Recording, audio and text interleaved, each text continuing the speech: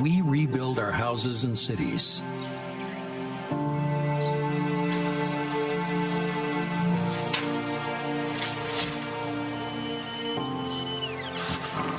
We clear landmines and sow life.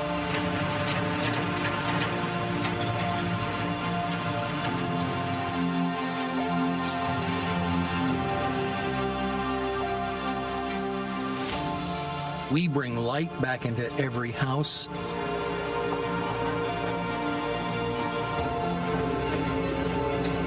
and build new bridges.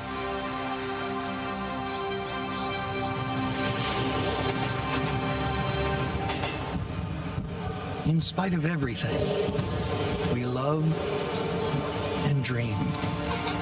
We fight, we transform, and work for Ukraine. We are rebuilding better and greener, using the best of Ukrainian and global innovation. And every day, we look to our future with pride and confidence. United in defense, united in recovery. We build Ukraine.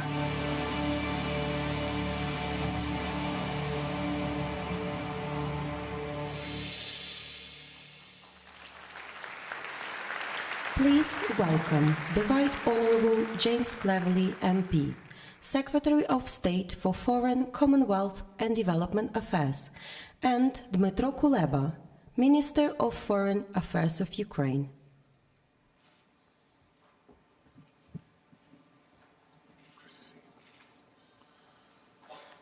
Ladies and gentlemen, welcome. There are over 1,000 public and private sector decision makers here, governments representing 61 states, 33 international organizations, over 400 businesses and 130 civil society organizations. After nearly 18 months of Ukraine withstanding Russian full-scale invasion, the international community is coming together today with a shared belief and confidence in Ukraine's future. Russia's full-scale invasion has caused untold suffering. But Ukraine is rebuilding now. Recovery offers an opportunity not only to repair what was lost, but to stride forward and to rebuild an economy that is more modern, more open, greener, and more resilient. When I visited Kyiv recently, I could see the construction equipment, the JCBs, already visible everywhere.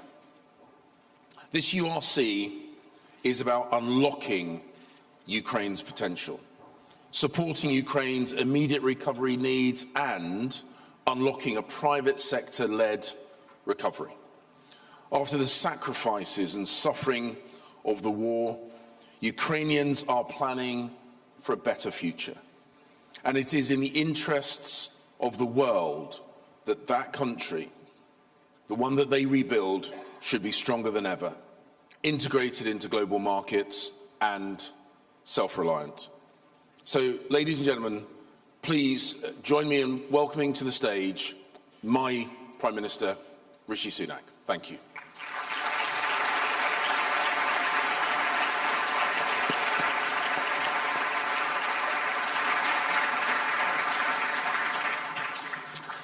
Good morning and welcome to the Ukraine Recovery Conference. Now, before this terrible war, Ukraine's economy was becoming a huge investment opportunity. It was the breadbasket of Europe, exporting millions of tons of food and grain each month. A top 5 exporter of iron ore and steel, a leader in energy, pushing forward renewables, hydrogen and electric vehicles, and a startup nation, which helped spark names like PayPal, WhatsApp and Revolut, with a thriving tech sector which actually had a record year in 2022. Because the truth is, that opportunity is still there today. In fact, the war has only proved how much Ukraine has to offer. When I visited Kyiv last November, I saw this for myself. I saw Ukraine's incredible spirit. A spirit, yes, of strength and defiance, but also of ingenuity and innovation. In a converted office block, I met tech experts, civilian and military, who were working together to find new ways to bolster the country's defences. They were networking mobile phones so that people across Ukraine could download an app which would allow their phone to pick up the sound of the Shahed drones and feed back the location so that Ukrainian air defense could track them and shoot them down. During the winter, Russia tried to destroy Ukraine's energy grid. By February, over 40% of power generation was down. But now, because of that incredible ingenuity and defiance, Ukraine has got the grid back online, and they're even able to start exporting electricity back to Europe. As we've seen in Bakhmut and Mariupol, what Russia cannot take, it will seek to destroy. They want to do the same to Ukraine's economy. And the scale of the challenge is real. The war brought a 29% fall in Ukraine's GDP last year. But just look at the streets of Kyiv. Despite the threat of attack, people are getting on with their lives and getting on with business. President Zelensky's government is determined to drive reforms to become more open, more transparent, and ready for investment. This is a vibrant, dynamic, creative European country that refuses to be subdued. So together with our allies, we will maintain our support for Ukraine's defense and for the counter-offensive. We will stand with Ukraine for as long as it takes for them to continue and to win this war. We'll also stand with them as they win the peace and harness all of that ingenuity and defiance to build the future that they deserve. The question for us today is, what can we do to support this, to fast-track recovery and help Ukraine unleash its potential? It's clear Russia must pay for the destruction that they've inflicted. So we're working with allies to explore lawful routes to use Russian assets. And on Monday, we published new legislation to allow us to keep sanctions in place until Russia pays up. But beyond that, we must bring to bear a partnership of governments, international financial institutions, and business leaders, all of us here today, to make this happen. The British government will continue to play its full part, and I'm proud that today we're announcing a multi-year commitment to support Ukraine's economy. Over 3 years, we will provide loan guarantees worth $3 billion. We're also launching a new UK-Ukraine tech bridge to foster investment and talent, along with support for green energy and more, all part of a vast collective effort from allies and partners around the world, including significant new support from the EU, which is also being announced this week. Financial institutions are playing their part. The IMF is putting $15 billion into Ukraine over the next 4 years as part of a $115 billion commitment by the G7 and its partners. And institutions like the EBRD are providing seed capital to support private sector-led growth. Because above all, we must build a platform for business. Only they can truly crowd in the innovation and investment that Ukraine needs. And that's why we're launching the Ukraine Business Compact, for the private sector to pledge their support for Ukraine's recovery and reconstruction. And I am delighted to announce today that over 400 businesses from 38 countries with a combined market cap of $4.9 trillion have now signed up. Now, the City of London has a huge amount to offer in their deep and liquid capital markets and world-class finance expertise. So there is no better place to announce today the new London Conference Framework for War Risk Insurance. This is a huge step forward towards helping insurers to underwrite investments into Ukraine, removing one of the biggest barriers and giving investors the confidence they need to act. With this and everything that we do here, we are sending a message that our support on the battlefield and beyond cannot be outlasted, and that Ukraine's incredible spirit will prevail. Now, in a moment, I'll hand over to my friend, President Zelensky. But first, I'd just like to share something that I heard recently. It's about a Ukrainian soldier fighting to defend Bakhmut. He was stationed in an empty house, not far from the front line, surrounded by the destruction of war. When he could snatch a moment of free time, he used it to plant seeds. He was trying to create a plot of vegetables, hoping that by the time the homeowners returned, they would have begun to grow. What a profound expression of hope. And you know, from that house to this hall, we're doing the same thing. We're planting the seeds of Ukraine's future.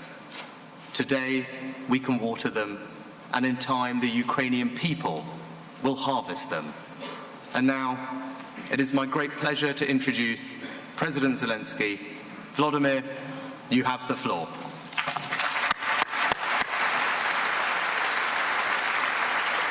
Thank you so much. Thank you. I do see you, Rishi. Mr. Prime Minister, thank you for your kind words about Ukraine, about our soldiers, and thanks for your leadership and support the UK provides to Ukraine. Thank you that we are really united in defending freedom.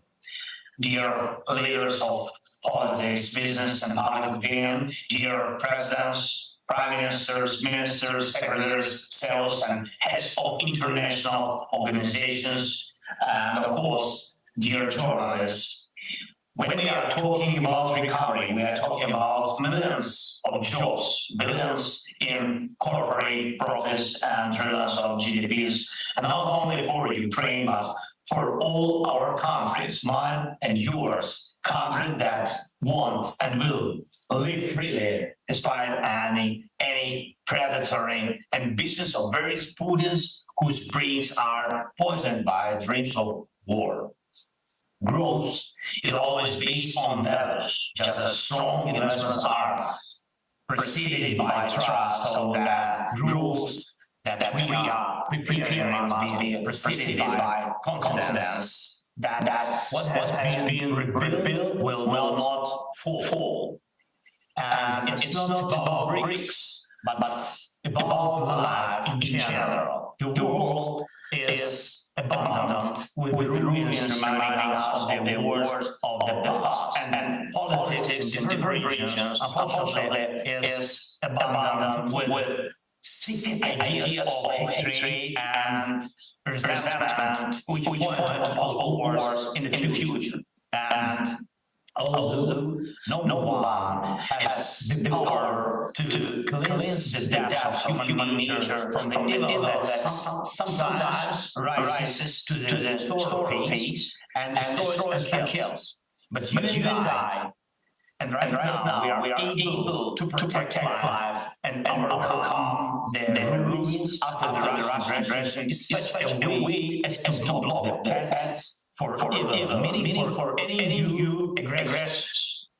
The eyes of the world are looking at us, and whether we will defeat Russian aggression exactly as freedom deserves to win, that is without compromising our values. Also, the world is watching to see if we will restore normal life in such a way that our transformation will land and ideological defeat on the rest.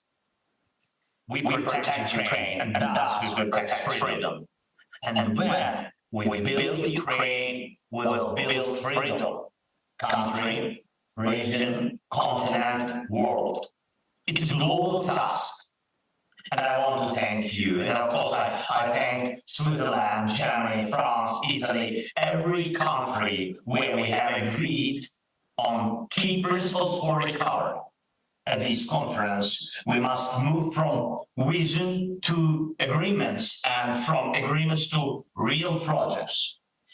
There is a Ukrainian delegation in London that will present concrete things that we propose to do together. In my tour, I will outline 5 directions in which we have begun to create foundations for peace.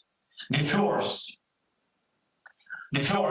is the potential of unity. The second is the potential of stability. The third is growth potential. The fourth is security potential. And the fifth, extremely important, is the potential of democracy. So, the first point, we are strengthening unity. Ukraine has already succeeded in making the EU as united as it has never been before. This is truly a unity of values, which is reflected in many political, economic, sanction and humanitarian decisions. Ukraine has activated all the power of solidarity for which the EU was conceived. And Ukraine is also activating the moral force of NATO. This is important for all of us. What does the world see now? Does it recognize NATO's moral leadership in protecting peace? This is only possible with Ukraine in the alliance. Just as Ukraine already belongs to the value space of the EU, we already belong to the NATO security space. De facto. Just as Ukraine is already part of the EU's common market and on its way to full membership, we are already defending the common space of freedom in the alliance and are only waiting for the courage of the alliance leaders to recognize this reality politically. Thanks to the same values, we are developing strong bilateral alliances with such leaders of the democratic world and the United Kingdom, the USA, Canada, Japan, Australia, all the EU members, and this gives us new power in defense, economy, and global prospects for democracy. We built our alliances, and thus we are safeguarding the level of freedom to which our people are used to. Second, we are strengthening stability. At least 600 million consumers around the world directly depend on our agricultural production. This is a huge potential for food security. At the times of this war, when Russia blocked our ports and destroyed freedom of navigation in the Black and Azov Seas, the world saw what Ukrainian grain is. Without it, there is the threat of price rises and social collapse in different countries. We have now partially restored the movement of our agricultural product by sea through 2 export initiatives, and this is stability for a huge social and economic space, from Morocco to Somalia, from China to Lebanon, from Turkey to India, from Spain to Pakistan. Different aspects, different influences, but always a contribution to stability. Another similar area in the energy sector, and I believe that there is no alternative to the green transformation of the economy. And Russian aggression has proven that green transformation is one of the key foundations of security. Each strike on our energy facilities and each manifestation of Russian blackmail with the energy crisis ends the area of fossil fuel dominance and all energy habits, when entire regions could depend on a single supplier, such as Russia. It is green energy that guarantees real energy stability. Ukraine can be and will be one of the key suppliers of clean electricity and green hydrogen to Europe. The potential of this industry alone is about $400 billion. We build agricultural and energy facilities in Ukraine, and thus we are protecting the world from chaos.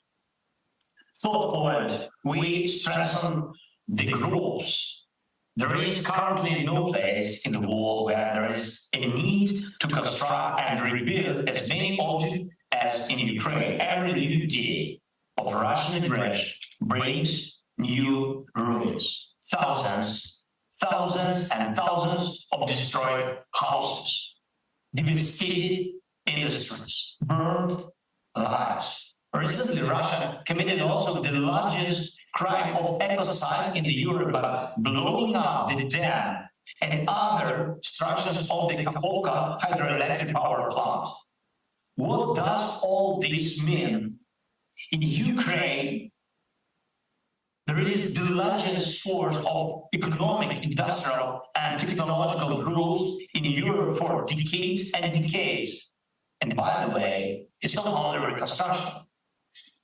For example, the great transformation of energy logically stimulates the development of industries such as green metallurgy and green fertilizers. Thanks to its natural resources and industrial traditions, Ukraine can become one of the key global centers of green metallurgy. In addition, we have significant resource of critical resources for the modern economy, such as lithium. So by building with Ukraine and in Ukraine, we fend off our countries and our countries' companies from recessions. Fourth point, we strengthening security. Of course, this war demonstrates what effective defense against aggression in the modern world means, what weapons are needed, and to what extent what infrastructure is lacking, and what production is a priority, what technologies save lives on a large scale, and what systems make it possible to make science fiction a reality on the battlefield. From the production of combat drones to conventional artillery, from an air shield that covers an entire country or even a region to shelters in every school, from infrastructure that is built so that it cannot be destroyed by the Iranian Shahis, to cyberspace that remains resilient even in the face of constant cyber attacks. We are doing all this in Ukraine. And we need the experience of our partners in all of this. We build security together, and thus we convince the world that democracies cannot be defeated. And finally, the fifth point, democracy.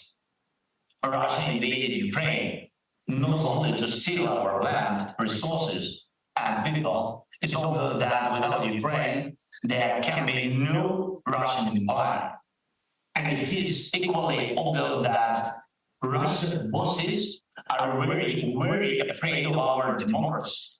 Yes, why? Because democracy paves the way for the rule of law, getting rid of corruption, and the key principle of our countries, every person matters. It's very important. And of course, democracy is in the nature of Ukrainians, and we will strengthen it anyway, no matter what they think or do in Russia. But we all have to realize that the more democracy we have, the greater is strengthened in our entire region. The more rule of law we have, the more law will work here on the eastern flank of Europe. And the more transparent Ukraine is, the uglier any corruption model will look in Russia. Even Russia's full-scale aggression has not stopped our internal reforms. Ukraine will be associated with a fair court, just as it is now associated with courage. Step by step, yes, step by step, we will get there. Thanks to digital transformation, we will show the world how the state can function effectively without any contact between an official and a citizen or a company. All public services can and will be transferred online from business registration or social assistance to any other public service. And we are already exporting our digitalization to other regions, other countries. We have started such cooperation with Estonia, and will continue with Colonna and Zambia. And I'm sure that this is just the beginning. Please be sure to ask our team, our government officials for more details about this. And this is truly an example of social progress through technology. Even before February 24th, we started dismantling the old oligarch model of economic relations from the post-Soviet period. And this is not just something about the personalities of the oligarchs, it is about changing the approach to economic relations, financial transparency and banking system resilience, market liberalization and competition stimulation, guaranteeing equal and legal conditions for every economic entity are all areas in which we made progress before February 24th and of course which are important, very important now. We build institutions and continue reforms in Ukraine, and thus we are defending democracy and preserving it as a whole for all, at least in our region, that democracy will prevail. Dear ladies and gentlemen, by building Ukraine, we are building much more than one country. We build the world, and it will be during the lifetime of our generation and after us. Will it be peaceful? Will it be stable? Will it be democratic? It depends on each and every one of us. And I invite all of you to Ukraine. And by the way, Prime Minister Rishi, we have not seen each other in Kyiv for quite a while. So thank you for your attention. Thank you for your support. Thank you, UK. Slava Ukraini.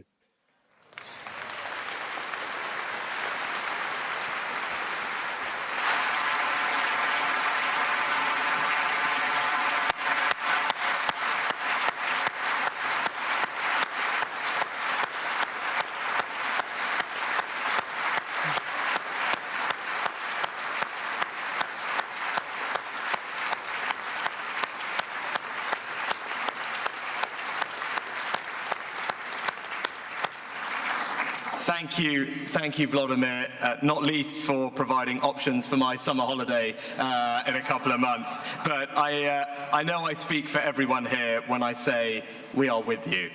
It's not just morally right that Ukraine wins this fight for freedom and democracy, but it's in everyone's interest that you do so as well, and that your economy truly thrives. And we are going to help make that a reality. So thank you again. Thank you to everyone who's here today for your support. I know this is going to be a fantastic conference because we are going to make a difference. We are going to make it count. And now it is my enormous pleasure to introduce someone who has shown tremendous leadership on this issue from the very start, the President of the EU Commission, my friend, Ursula von der Leyen.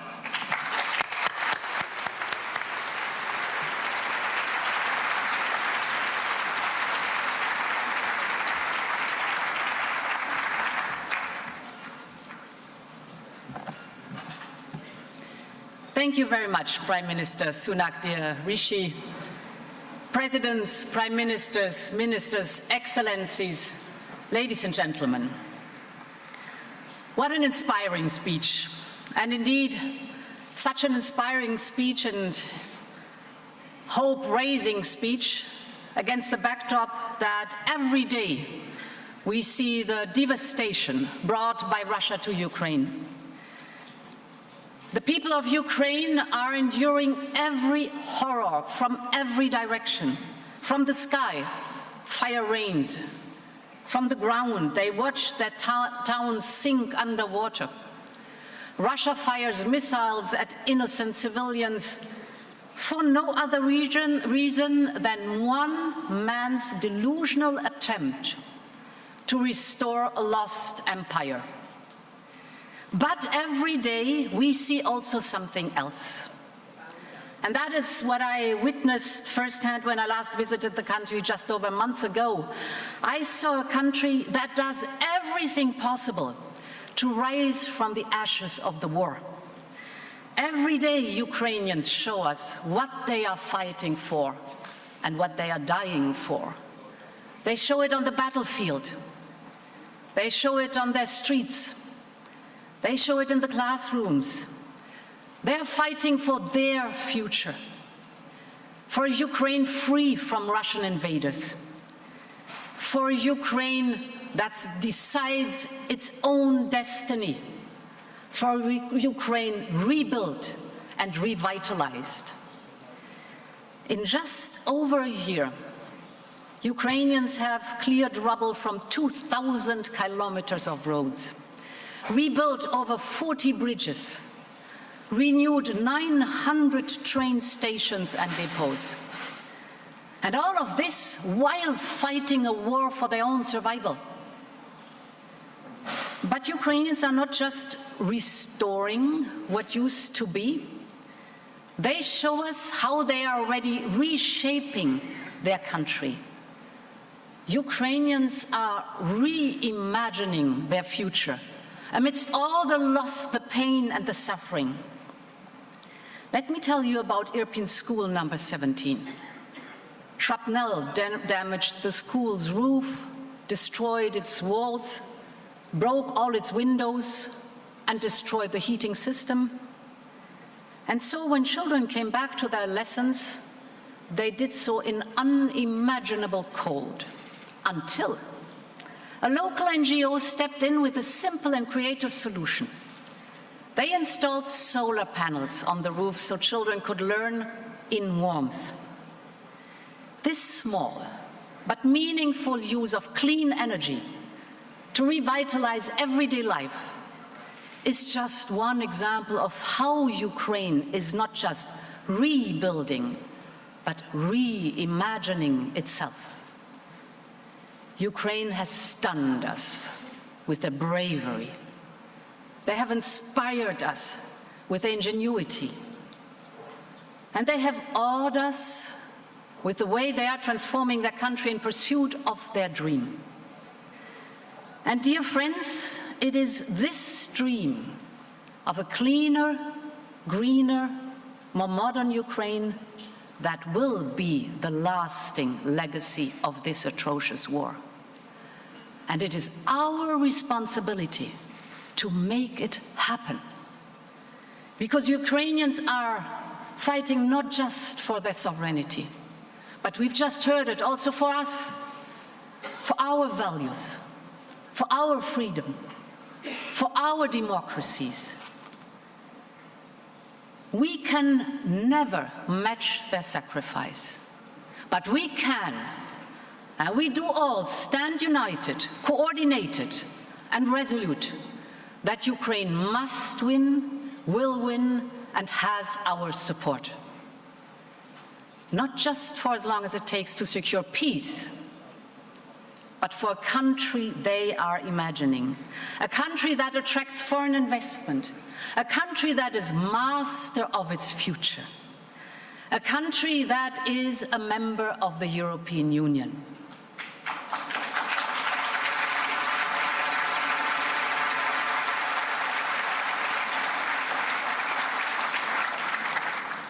Together, we will support Ukraine not as individual nations, but as a coordinated community organized under an innovative platform. A platform that will channel support to the reforms and priorities that will make imagination reality. Together we gather here to tell Ukrainians that their dream is also our dream. In January, we all created the so-called multi-agency donor coordination platform, It is a first of its kind in the history of international aid. It brings together Ukraine, the G7, the European Union, the European Investment Bank, the European Bank for Reconstruction and Development, the IMF, and the World Bank. It creates a single focal point for international donors to guarantee that support goes exactly where Ukraine needs it most. The European Commission is contributing 18 billion euros already this year, and together with other donors, we closed Ukrainians' budget gap for 2023, so that Ukraine can continue to pay salaries, pensions, and, for example, for their health care. This is for Ukraine's immediate needs. But let's talk about the future. I believe the European Union has a special responsibility. And the reason is simple. We heard the President. Ukrainians tell us that when they imagine their future, they see Europe's flag flying over their cities. And I have no doubt that Ukraine will be part of our union. So today,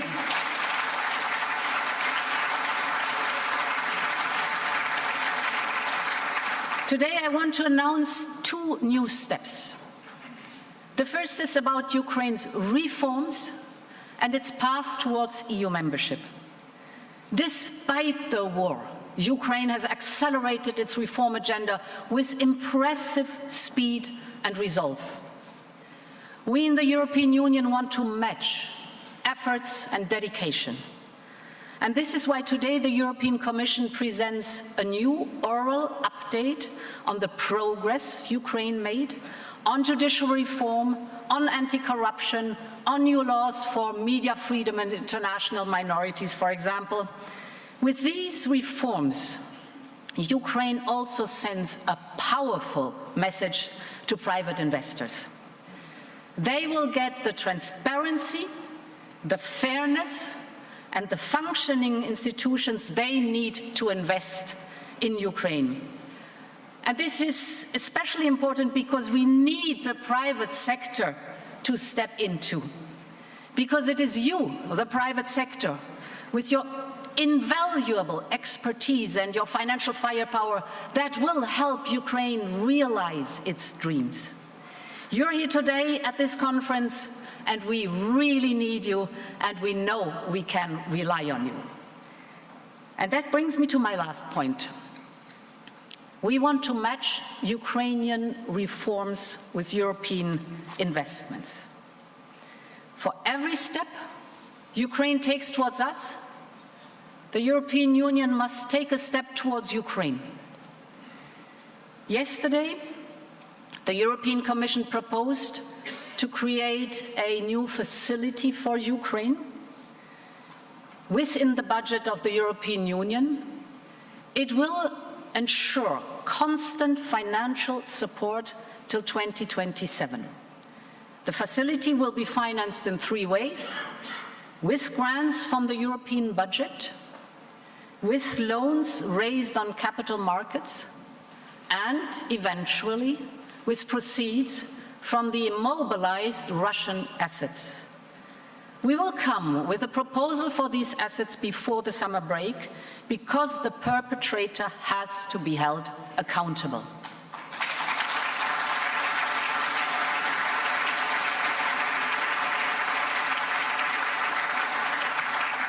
Now, what are the estimated needs? Until 2027, Ukraine's remaining fiscal gap is about 60 billion euros. The needs for fast recovery on top are about 50 billion euros. That makes in total 110 billion euros until 2027 that are not covered. Therefore, yesterday I proposed to EU member states to cover 45% of this gap. This is in total 50 billion euros for Ukraine.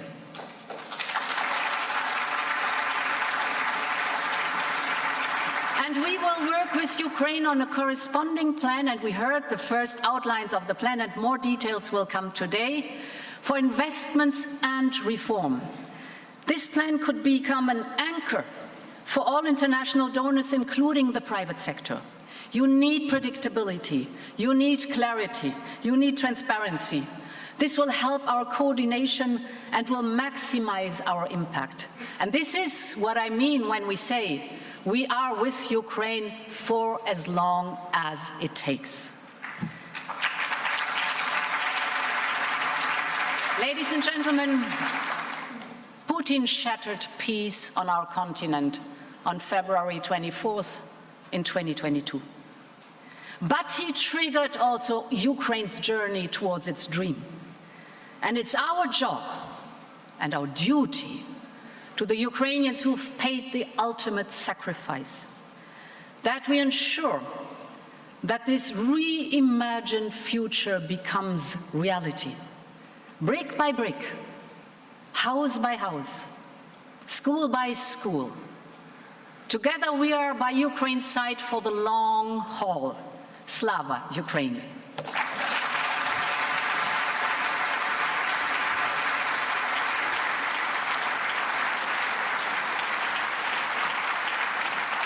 Well, hello, everybody.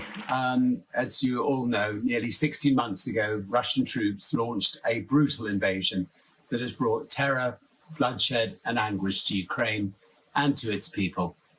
Russia's actions are not only a vicious assault on a sovereign nation determined to choose its own path, they're also an attack on the international, rule-based order that has underpinned so much of humanity's progress since the end of the Second World War. Early on, I lent my voice to Ukraine's fight for sovereignty and self-determination. I've done this because their struggle is ours too. The alternative to a free and democratic Ukraine is an increasingly illiberal and insular world. A world without justice, a world without equality or the rule of law. A world devoid of human decency and humanity. I'm sure you agree that it's the very antithesis to a world any of us would want to live in. In the last 12 months, I've had the privilege of visiting Ukraine twice, meeting not only President Zelenskyy, but also countless brave Ukrainians. Many shared harrowing and moving stories of devastation, suffering, and loss. And yet, I've also learned so much about Ukrainians' courage and resilience, and the unbreakable spirit at the heart of their fight for survival. I have more hope than ever that this fight can and will be won.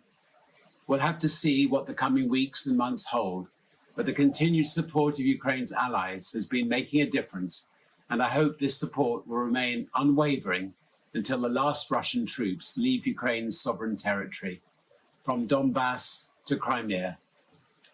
Today, I thank all of you who have come to London to discuss what Ukraine's recovery might look like. But more importantly, 44 million Ukrainians, a quarter of them now refugees or internally displaced, look to this conference in anticipation. Their hopes and aspirations are really not different from those most of us hold dear: to live in peace and free from repression, to see their families, friends, and communities flourish, to find opportunity, perhaps even to start a business. That's the humanity behind every figure and every statistic. And we must never forget that this is why we are here. Business will be central to this effort. To begin, we must continue to speak up for Ukraine and against the aggressor. I'm encouraged that so many business leaders have stepped forward and done that. I felt deeply honored when President Zelenskyy asked me to serve as an ambassador to his initiative, United 24, and will do what I can to be a voice for Ukraine and its amazing people. Sadly, there is an unacceptably large number of businesses that continue to do business in and with Russia, contributing significantly to Putin's war chest. Sanctions must be tightened, loopholes closed, and violations punished. I really hope that governments will find answers to these challenges. There will be no recovery without peace, and for Ukraine to win the peace, business must not stand in its way. Many of us supporting Ukraine welcome the UK government's initiative to launch a business compact for Ukraine, and I'm proud that the Virgin Group is among the first companies to sign on. Ukraine needs a sustained collective commitment across all sectors to help rebuild its infrastructure and its battered towns and to bring its economy back on its feet. The World Bank estimates that Ukraine's recovery will require at least 400 billion over the next 10 years. Some may call this the cost of fixing things. I'd like to think of it as a smart investment in Ukraine's future that will power innovation and green growth, led by the skill, talent, and determination of Ukraine's entrepreneurial people. Many of us stand ready to do our part, and I urge you all to do yours and create an enabling environment so that Ukraine can build back better. A thriving, prosperous Ukraine is our best hope for peace and stability in the region and beyond. Your support and your commitments will make all the difference. In this spirit, I wish all of you a most productive conference. Cheers. Thank you.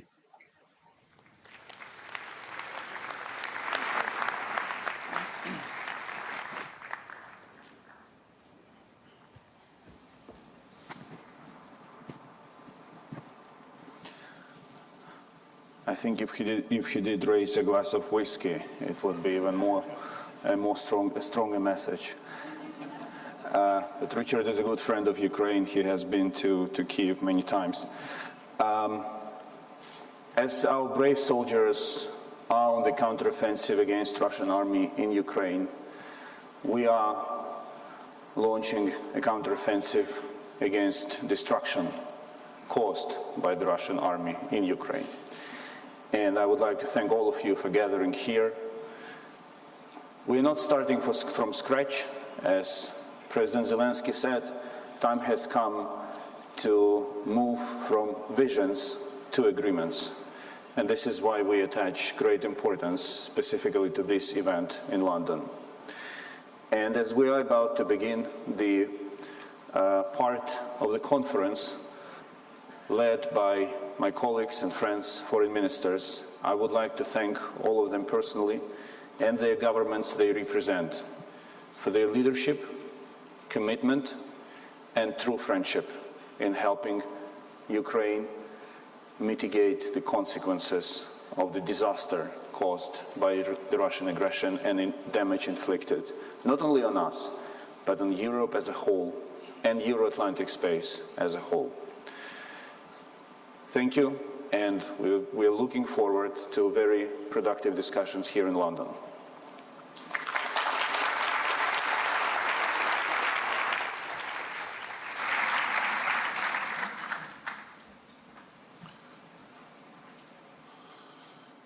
Thanks to my good friend Dmytro. And now could I invite my fellow foreign ministers to the stage? Antony Blinken, the US Secretary of State, Alar Karis, the President of Estonia, Krisjanis Karins, the Prime Minister of Latvia, Antonio Tajani, Foreign Minister and Deputy Prime Minister of Italy, Annalena Baerbock, Federal Minister of Foreign Affairs of Germany, Yoshimasa Hayashi, the Foreign Minister of Japan, Colonna, Foreign Minister of France, Zbigniew Rau, Foreign Minister of Poland, and Harjit Sajjan, Minister for International Development of Canada.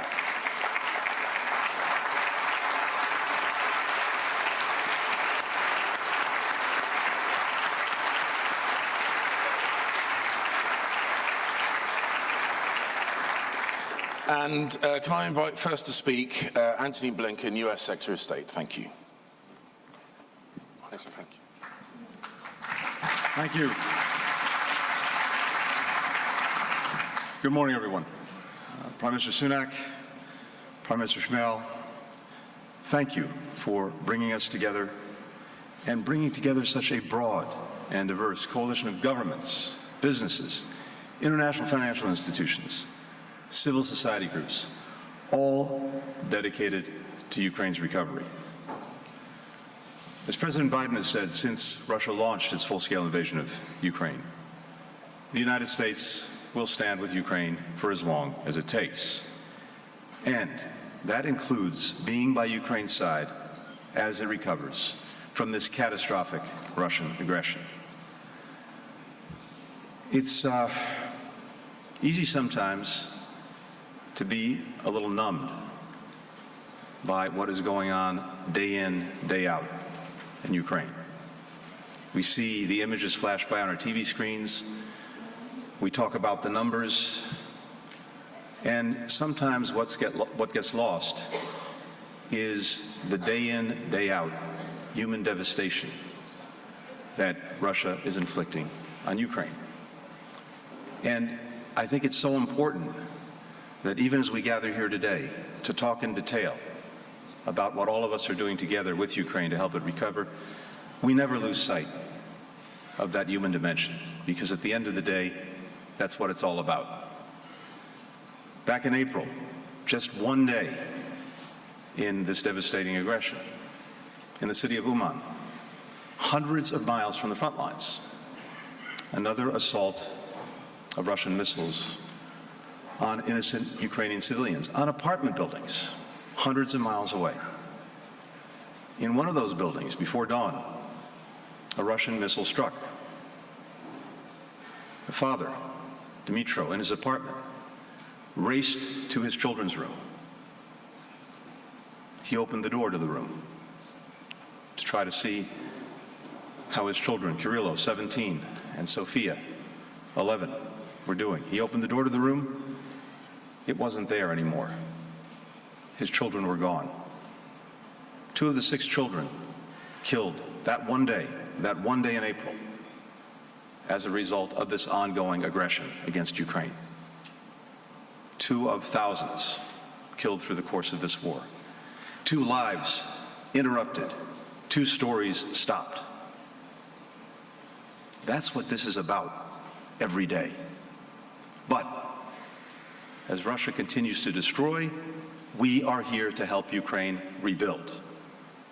Rebuild lives, rebuild its country, rebuild its future. Recovery is about more than just ensuring people have what they need to survive: food to eat, water to drink, medicine to take, heat in the winter, electricity in all seasons. Recovery is about laying the foundation for Ukraine to thrive as a secure, independent country, fully integrated with Europe, connected to markets around the world. A democracy rooted in the rule of law, a place where all Ukrainians have dignity, human rights, the opportunity to reach their full potential. Every investment that we make in Ukraine's recovery is aimed at bringing Ukrainians closer to that reality. And today, I'm announcing that with the support of the United States Congress, we will provide more than $1.3 billion in additional aid to help Ukraine toward that goal.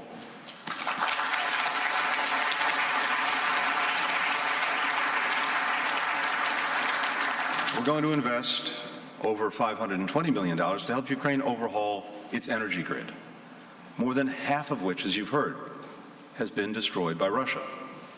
And in so doing, make it cleaner, make it more resilient, make it more integrated with Europe.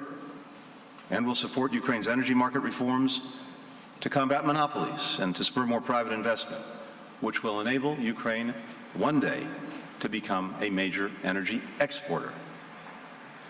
This support will complement the work that's already being done by the G7 Plus Coordination Group, which we launched last October and have co-led ever since, first with Germany, now with Japan. That group has grown to include 18 countries and several multilateral institutions. Together, we've allocated billions of dollars to help repair and rebuild Ukraine's energy sector. We've sent more than 5 million power generators to Ukraine, transformers, cables, pipes, circuit breakers, other pieces of energy equipment.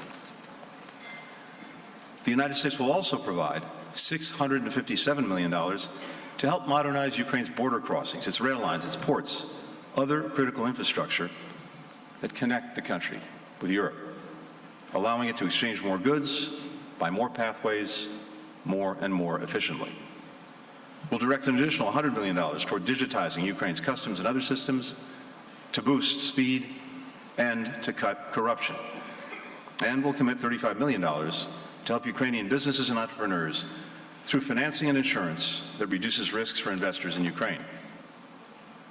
This new support that I'm announcing today comes on top of more than $20 billion that the United States has provided in economic and development assistance to Ukraine's workers, its businesses, its public services, to help them endure the 16 months of punishing conflict with unwavering bipartisan support from our Congress. Across this support, we're striving to build a Ukraine that's inclusive, that's accessible, so that people with disabilities can reach their full potential, which is in the interests of all Ukrainians. My announcement today also comes on top of the more than $2.1 billion in humanitarian assistance that we provided to Ukraine and to the region to respond to Russia's war of aggression, including life-saving aid for those affected by the destruction of the Kakhovka Dam. Within hours of its breach, we mobilized support for evacuations, for emergency deliveries of food, of safe drinking water, of fuel, of medical aid. In the weeks since, we've continued to work with Ukraine in assisting the thousands of people who've been displaced, the hundreds of thousands whose water supply has been contaminated. And these are just the immediate consequences of the catastrophe that will probably wreak environmental and economic devastation for many months and indeed many years to come.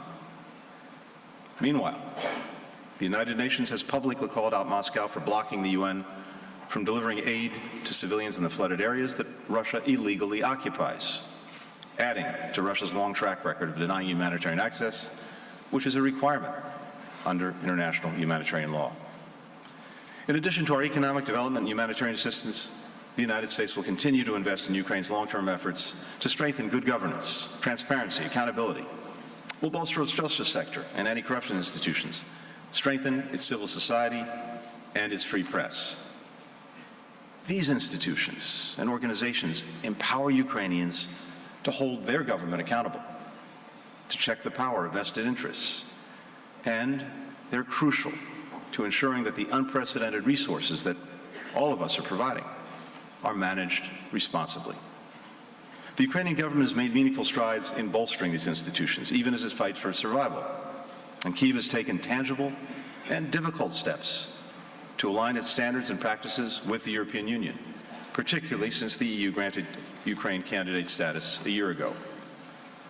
Earlier this month, Ukraine passed reforms to align its energy market regulations with the European Union, strengthening measures to combat market manipulation and insider trading. And we look forward to the Rada taking up anti-monopoly legislation very soon. Adopting these and other critical reforms to increase Ukraine's transparency and competitiveness, to bolster the rule of law, will help attract more private investment. And that is essential. And you heard it from my colleagues. Governments are doing a lot. International financial institutions are doing a lot. Both of us have a hugely important role to play in Ukraine's recovery. But it is not enough. Only the private sector can mobilize the level of investment necessary to meet the country's massive needs. The diverse participation of the private sector here today in this conference shows the growth opportunity that global firms and investors see in the future of Ukraine, in the future of its people. But make no mistake, all of these reforms and recovery efforts depend on Ukraine having the capacity to deter and defend against future attacks by Russia.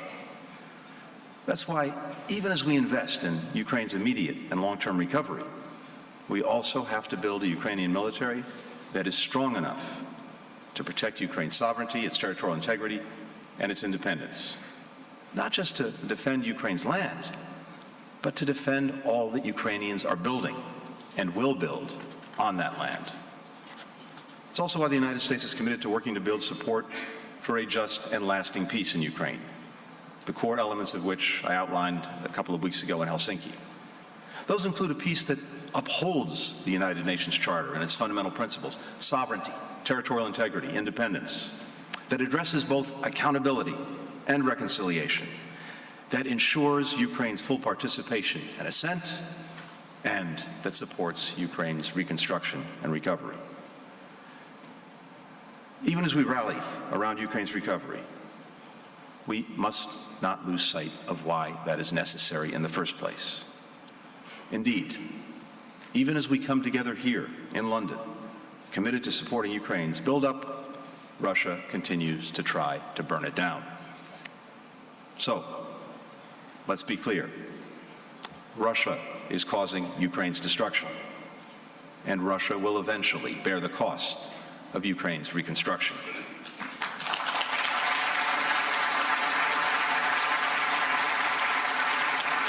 Until that time, we will continue to stand with the people of Ukraine as they make the greatest sacrifices to defend, to rebuild, to reimagine their country.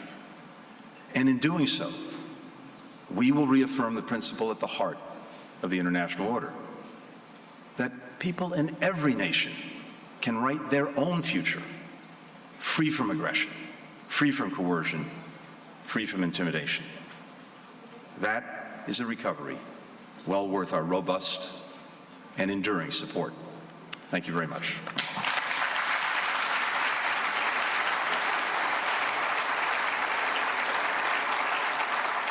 Ladies and gentlemen, Alar Karis, the President of Estonia. Thank you.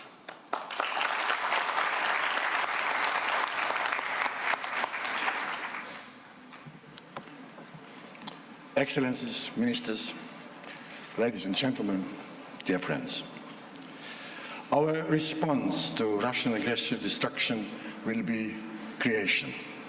We will help to rebuild and create a new, innovative, sustainable and digital Ukraine. We will not wait until the war is over. In fact, we already started. I am pleased to note that on the 2nd of June, the first Estonian reconstruction project was completed, a kindergarten in the city of Ovruch in Schwimmer Oblast. This perfect example of public-private partnership brought happiness to many kids and their parents, but also to us. It is gratifying feeling to do the good deeds. As we continue with other projects, let me show that reconstruction is not only needed, but as we saw in Ovruch, it is already possible. I urge everyone to start now with smart efforts and not restore the old, but build future-proof Ukraine that can inspire us all. Estonia has worked with Ukraine for years to support public sector reforms and help increase its resilience. We redoubled our efforts in 2014 when Russian aggression started, and again before the start of a large-scale war in 2022. Estonian private sector has been instrumental in our cooperation, be it developing Dmytro, the backbone of the digital government of Ukraine, that has helped the country continue offering public services even during the war. Or the latest example, the kindergarten. It was realized by the Estonian Wooden House cluster and its member Hermet together with Eurocon, the Ukrainian subsidiary of the main contractor Nordecon. Estonian construction companies have a high motivation to offer European construction standards and reliable partnership in the next stage of the reconstruction of Ukraine. I recently returned from a visit to Ukraine with a business delegation and witnessed a great interest to work with and invest in Ukraine. Estonia has reacted fast to all critical needs of the Ukrainian people.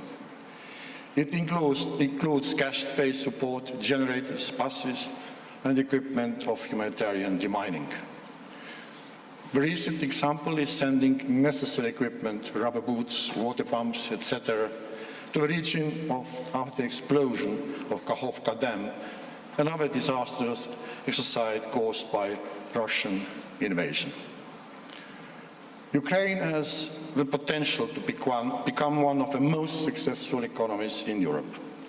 I saw this in my recent visit to Ukraine while meeting with students, scientists, officials from anti-corruption agency, There is enormous enthusiasm and willingness to bring on the long-awaited change.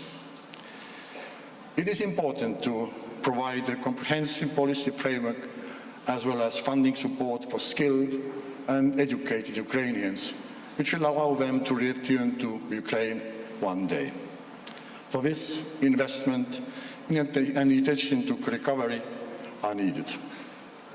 It will also support Ukraine on its way to joining EU and NATO. Membership of these organizations is essential to achieve our common goal of creating a peaceful Europe and protecting the sustainability of our investments. The scale of the challenge at hand is almost unimaginable. We need a common approach to make the best use of our resources. This can be done by involving all partners, big and small, public and private, and leveraging the long-term experience from the region. Ladies and gentlemen, our companies continue to operate in Ukraine. Some never stopped the production and kept all personnel employed. Like PRT Group, which is currently investing into a new strategic project to ensure the stability of supply of vital gases in Ukraine. I would also like to mention Nortal, Estonian company bought Ukrainian IT company Scalia just a few months after the war started and employs today 350 Ukrainian employees in its offices in Kiev and Lviv. According to Nortal, the decision was made in Ukraine's favor because of a qualified workforce and high level of digitalization. Ukrainian IT sector has shown great growth even during the war. In the defense industry, the third system and military robotics have done successful cooperation and are supplying high-level drones and unmanned ground vehicles configured to transport the wounded and equipment. We stand ready to share our experience and help in any way we can. And we remain committed to our proposal to organize Ukraine Reconstruction Conference. Thank you very much. Slava Ukraini.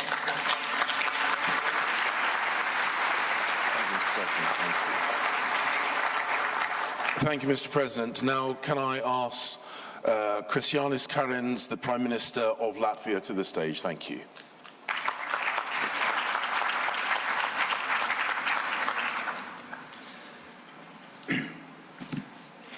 Excellencies, ladies, gentlemen, friends, I'll just try to say a few words. So many good speeches, I can only agree with everything. Flashback to the fall and winter of 21-22. The Latvian government starts getting briefings from the US government. Every morning I'm reading about new troop movements. Every week in the government meeting, now we're meeting in the special room that is good for such meetings, and we're trying to understand what exactly is going on, what could we expect. Now, Latvia has a history with Russia where we never had any illusions that things are going very well to our east.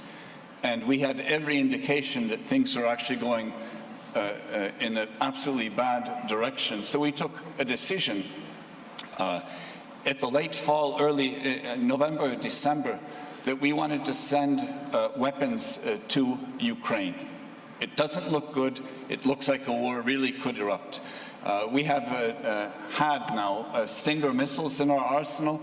Well, you don't just send these things around. You coordinate with the US government. It took a little while. Our Stingers arrived in Ukraine just one day before the full-scale invasion, and thankfully they were part of the solution of keeping the Russians from taking the airport, which is part of their initial plan. Since that time, our government has spent over 1.3% of our GDP on all kinds of aid to Ukraine. Over 1% is military alone. So our Stinger missiles, all of our Stinger missiles are now in Ukraine. We had a fleet of helicopters. All of those helicopters, the last ones are still being repainted. We send them so that they're usable and look good as well, are going to Ukraine. We are training Ukrainian soldiers to the order of about 3,000 this year. Ammunition, drones, etc., is continually going and will continue to go in this way. On top of that, humanitarian aid, on top of that, financial aid. And on top of all of this, our civil society has been going head-to-head with the government who can donate more faster and more efficiently. So after the Kakhovka Dam was exploded, within 1 week we took 3 different government decisions on different aid packages coordinated with the Ukrainians. But at the same time, our civil society spontaneously, it's very well organized in Latvia, organizing all kinds of shipments of generators, boats, everything that is needed in flood-devastated areas to get them there, and they're already on the ground and working today. So as a nation, we understand the Ukrainians because what are they fighting for? They're fighting for, well, many things, but you could boil it down to 3 values. Freedom, it's been mentioned. Democracy, it's been mentioned. And the rule of law. Now, all of us, we talk about these things all the time. We're all freedom fighters. But friends, the Ukrainians are freedom fighters. We are now freedom supporters.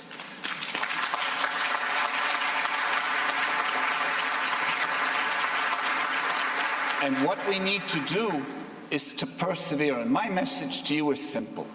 A small country like Latvia, if we can spend 1.3% of our GDP, so can you. We're not the wealthiest of nations, but it can be done. And as a politician, I can say, actually, it's good for politics as well. So the more you give aid, the higher your ratings go. I can assure that to everyone around the room. Now, we're speaking about reconstruction today. Latvia is committed to the Chernihiv region. This is also in working together with the Ukrainian government. Very specific needs, very specific projects that we're working on. And what we're also seeing in Latvia, interestingly, that business trade between Latvia and Ukraine is up over 60% this year. In the middle of a war, 60% increase. And why is that? It's because on top of all of the aid, more and more companies are realizing they have an important role to play. Not only in donating, but in helping to create. So also today there are companies from the energy sector, from the language technology sector, from other sectors in Latvia present here today, looking for these opportunities. And if we can mobilize not only public funds, but the private funds, that is one incredible opportunity for everyone, for the Ukrainians, but for all of Europe. Now, and what is the sort of the end game, the outcome? How will it all end? Well, there are a number of steps. So first and basic, Ukraine will win the war, and Ukrainian territory will be liberated of the Russian aggressor everywhere. That is point one. That needs our continued, especially military support. Step two, we have to help Ukraine in the integration process. Ursula, I don't see her right now, Ursula von der Leyen said very correctly, Ukraine's place will be in the European Union, no doubt about that, and we will become stronger because of your joining us.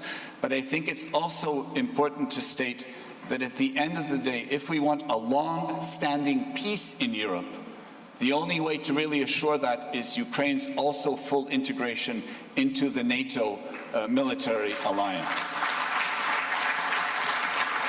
Another important aspect, it has been mentioned, it needs to be stressed, that the perpetrator must pay. The Russians are destroying Ukraine.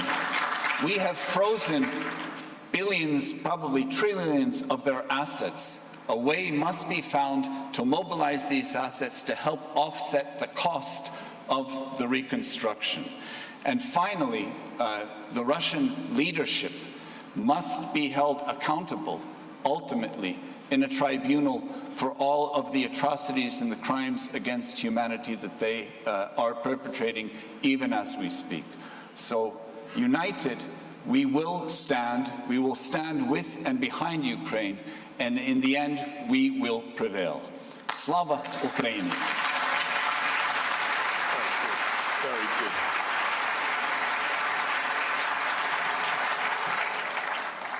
Ladies and gentlemen, please can I invite Antonio Tajani, Foreign Minister and Deputy Prime Minister of Italy. Thank you.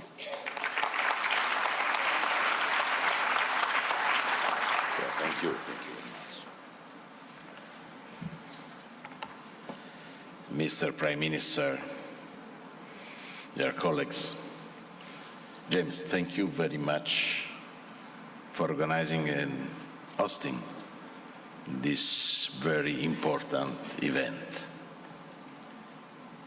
The Ukraine Recovery Conference is, first of all, a political meeting, because today we are sending a very clear political message to everybody, first of all, to Russia.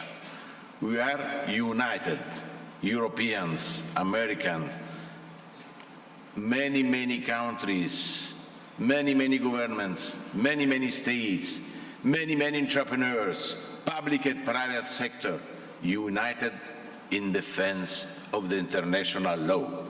This is the clear and important message for today. We are in defense of the rules, not only in defense of the independence of Ukraine, because the independence of Ukraine is freedom, is peace, is justice, is international law. For this we are strongly engaged today. And of course, it's impossible to achieve peace without justice. We want peace, but peace without justice is not peace. Justice is the freedom of Ukraine.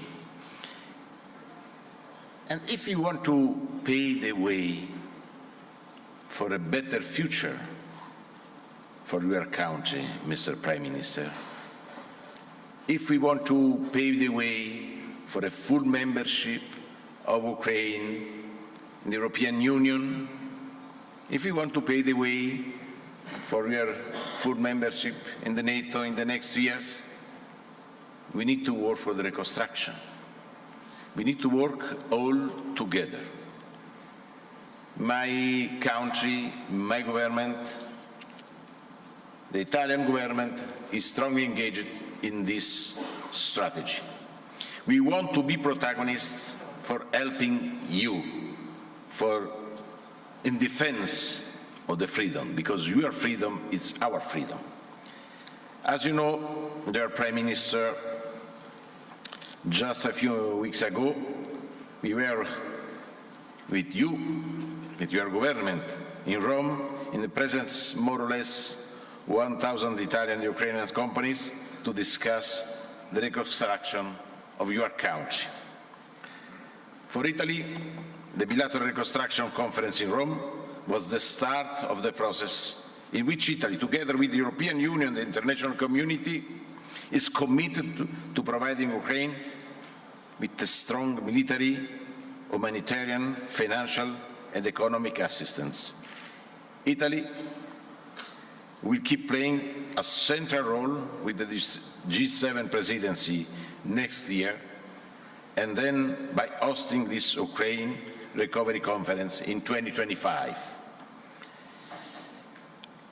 to start rebuilding Ukraine, we don't have to wait for the end of the conflict, as often reminded by the President Zelensky. There are many things that we can do together. First of all, the Russian attempt to exploit the winter to bring the civilian population to its knees. We must work now to restore what has been destroyed by the end of the summer, starting with the energy infrastructure, of which Italy is committed with public funds and its national companies. Secondly, we can immediately remove the mines, as in the film, and rebuild bridges, roads, houses, schools and hospitals. This is crucial for a better life of the Ukrainians. Italy is committed to bridging the resource gap for early recovery highlighted by the World Bank's assessment last March. Resources announced by the Conference of the Reconstruction in Rome amounting to €200 million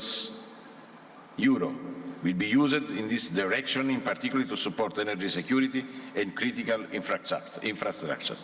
Our know-how is ready for you, is ready for Ukraine. Italy is an industrial country. 4,000 small and medium-sized companies. This is the heart of our economy. Our know-how is very important. The made in Italy is very important, and we want to export to Ukraine our made in Italy.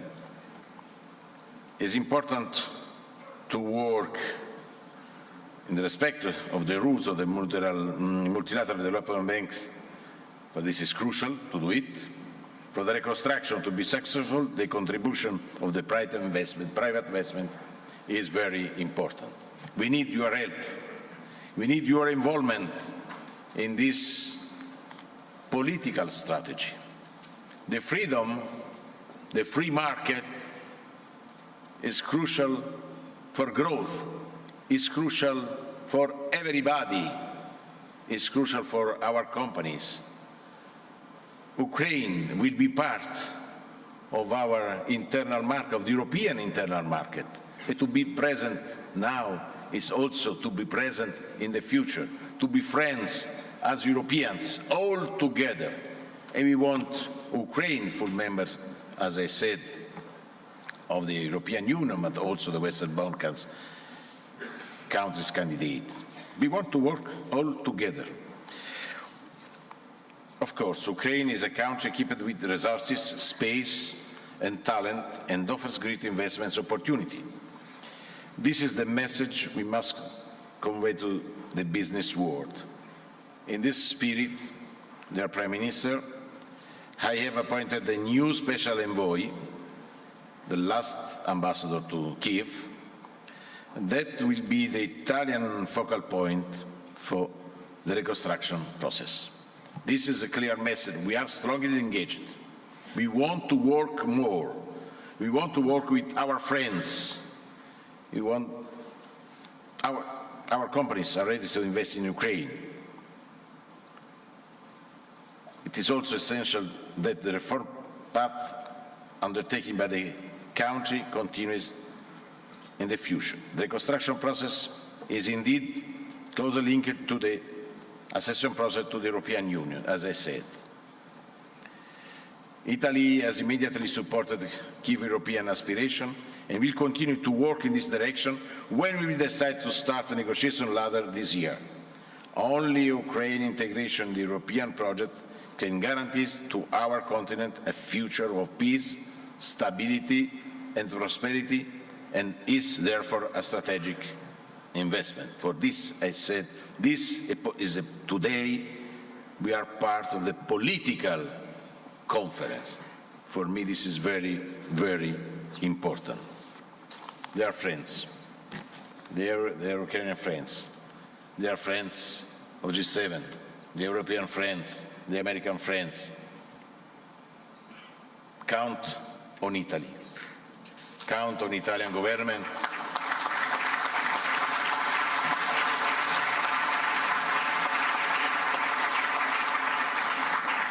Prime Minister, we are close to you in defense of freedom, democracy, peace, international law.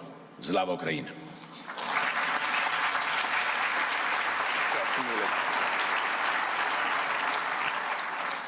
Thank you, Antonio. And can I now invite Annalena Baerbock, German Federal Minister for Foreign Affairs. Thank you.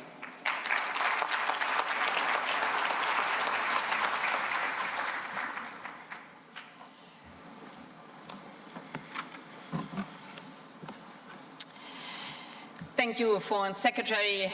Thank you, James. Prime Ministers, Presidents, Excellencies, Prime Minister Schmyhal, ladies and gentlemen. The only thing I wish for is to go back to school, play volleyball with my friends, and live a normal life.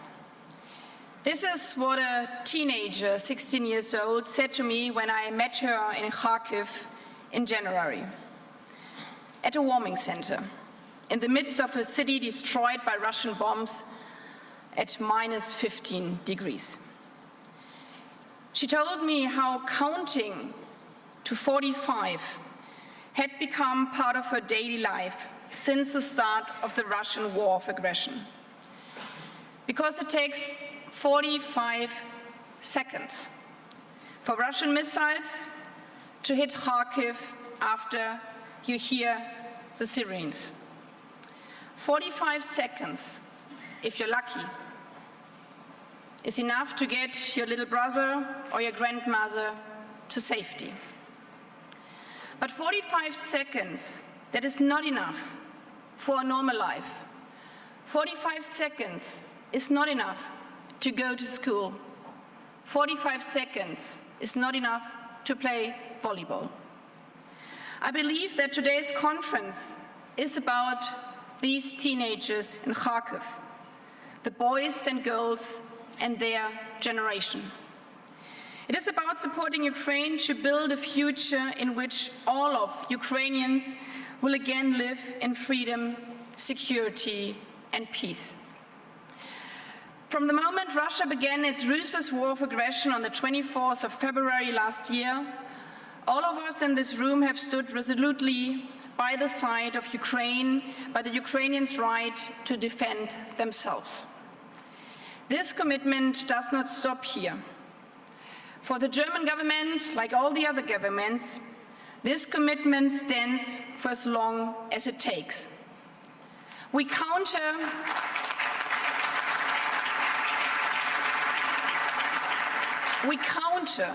altogether Putin's destructive war of aggression with a rebuilding campaign.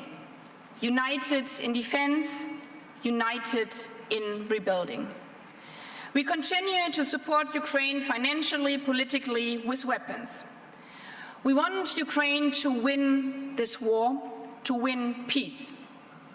That is why we have made clear that Ukraine belongs also to the European family. And the Commission President Ursula von der Leyen said this morning that the European Commission on Ukraine's reform effort shows that Ukraine is making commendable progress despite the war. And Ukraine will eventually become a member of the European Union. With our partners, we are also working towards greater political and practical cooperation between Ukraine and NATO. And my colleague Minister for Development, Svenja Schulze, and I have come today here to underline that the German government is stepping up efforts for Ukraine's recovery. This recovery starts with humanitarian support. Germany will provide Ukraine with an additional €381 million for humanitarian assistance in 2023, for everything from generators to food and tents for those who have fled or lost their homes recently. We will continue our demining work, since there can be no peace in places where people live in constant fear of their children stepping on a mine while playing. This support comes on top to the total recovery assistance by the Foreign Office, the Ministry of Development, the Ministry of Economy, and many others in the German government. Because, yes, recovery is about money. It needs to be. Since the beginning of Russia's war, Germany has provided 16.8 billion euro in support relating to Russia's aggression against Ukraine, including military aid, and we applaud those countries connected to the GDP have done similar. But when we look at long-term reconstruction, money is not enough.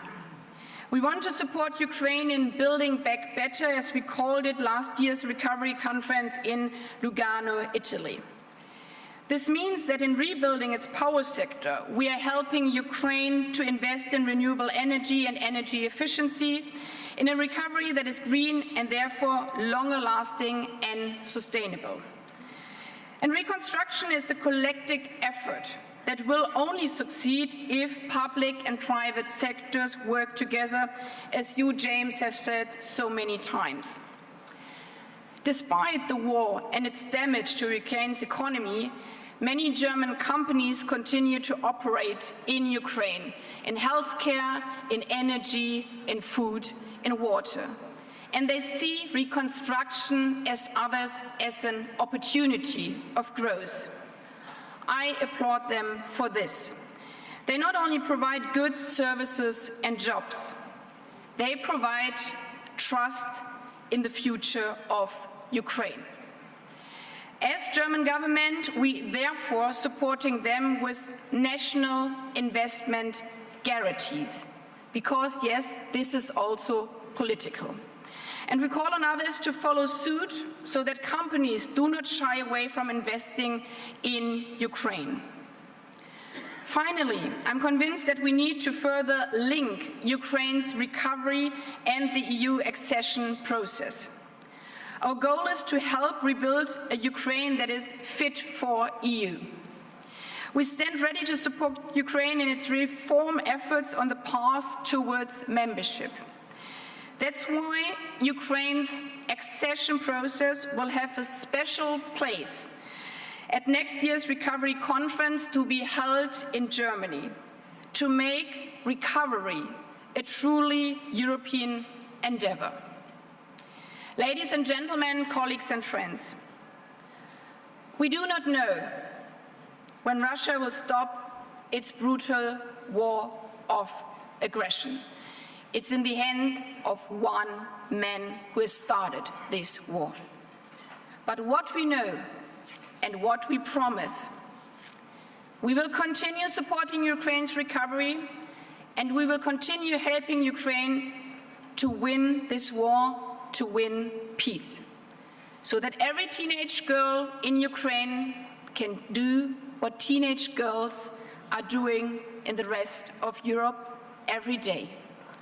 Go to school without fear.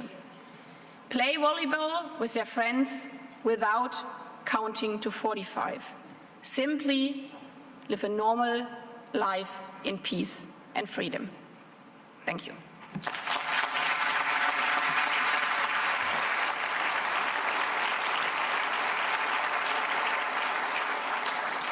And now can I invite Yoshimasa Hayashi, Foreign Minister of Japan.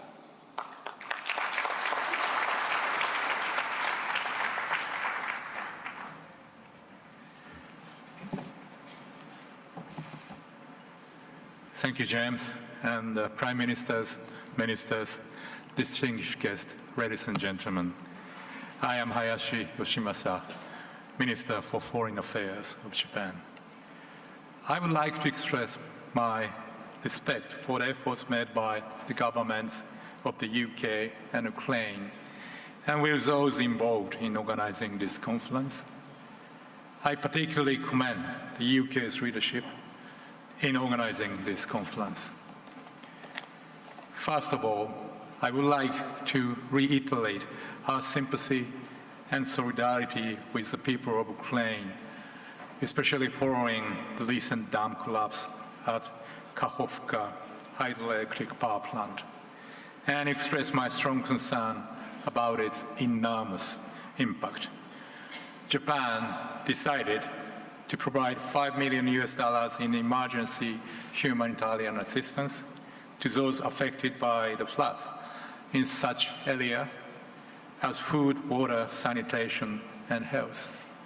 And in addition, we will provide approximately 160 water purifiers, about 530 generators, 30 construction machines, and other equipment through Japan International Cooperation Agency, JICA, and an international organization. We will also implement emergency humanitarian assistance through NGOs. Japan, the only country that has ever suffered atomic bombing during wartime, has achieved a miraculous development from the devastation after the war. We have also experienced a series of serious natural disasters, including the Great Hanshin-Awaji earthquake in 1995 and the Great East Japan earthquake in 2011 with tsunami. Each time, however, we have achieved remarkable recovery and reconstruction with the support of our friends in the international community. Japan, therefore, has experience and knowledge of recovery and reconstruction gained through overcoming such difficulties. During the visit to Japan for the G7 Hiroshima summit, President Zelensky stated that he dreams that city destroyed by Russia will be rebuilt into a peaceful city like Hiroshima of today. Japan intends to make use of its experience and knowledge it has accumulated in the field of recovery and reconstruction, and to vigorously implement uniquely Japanese form of reconstruction assistance in close contact with the Ukrainian people. At the G7 Hiroshima summit, the leaders confirmed the importance of the role of the private sector in the recovery and reconstruction of Ukraine, which is one of the main subjects of this conference. As the G7, we issued a joint statement and in which we welcomed the establishment of the Support for Ukraine's Reconstruction and Economy SURE Trust Fund in the Multilateral Investment Guarantee Agency, MIGA, as well as the launch of the Ukraine Investment Platform led by Japan's JBIC. Japan contributed $23 million to the SURE Trust Fund of the MIGA. As for the Ukrainian Investment Platform, we welcome that signing ceremony for its launch is taking place later today. And I'm convinced that based on the outcomes of the G7 Hiroshima summit, meaningful discussions will be made at this conference under the leadership of the UK on necessary measures to promote the involvement of the private sector, including war risk insurance, with a view to stimulating the insurance market and implementation of reforms in Ukraine.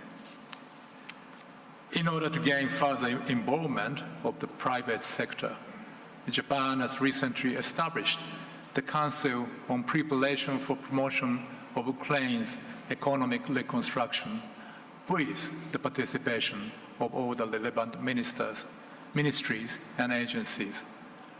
Furthermore, the Japan-Ukraine Conference for Promotion of Economic Reconstruction will be held at an appropriate timing from the end of this year to the beginning of next year,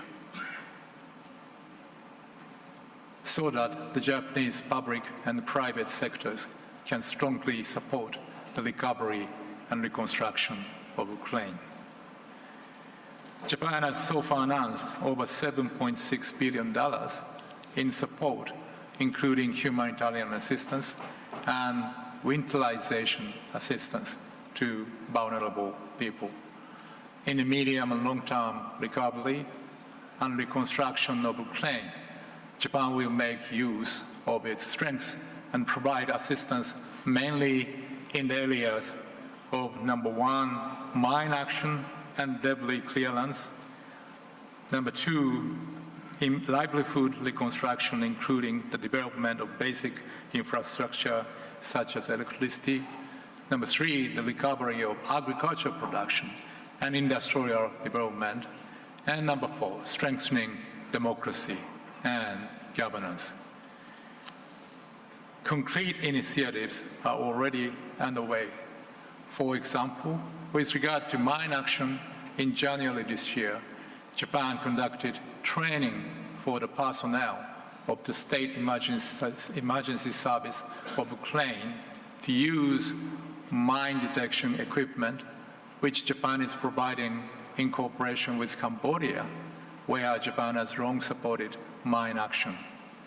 Japan also organized seminars on awareness-raising activities for local communities regarding mine risks. We will continue to provide mine-related assistance.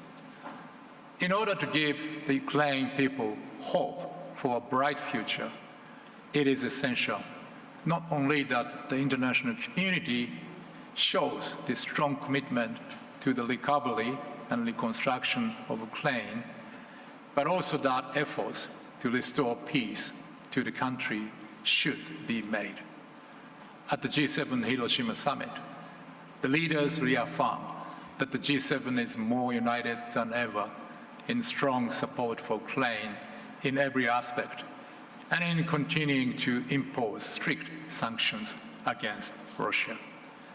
It was also confirmed with invited countries outside the G7 that any unilateral attempt to change the status quo by force is unacceptable anywhere in the world, and upholding the free and open international order based on the rule of law is really essential. We will continue to work closely in cooperation with the international community to achieve a just and lasting peace in Ukraine as soon as possible.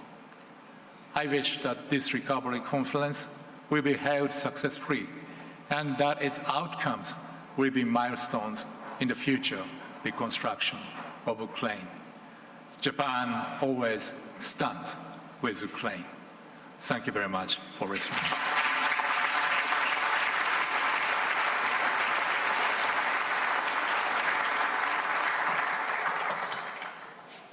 Thank you. Please now can I invite Catherine Colonna, Foreign Minister of the Republic of France.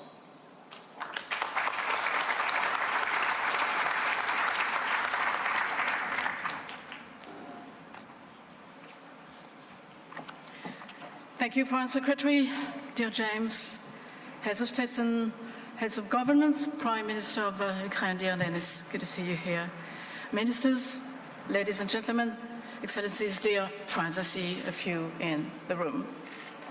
I want to start by thanking the Government of the United Kingdom for hosting us today.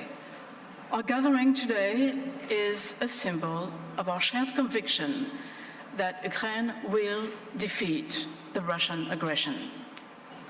There will be a time when the war ends and Ukraine will be standing as a strong, sovereign, united and democratic country, resolutely anchored in the Euro-Atlantic family and in Europe. And when I say in Europe, I mean in the European Union.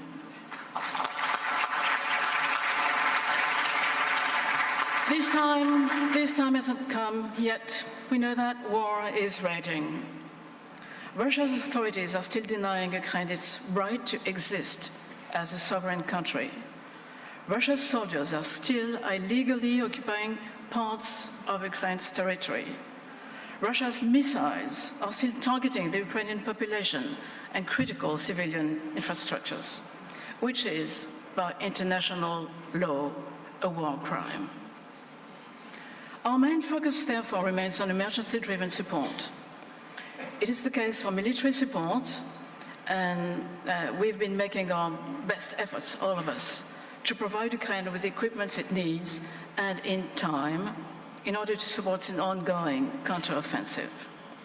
France delivered what it said it would deliver, and it will keep doing it.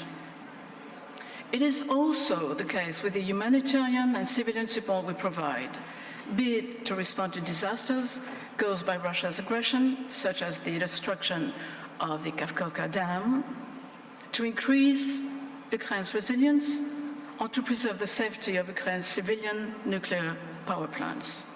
This is the logic that drove the international conference we organized in Paris on December 30th last year, and I'd like to thank all those who did participate. But focusing on the emergency imposed by the ongoing war should not stop us from thinking long-term, for at least two reasons.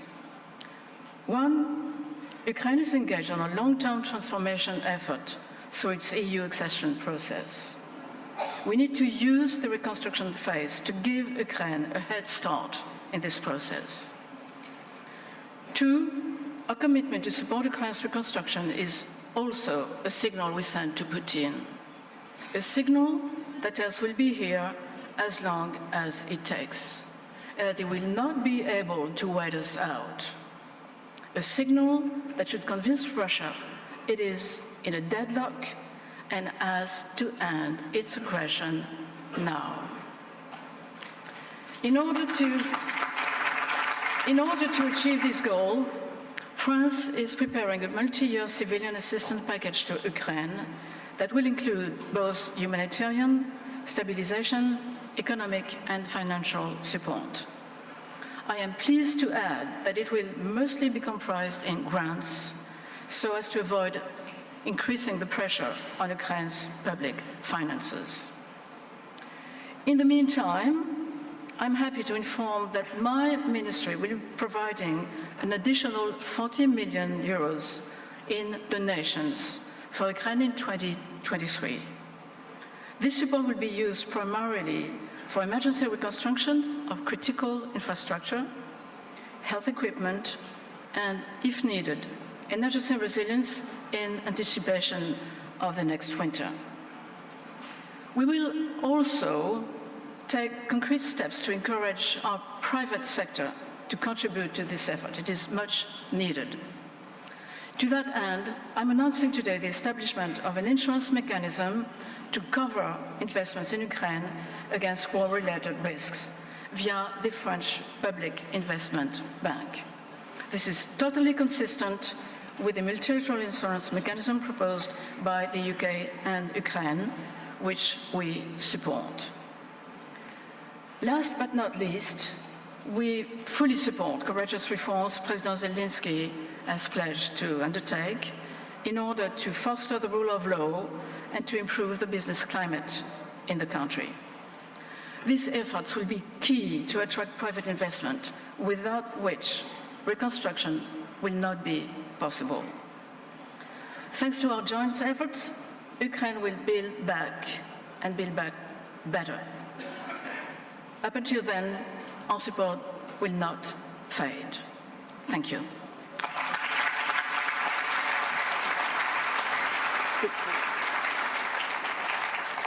And please now can I invite Zbigniew Rau, Foreign Minister of Poland.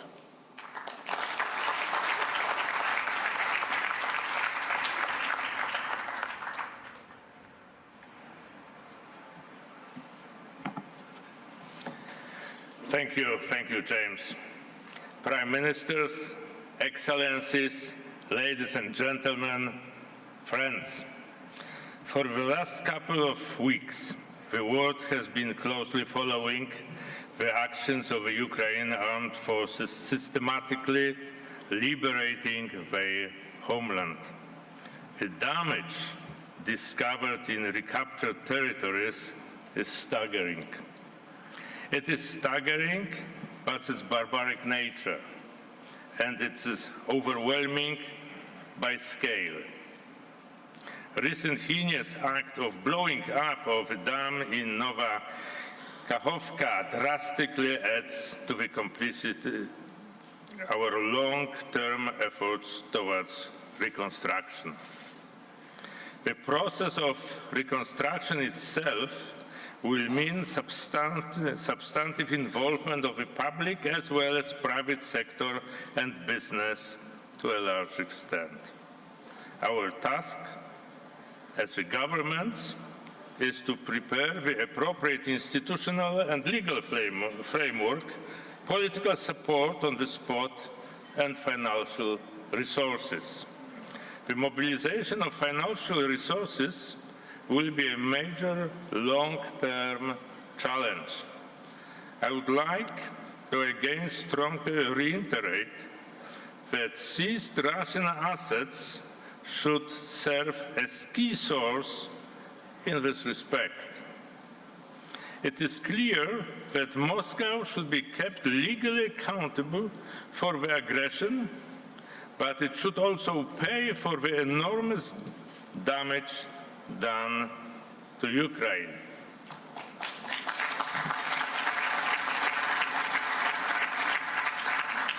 The success of the reconstruction of Ukraine is in the best interest of Europe and the whole international community. It is in our interest that Ukraine becomes a robust and advanced market economy, playing by the rules with the administration capable to absorb the assistance. This is why Ukraine should become a member of the European Union as soon as possible.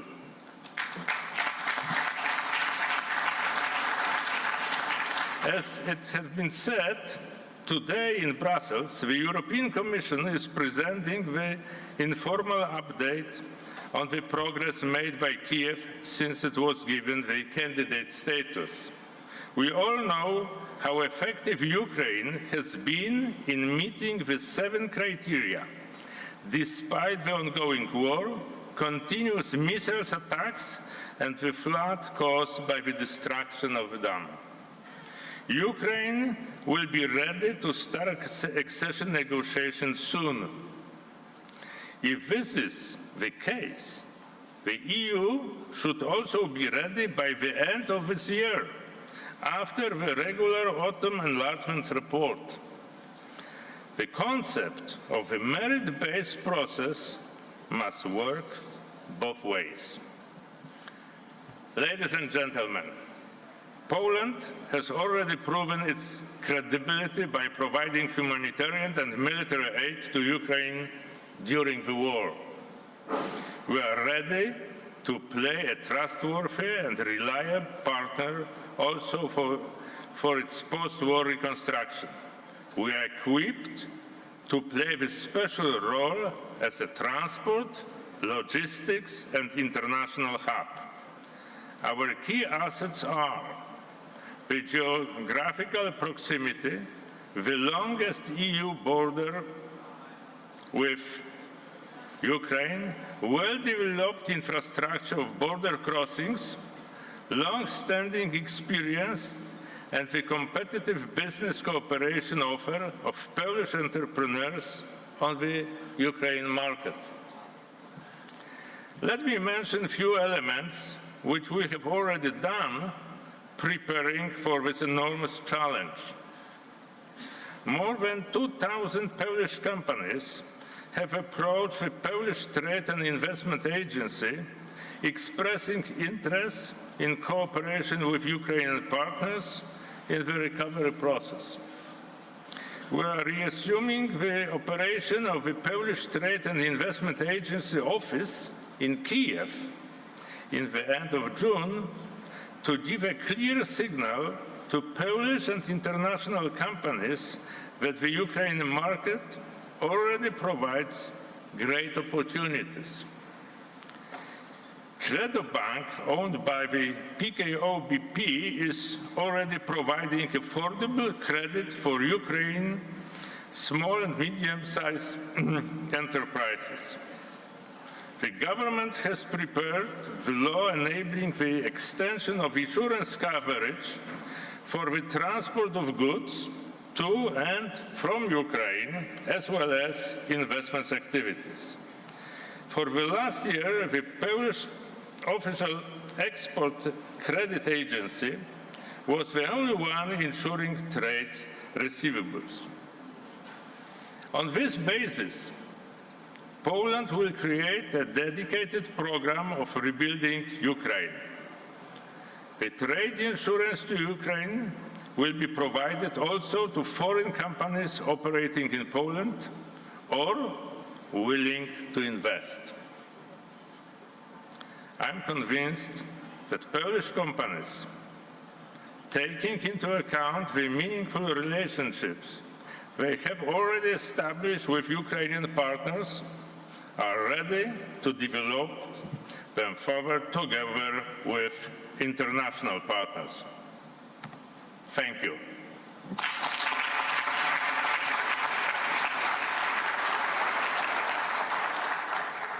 And now can I invite Harjit Sajjan, Minister for International Development of Canada.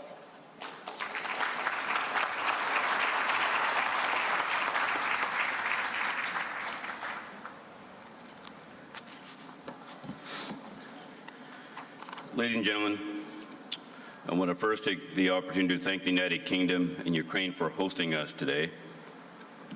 I also want to acknowledge the bravery and the sacrifice of the Ukrainian soldiers who are fighting on the front lines.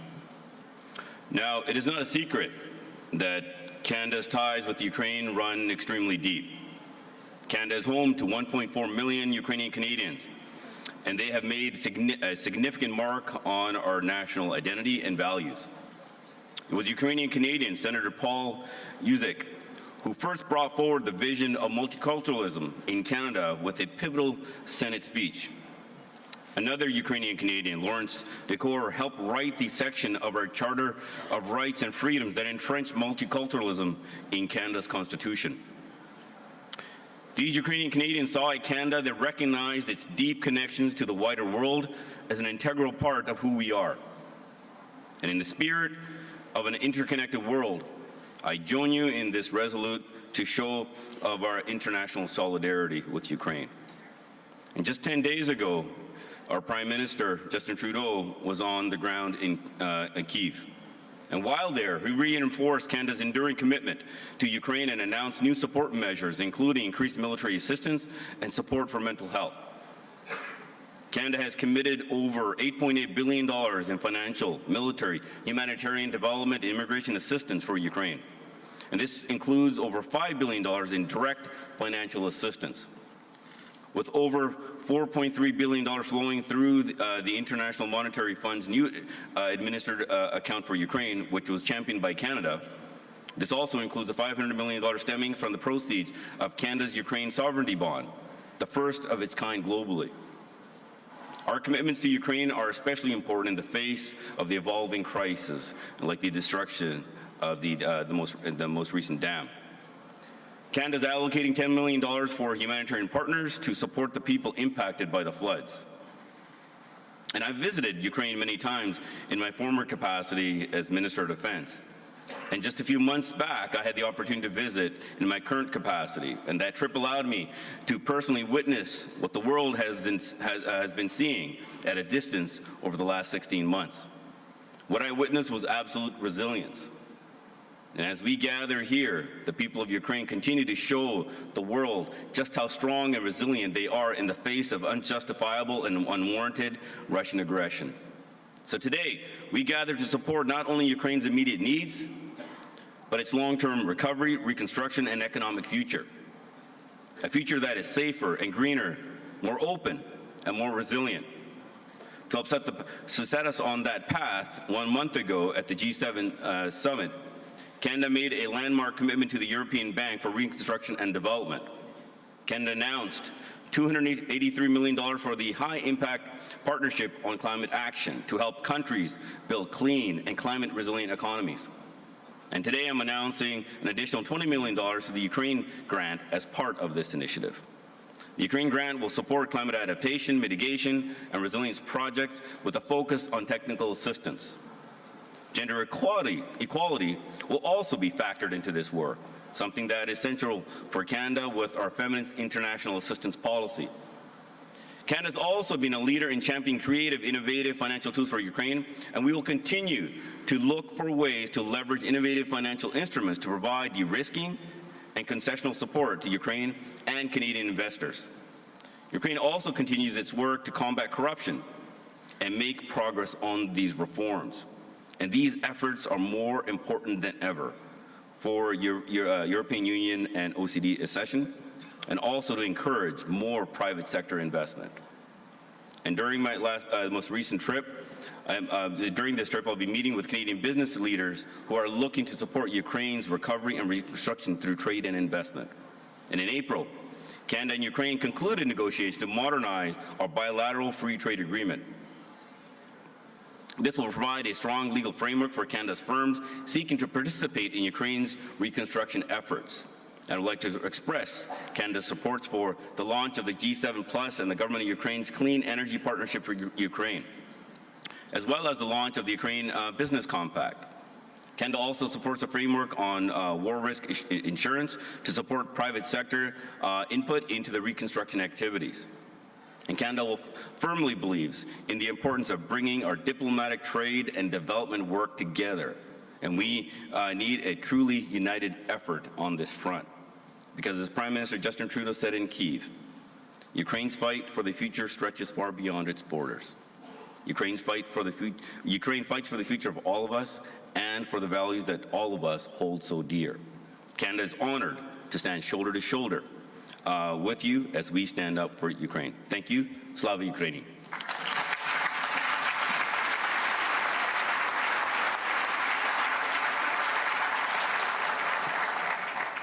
Ladies and gentlemen, could I invite you once again to thank in a traditional way our panellists as they retake their seats and in preparation for our final keynote speech of this session. Ladies and gentlemen, thank you so very, very much.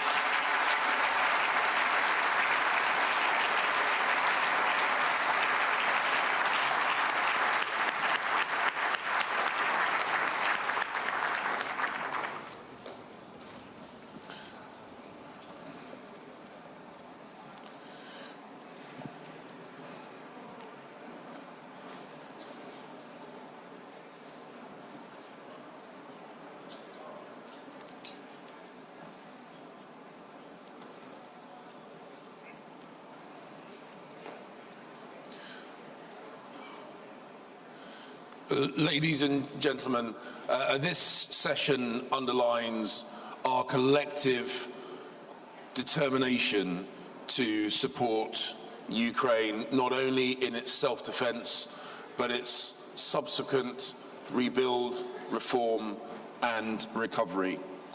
It gives me great pleasure to now introduce to the stage the final speaker of this session, the keynote speaker of this morning, the Prime Minister of Ukraine, Denis Shmyhal. Thank you.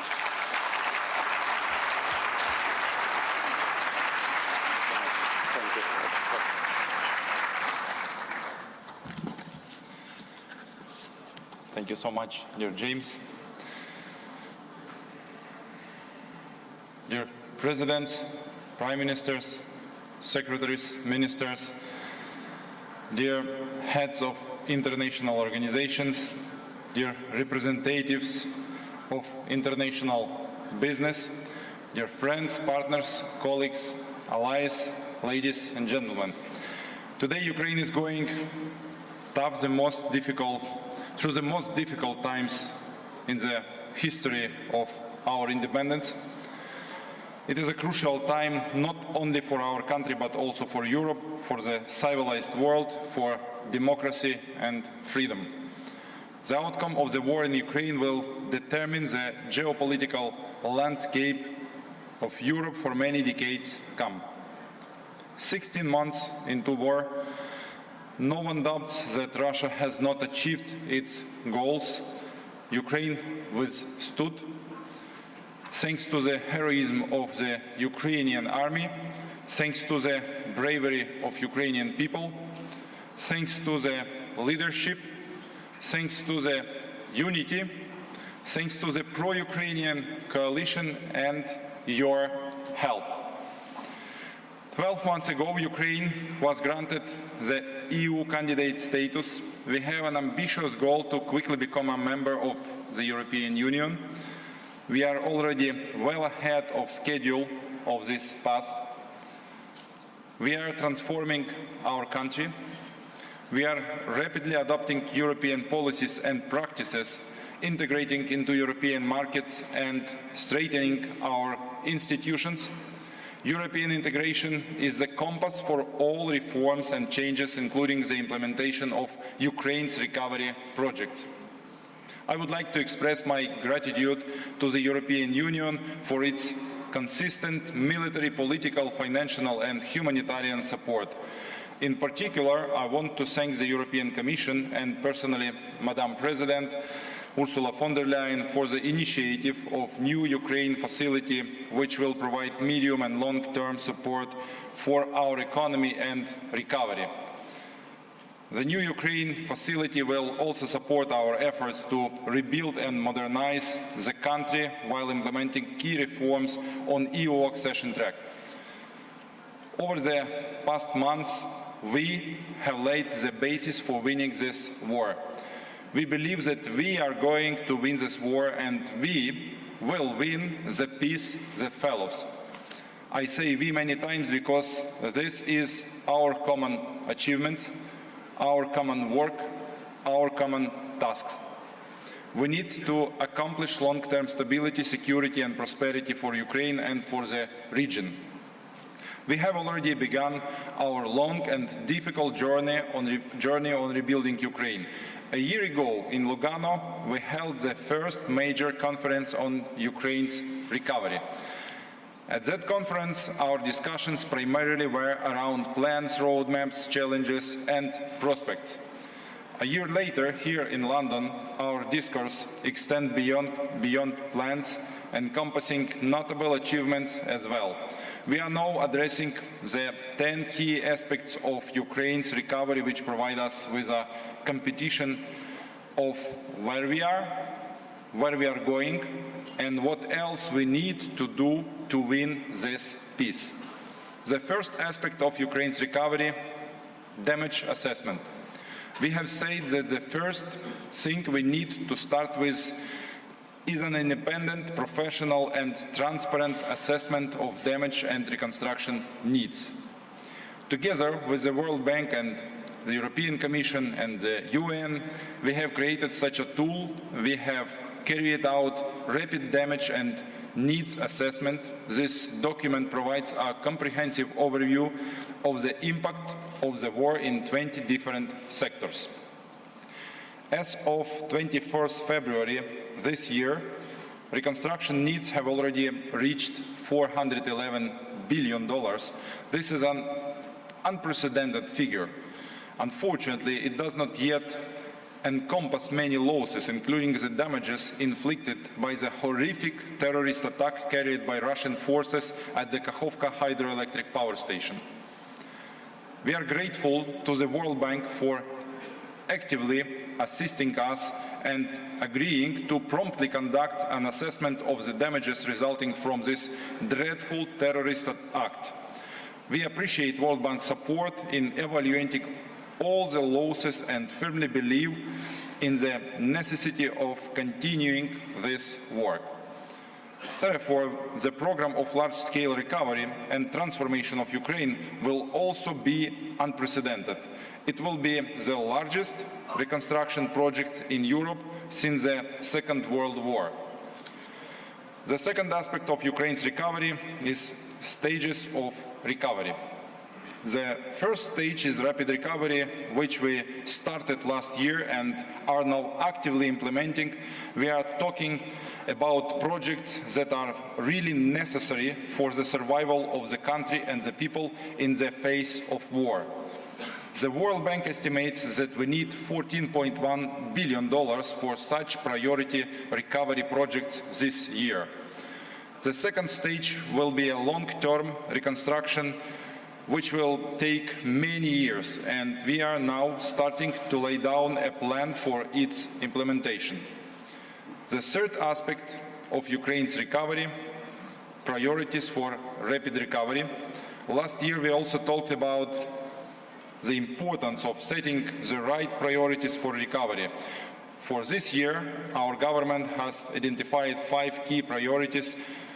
These are energy, humanitarian demining, housing, critical and social infrastructure, and supporting the economy. As I have already said, we need $14.1 billion for the priority tasks in these areas. We have projects in all these areas. Ukrainian ministers will present them in detail with calculations, responsible agencies and timelines. We expect that at this conference in London we will finally be able to mobilize the full amount needed for these projects. This is a priority and a very practical story that we have to make together. The first aspect of Ukraine recovery is recovery architecture. The implementation of all these projects requires a special recovery architecture and regular platforms for cooperation. Last year, we created the position of Deputy Prime Minister for Restoration of Ukraine. We have also established the State Agency for Restoration, the dedicated fund for overcoming the consequences of aggression, and the position of Deputy Ministers for Recovery in the relevant departments. We are actively engaging regional authorities, which is an important element of the decentralization reform. Alongside the internal recovery architecture, we have established a new mechanism for a regular interaction with our international partners. This is the multi-agency donor coordination platform for Ukraine. From now, the Deputy Prime Minister for Restoration will be the representative of Ukraine in this platform. The fifth aspect of Ukraine's recovery is transparency.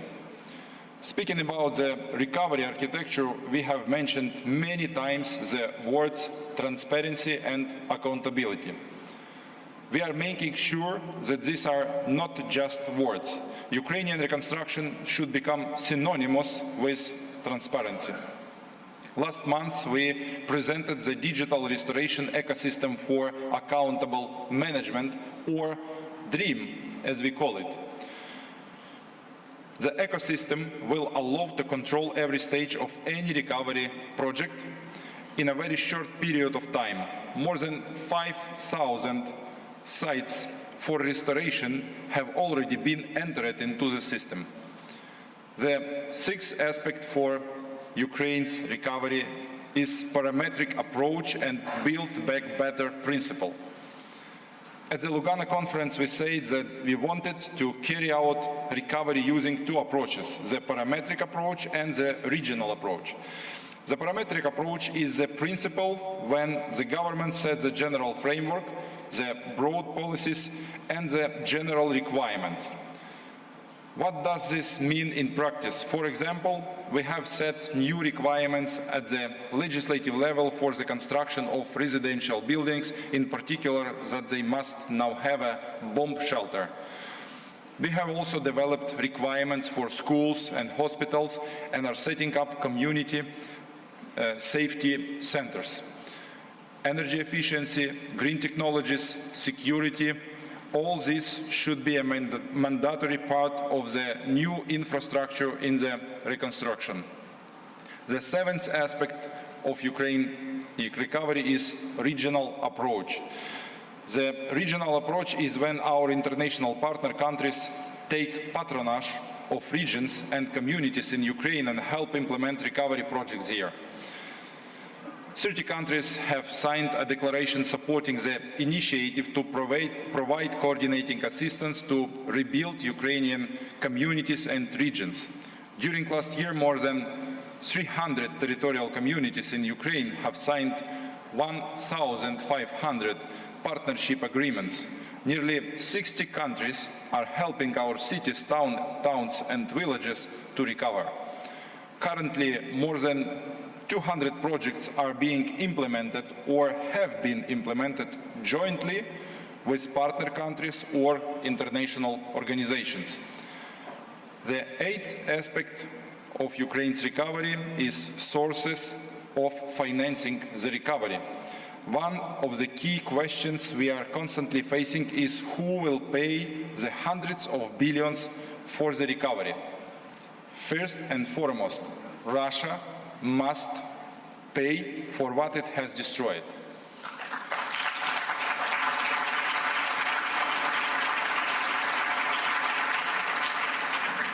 We are preparing a fair mechanism that will allow us to confiscate up to $500 billion of Russian assets frozen in the West.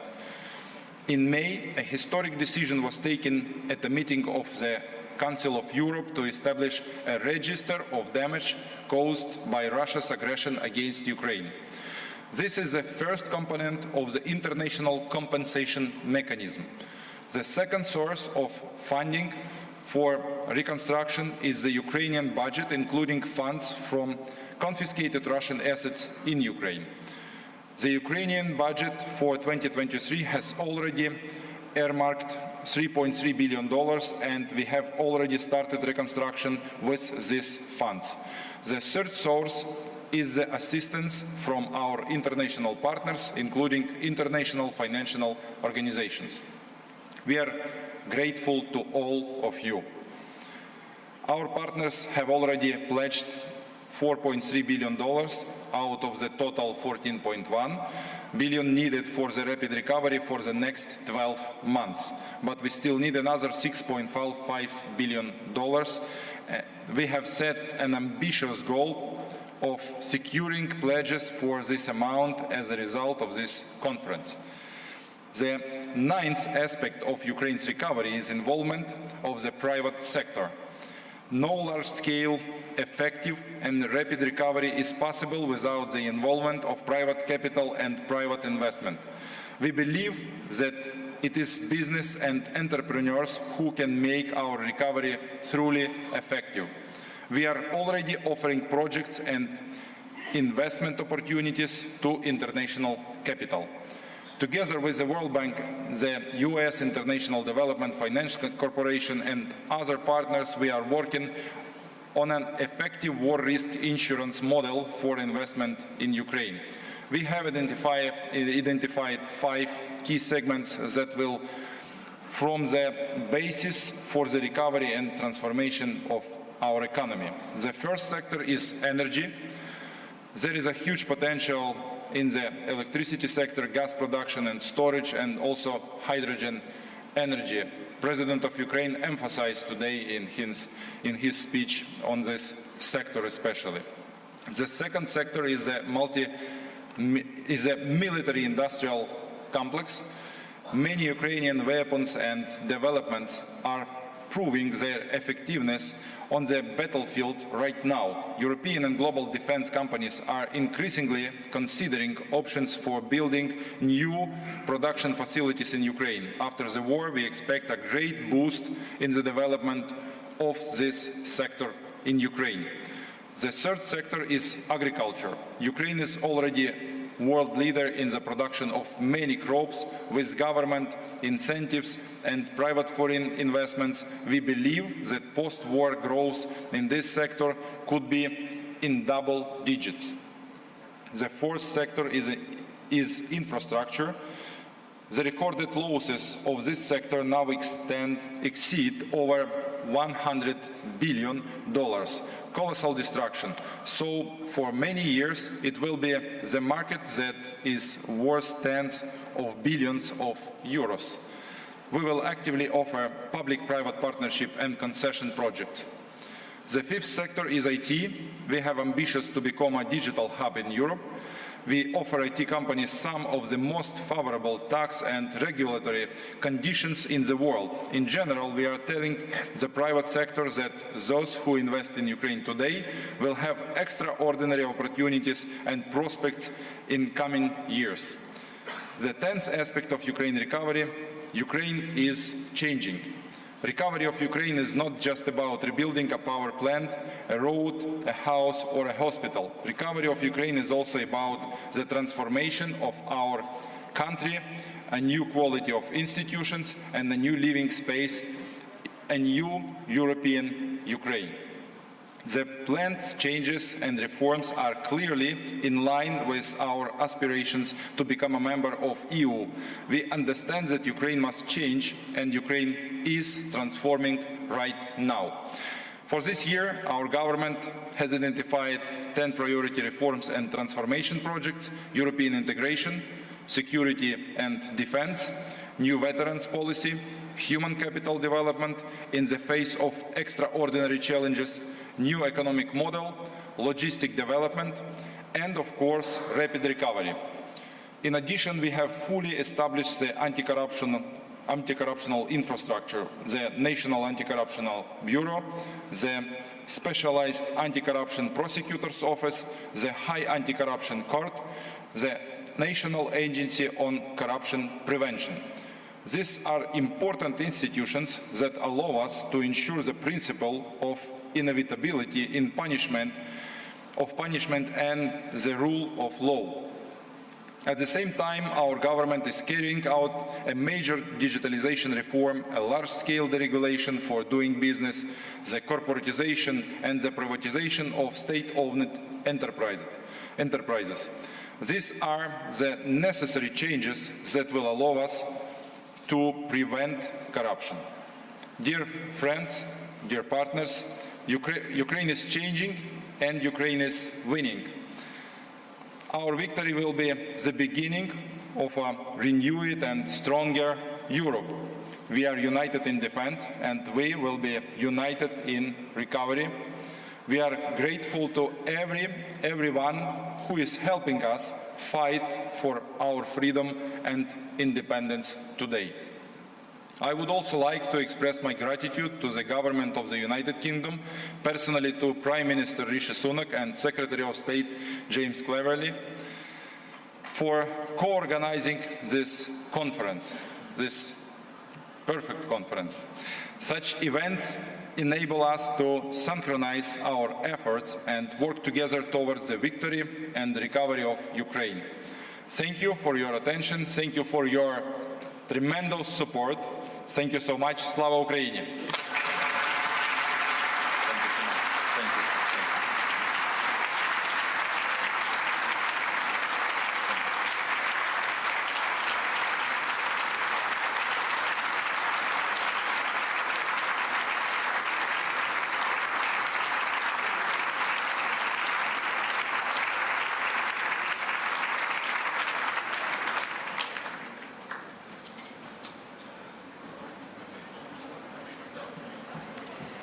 Thank you, everyone. Thanks for that terrific morning. We've heard courage and we've heard commitment, and we're now going to take a break.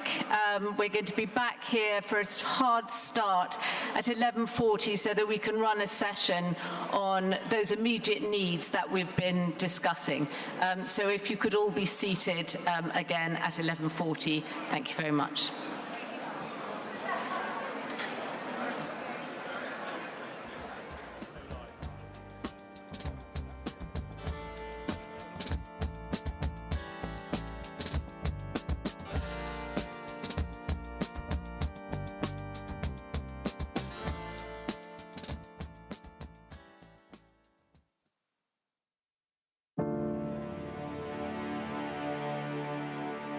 I remember that day. I remember each day. I remember fear and hatred. I remember them.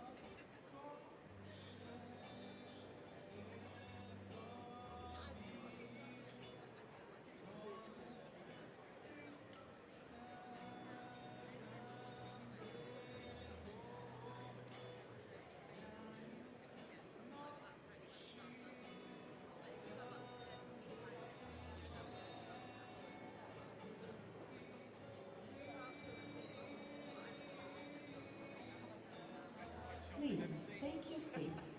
The session is about to begin.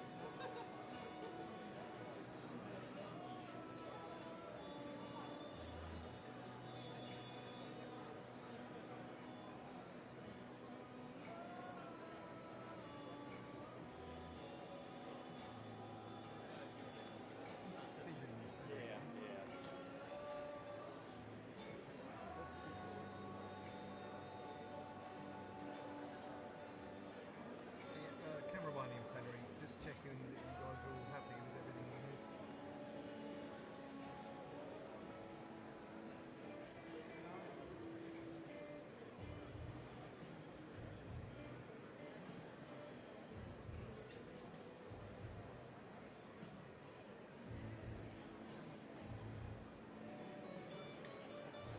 Good luck, Cassie.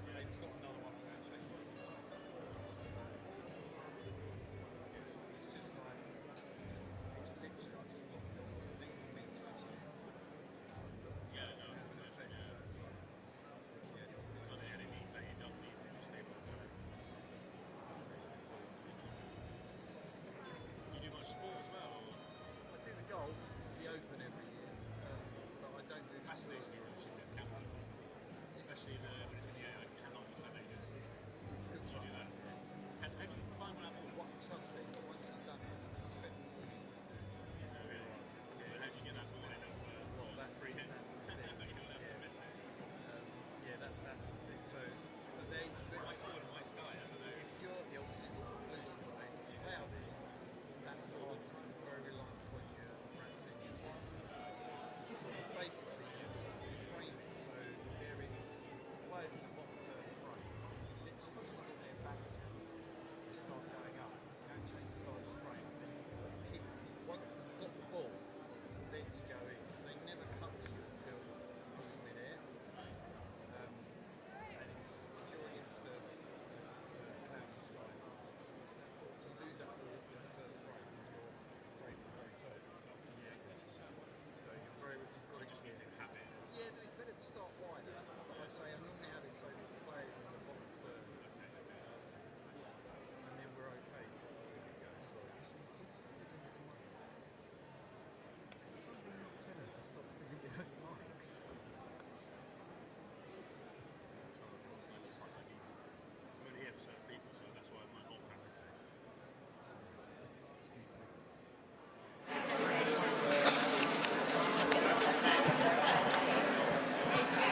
Good morning, Ministers, Your Excellencies, distinguished guests, decision makers. If we could have you seated now for the next session. We're going to run on quite a tight schedule, so we do need to get started. No.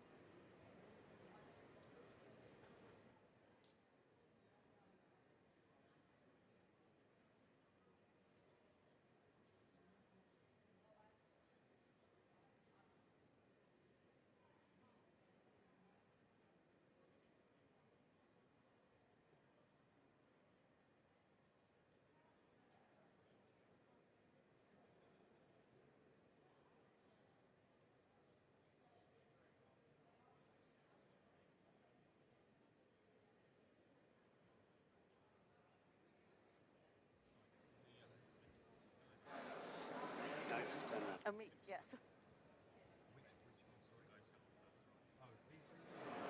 Thank you, everyone. We're ready to start now the next session, talking about the immediate needs for the Ukraine recovery. So I'm delighted to welcome on stage as our keynote speaker for this, the Deputy Prime Minister for Restoration of Ukraine, Oleksandr Kubrakov.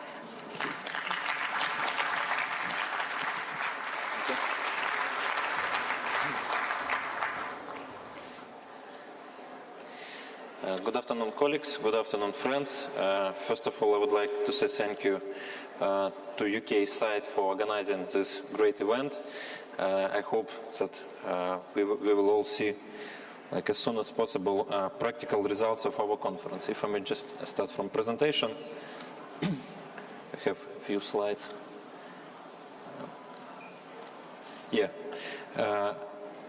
Like our scope since the beginning of this war, it's several key directions. First of all, it was at the beginning of the war, civil logistics, evacuation of our people. It's more than 4 million people were evacuated from Kharkiv, from Kiev, from other largest cities of Ukraine. Second, it's military logistics. It's key, starting from the third day of the war. One of the most, or probably the most important direction in our daily work. Grain from Ukraine and Black Sea Grain Initiative, plus solidarity lanes, all those activities, they are critical because before the war and especially during the war, agricultural sector is #1 export industry for Ukraine, and as far as you know, the salaries to our soldiers we are paying from our taxes, so this industry and to maintaining our agricultural industry, it's like one of the first and the most important tasks. Critical restoration, we will provide more details a little bit later, but again, last year we realized several projects, and it was mostly temporary solutions. After the occupation of territories, we constructed temporary bypasses, temporary bridges, but all those measures allow us to provide at least basic services to those occupied regions. I'm sorry, it's not working. Yeah. At the same time, we can plan a lot of things. We can plan restoration process. We will discuss a little bit later about how we are planning prioritization. But we are facing with challenges which we cannot predict.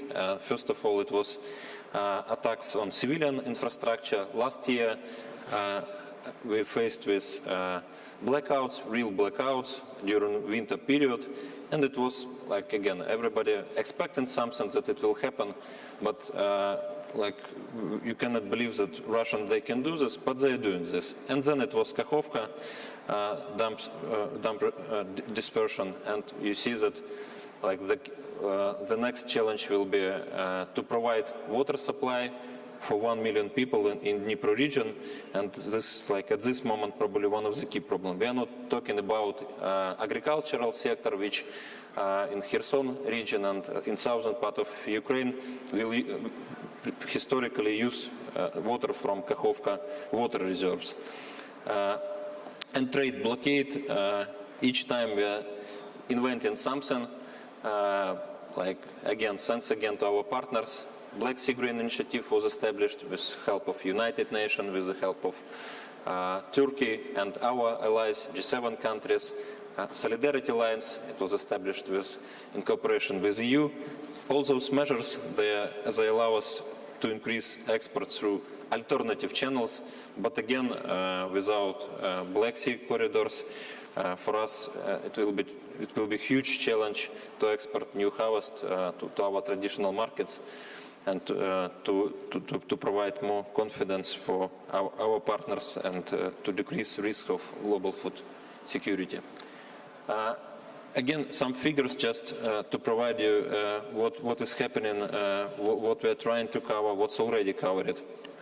If you're talking about, like I'm not on purpose, we are not showing like figures, money, because again, the key I think element for us it's figures, it's number of those measures. I would focus on housing. And last year, we did minor repairs by ourselves with local authorities. We provided financing from central government, and we did everything as it was possible to do with minimum financing.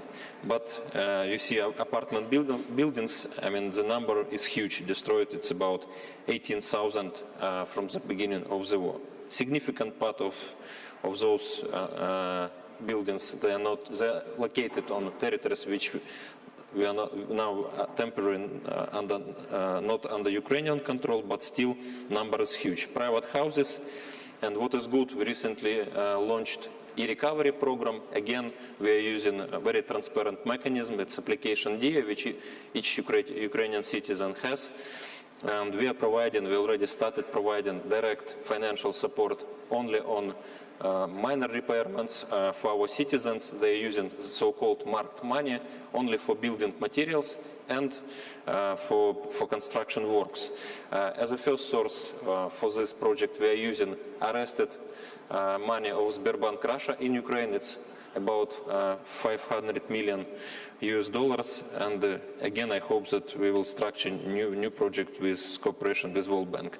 And thanks again for partners, for European Commission, for European Investment Bank and EBRD. Last year we were able to restore almost on the level of both local level and state roads, almost 100 bridges. It was temporary. Regarding our approach to prioritization, we are working on methodology with World Bank, and I think again we're trying to analyze complex of factors. It's financial, economical indicators and impact on social environment indicators.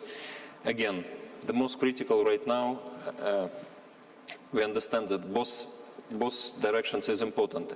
Economical recovery, and again, I'm visiting a lot of regions, and I see, for example, how like the life is going in cities on 20 kilometers distance from Donetsk, because the key critical like productions in this region is mines, coal mines. They are working, and normal life, I would say normal life, in spite of the shellings, etc., it's continue because there are jobs, there are working supermarkets, kindergartens, and people, they're living there.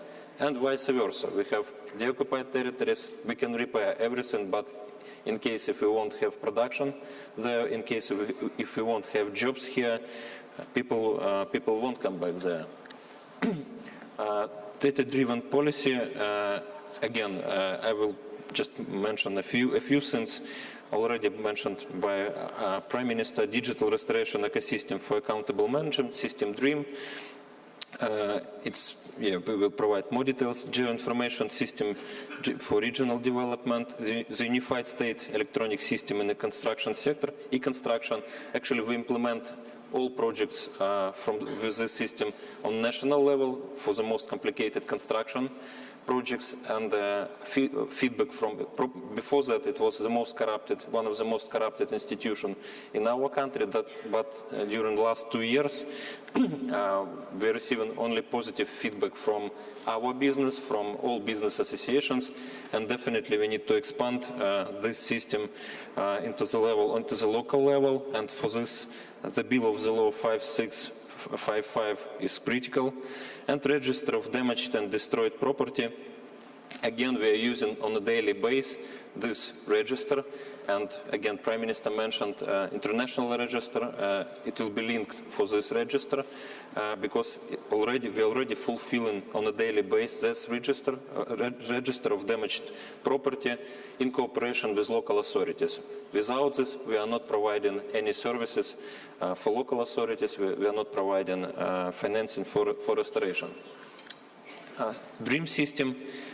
Again, I think you will have possibility to have more information about it, because on lobbies there are some screens, and we can present it in more details. But again, the idea is just to have in one place all reconstruction management ecosystem that creates a single digital project pipeline and ensure transparent and efficient implementation at the national, regional level. All our partners, all our allies will have access to this system. And again, I'd like to emphasize that screens in the lobby, and if visitors will have opportunity or time just to receive more details or on the website, please do it.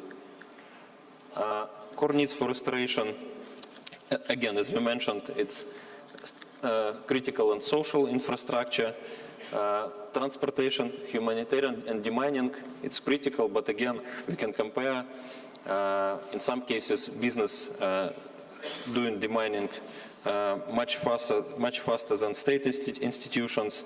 I think just we need just to attract experience from all over the world, because challenges which we are facing right now in this sphere probably are one of the most complicated. Energy infrastructure, again, we are trying to be ready for the next heating season. To prepare our grid, to increase production of electricity, and to protect our main grid with reliable solution and shelters. Last year we did it during attacks, and again it's already been said many times that our people, our workers, they're real heroes, like our soldiers, which protect us on battlefield. How to speed up restoration? Again, there are several ideas, but what is really important, just to say, first of all, I think we are always. I'm very often asked how we can help you, or what is your priorities, or what is your project, but. Again, we can plan projects, we can discuss, and I provide some figures, and we are working with IFIs on daily basis, trying to package all those schools, houses into new projects, and step by step we're implementing them. But then it's happening, for example, Kakhovka, and on the third day of this strategy, we have to start construction of new pipeline in order to supply water for 1 million people. And it cannot be performed on a regular basis. I think we need to discuss during our donor coordination platform some ideas how to react on such challenges, what kind of mechanism we can use in order to be more fast, in order to provide response on such challenges in much faster way. And the economy, I wouldn't spend a lot of time on future, on new industries. At least let's, from our ministry, from our team, what we are asking, let's discuss together how to react and how we can support our production, our business on the occupied territories. Because again, interest rates right now in Ukraine 30% plus. It's impossible just for any business case to work to receive positive results with such a high interest rates. To provide grants, probably again it will be one of the best investments from our joint side. So we will have more time to discuss this. Again, regarding projects, I wouldn't spend a lot of time. Just the key thing that 80% of restoration projects are structured right now via loans. Private sector, from our point of view, at this moment, the most important thing is just to start, not the scale of the project, of private-public partnership projects based, but the key for us is just to start such a project, and we are working together with IFC, with EBRD, and preparing concession projects. For example, one of the key seaport on Black Sea, and what we see that there is interest even right now from 5 major companies, and they are planning to participate at the end of this year in this concession contest. So, again, thank you very much for your time. If it's possible, just please switch video, and we'll continue.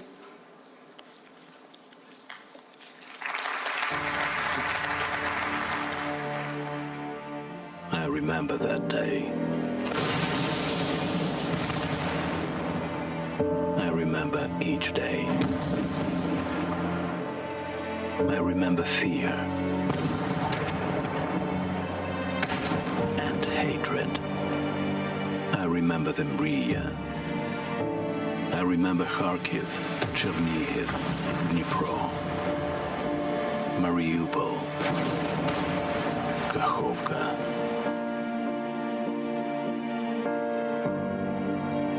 I remember the words.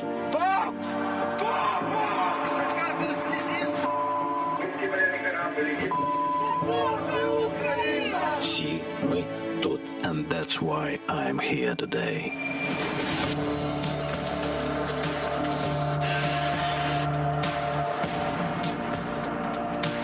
I am here, building peace amidst the war.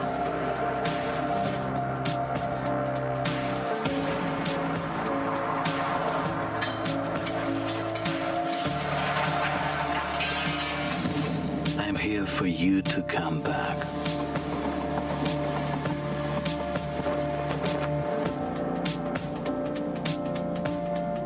So you have a home to come back to.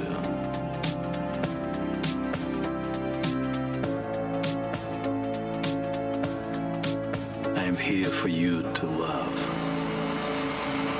I'm here to build kindergartens, new schools, hospitals.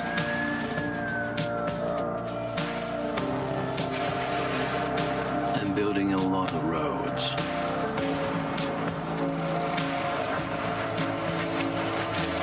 And I'm building one road, the road to victory.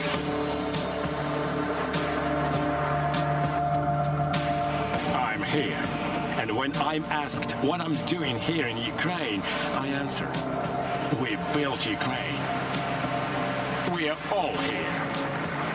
Nous tous sommes là. Vi är alla här. Så ska mina kokoner kimas. Me olemme kõik siin. Jesteśmy już wszyscy. Me olemme kaikki täällä. Vi är här allesammans. Estamos todos aquí.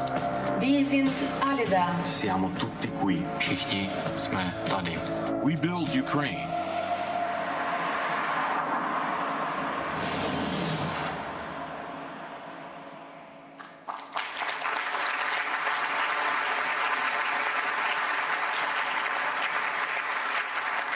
Thank you very much for that. Thank you, Deputy Prime Minister, for such a powerful expression of what needs to be done, but also what we can do. And we have a very distinguished panel here who will talk about the various perspectives on rebuilding. My job really is just to be a very, very tight timekeeper. So if I could say that I will try and be as disciplined as possible, both with my questions and perhaps with the answers as well, so that we can keep to time. And to set an example, I'm going to start with the UK. And if I can turn to our Secretary of State for Transport, Mark Harper, to tell us a bit about what you see the UK's role is in supporting the resilience and recovery of Ukraine's national infrastructure. Sarah, thank you. Well, politicians are not known for their ability to stick to time, but I will do my absolute best. First of all, let me thank Deputy Prime Minister Kubrakov, who I had the pleasure of meeting at the G7 Transport Ministers meeting in Japan at the weekend, where he set out very clearly the needs of Ukraine and had the full support of the G7 colleagues. And I'd like to extend that welcome as well to Finance Minister Marchenko and all the panel members and the delegates, all of you here today. Thank you for joining us.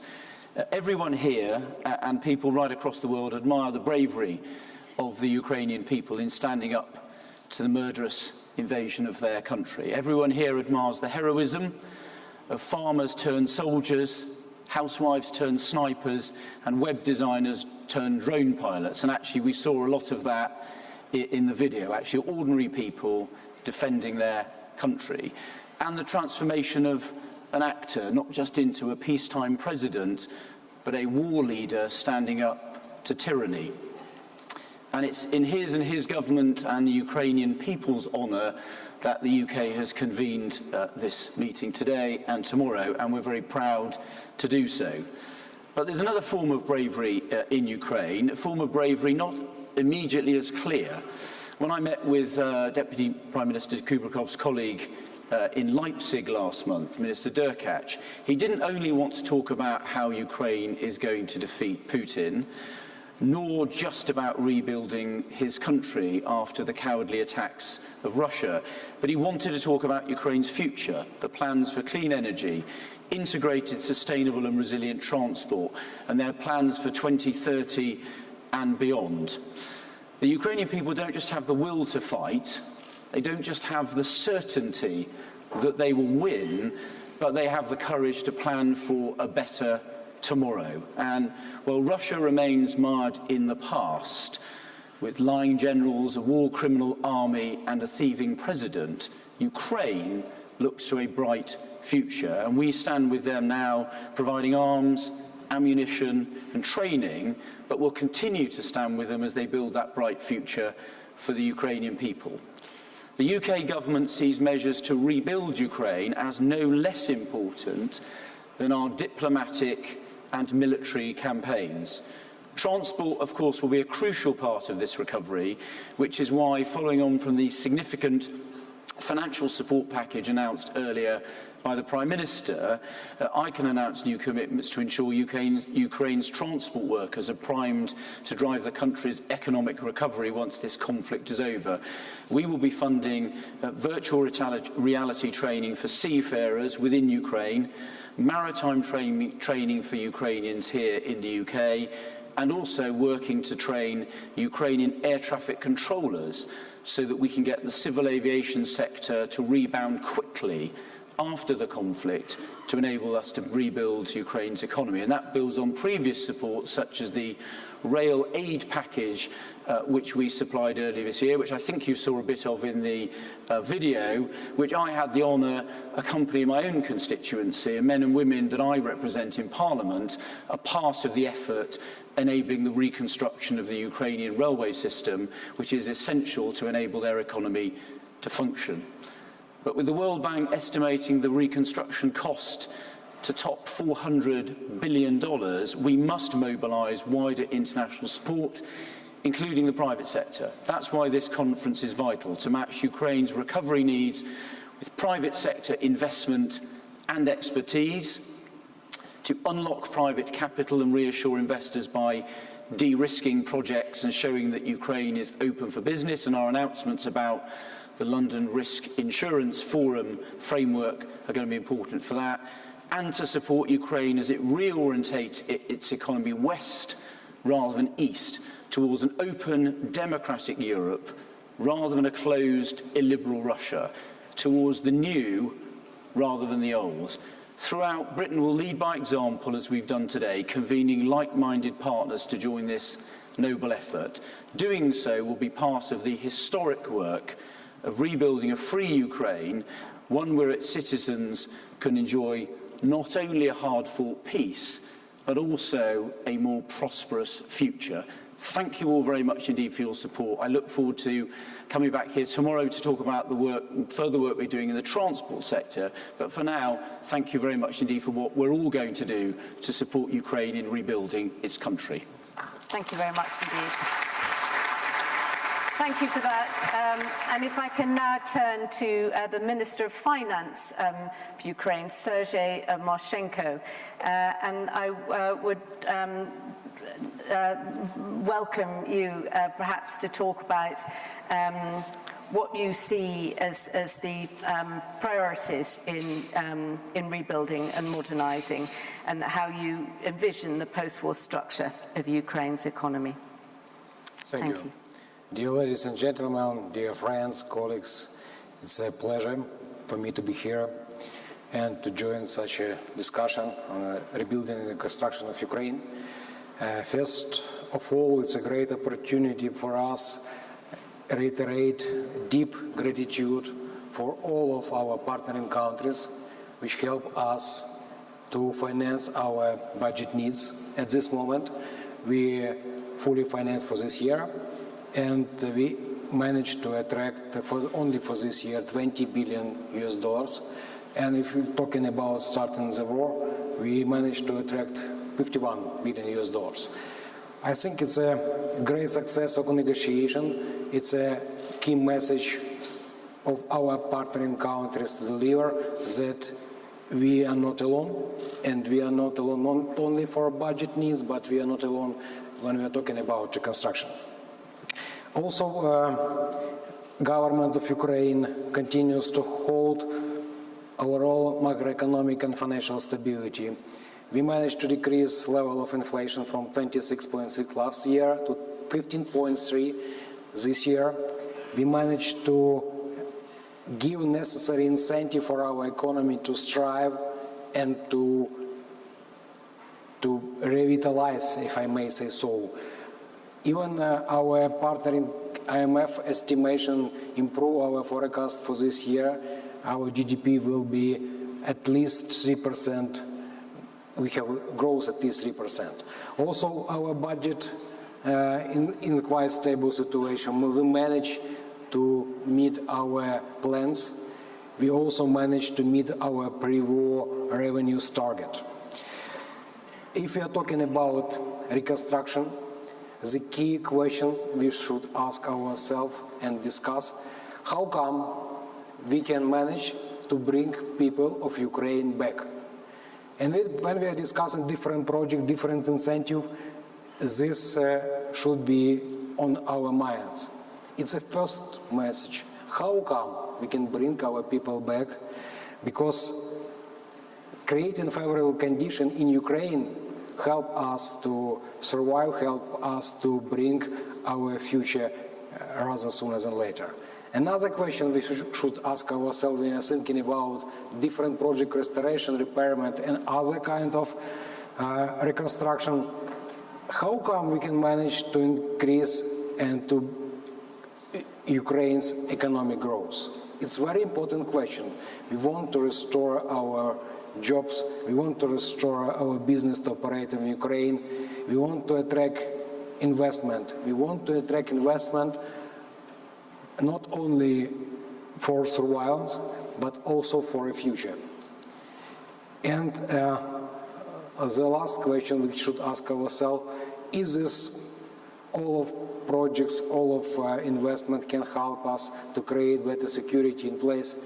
If it's all of this question, if you have answer yes, you can start investing in Ukraine, because it's something we really needed. To be a little bit sovereign, like a Minister of Finance, traditionally we are very sovereign persons. Nobody likes us, but anyway, we should think about a little bit about existing situation and infrastructure.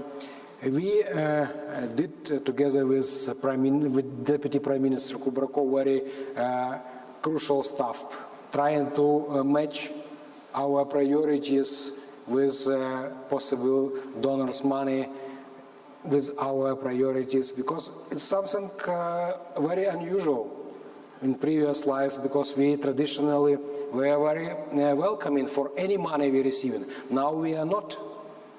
If we want to rebuild Ukraine, we want to stick to the priorities which Ukraine needed first, and then to think about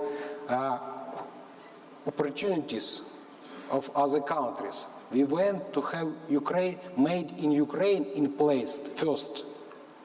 Please understand me correctly. We want to have made in Ukraine first, and then to think about expectations of other nations. Because it's our country, we want to have all necessary stuff in place. We want to track all donors' money. We want to channel this money into the direction Ukraine first needs. And this it's not a very easy exercise, and I believe we can together do it in a better. Thank you very much. Thank you. Thank you very much. Indeed, we've seen today is about mobilizing resources, and our next speaker is extremely experienced in this. Anna Bayadi, Executive Vice President of the World Bank.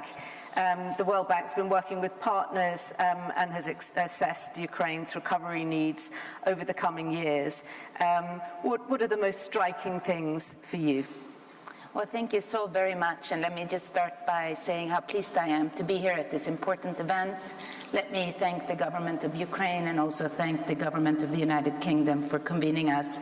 And thank you for your question, which I have reflected upon. What are some of the most striking things that we have seen and learned in assessing Ukraine's needs and early recovery? Well, striking is, of course, first and foremost, that we have a brutal war in Europe caused by invasion by one country into another in 2022, and it seems really, to me, still unbelievable to comprehend that. Secondly, striking is that we have a humanitarian suffering that is enormous.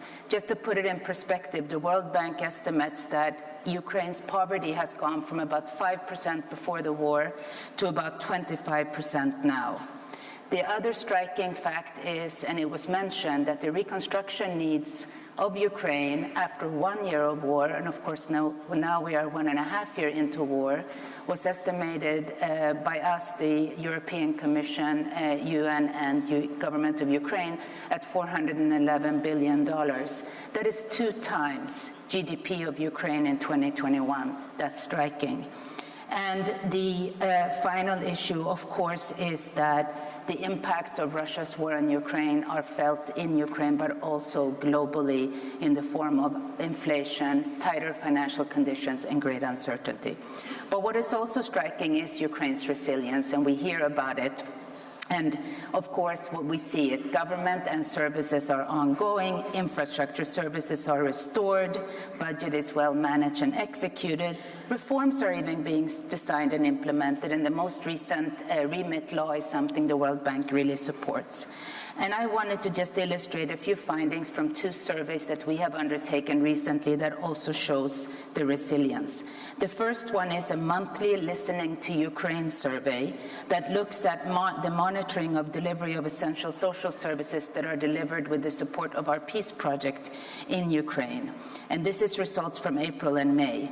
Over 90% of public service workers have experienced no disruption in receiving payment on time, others only with a slight delay. 97% of pensions have been paid without disruption. 92% of school-aged children are enrolled. 2 out of 5 receive fully remote learning, of course much higher in areas where there are hostilities. And most people report that the community health clinics are open even in regions under hostilities. There are also some areas that give us a glimpse into what we need to pay attention to. Around a quarter of those employed before the war are reported to have lost jobs. Many report that they have irregular jobs or are working to lower salaries.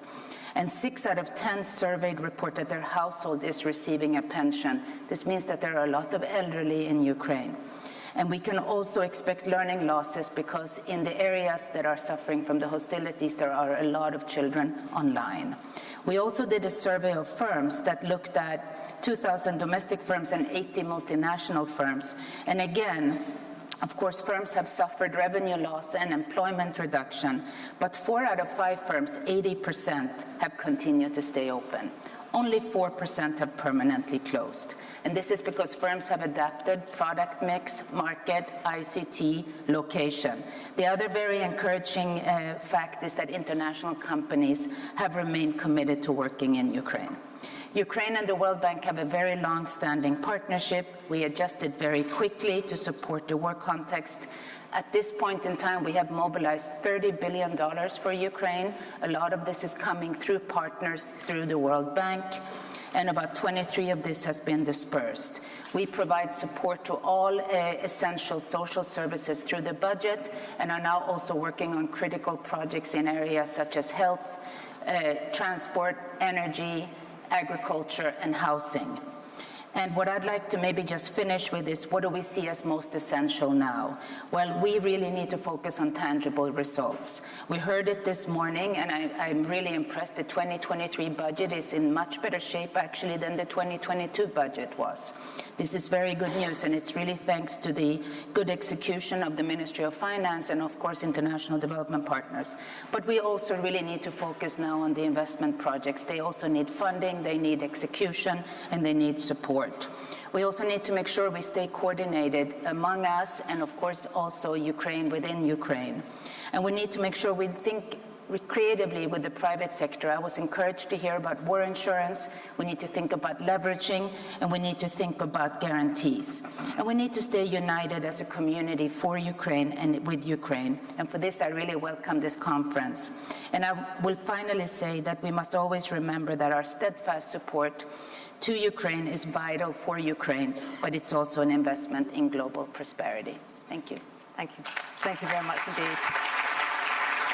It is extraordinary to hear of progress even within those conditions. And we turn now to Lars Løkke Rasmussen, the Foreign Minister of Denmark.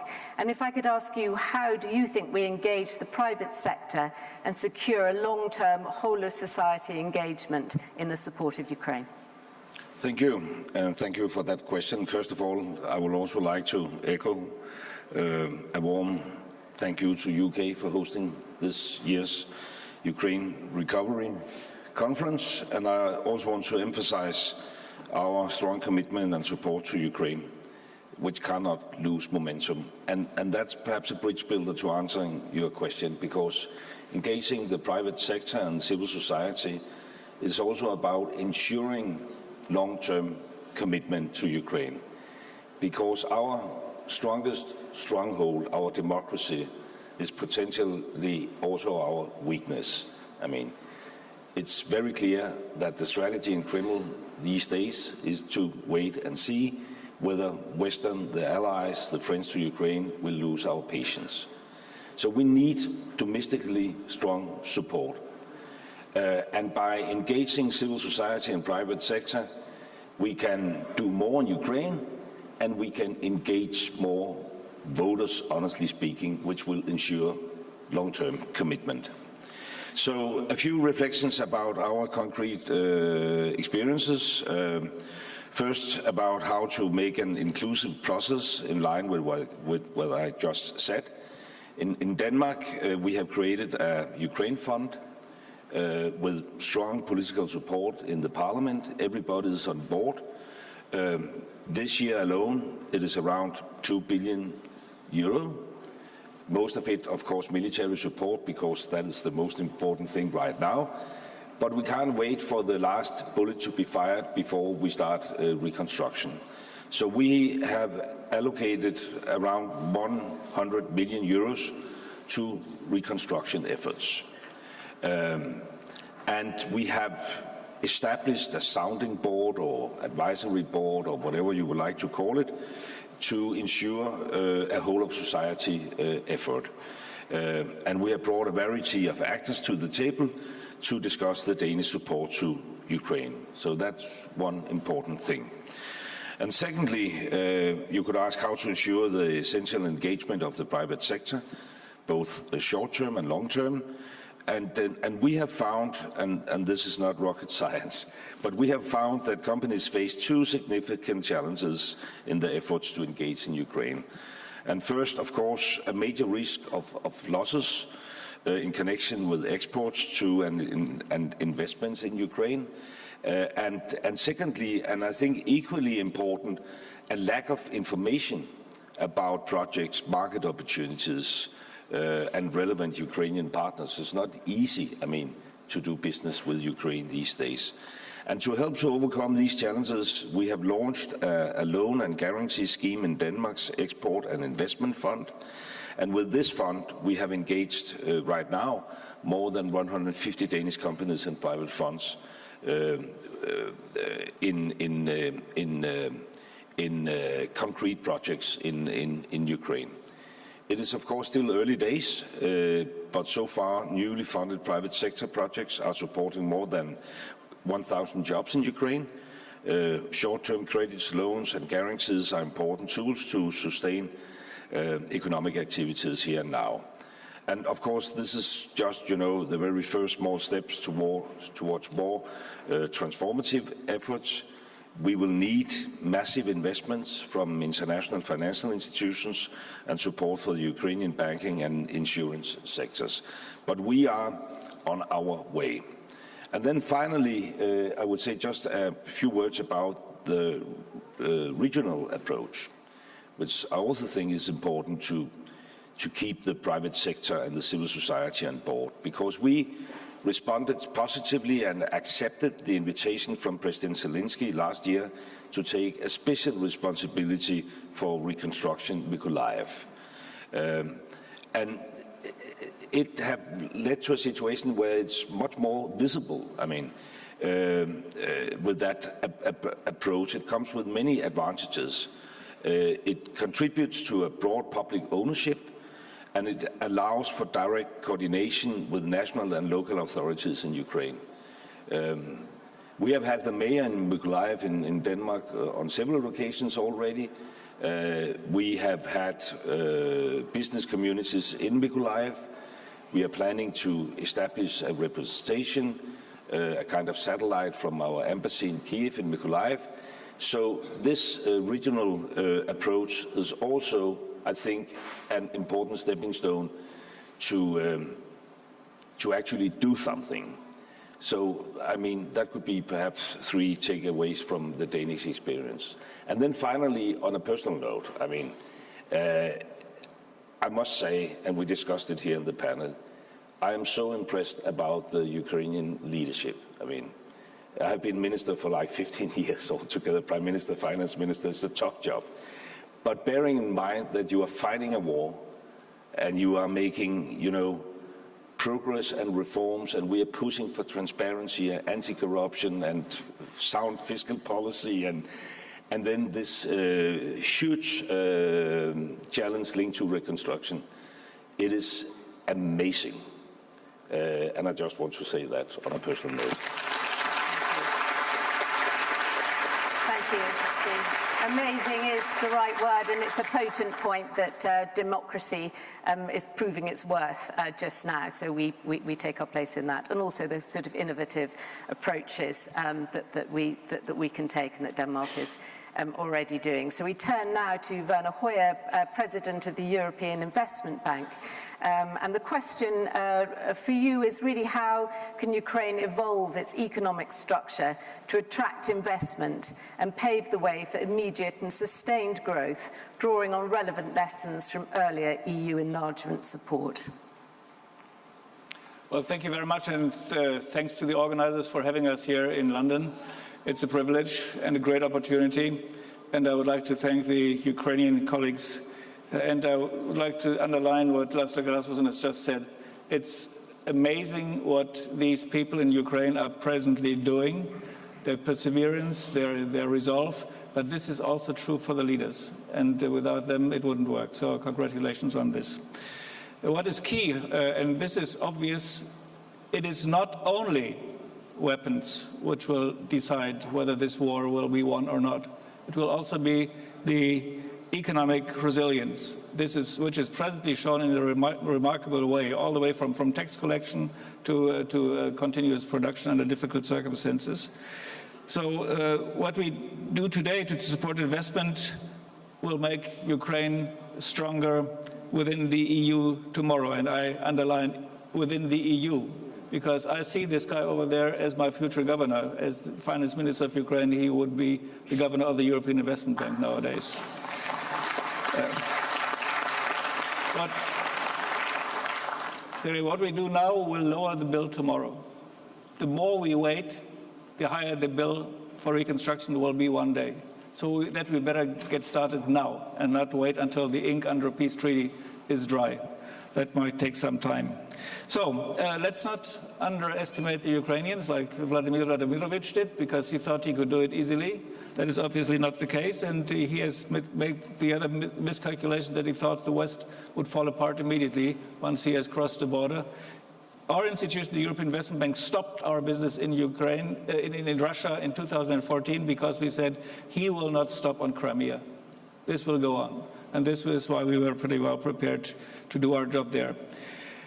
When we look back over the last decades, no process in Europe has been as powerful as the accession of the countries of the former Soviet Union and the Warsaw Pact to the European Union. And when I visited as European Affairs Minister in the 90s, the Baltic states, for instance, I would have never dreamed or dreamt that one day they will be so successful within the European Union, and they are, and Ukraine will as well, because some people must get rid of the idea that there is some retarded developing country joining the European Union with huge problems bringing it with themselves. No, this is going to be a strong economy, not just agriculture, but also when it comes to technology. Look at what the Ukrainian people in Western Europe are presently experiencing when they see how far behind the schedule we in Western Europe are when it comes to digitalization and the use of the electronic means, for instance. So let's welcome the Ukraine as a strengthening of the European Union once they're in. I'm convinced the Ukrainian economy can evolve massively by considering reconstruction, accession and integration together, applying EU standards in everything they're doing, which is the case, but also bearing in mind that this course requires a lot of buy-in. I'm sure that the government can again surprise us very much on align and accelerate on aligning with the EU on rule of law. What we have heard about dream before is a dream. And we already see the fruits of this, and this is extremely encouraging because this is a reassuring message. This is a confidence-building measure for investment in Ukraine.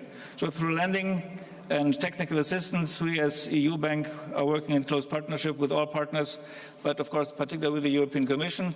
There is, by the way, no room for competition among multilateral development banks. There is so much room for synergies and cooperation. We need to do this together. Today we signed an MOU with the Ministry of Restoration to strengthen our cooperation on reconstruction and recovery.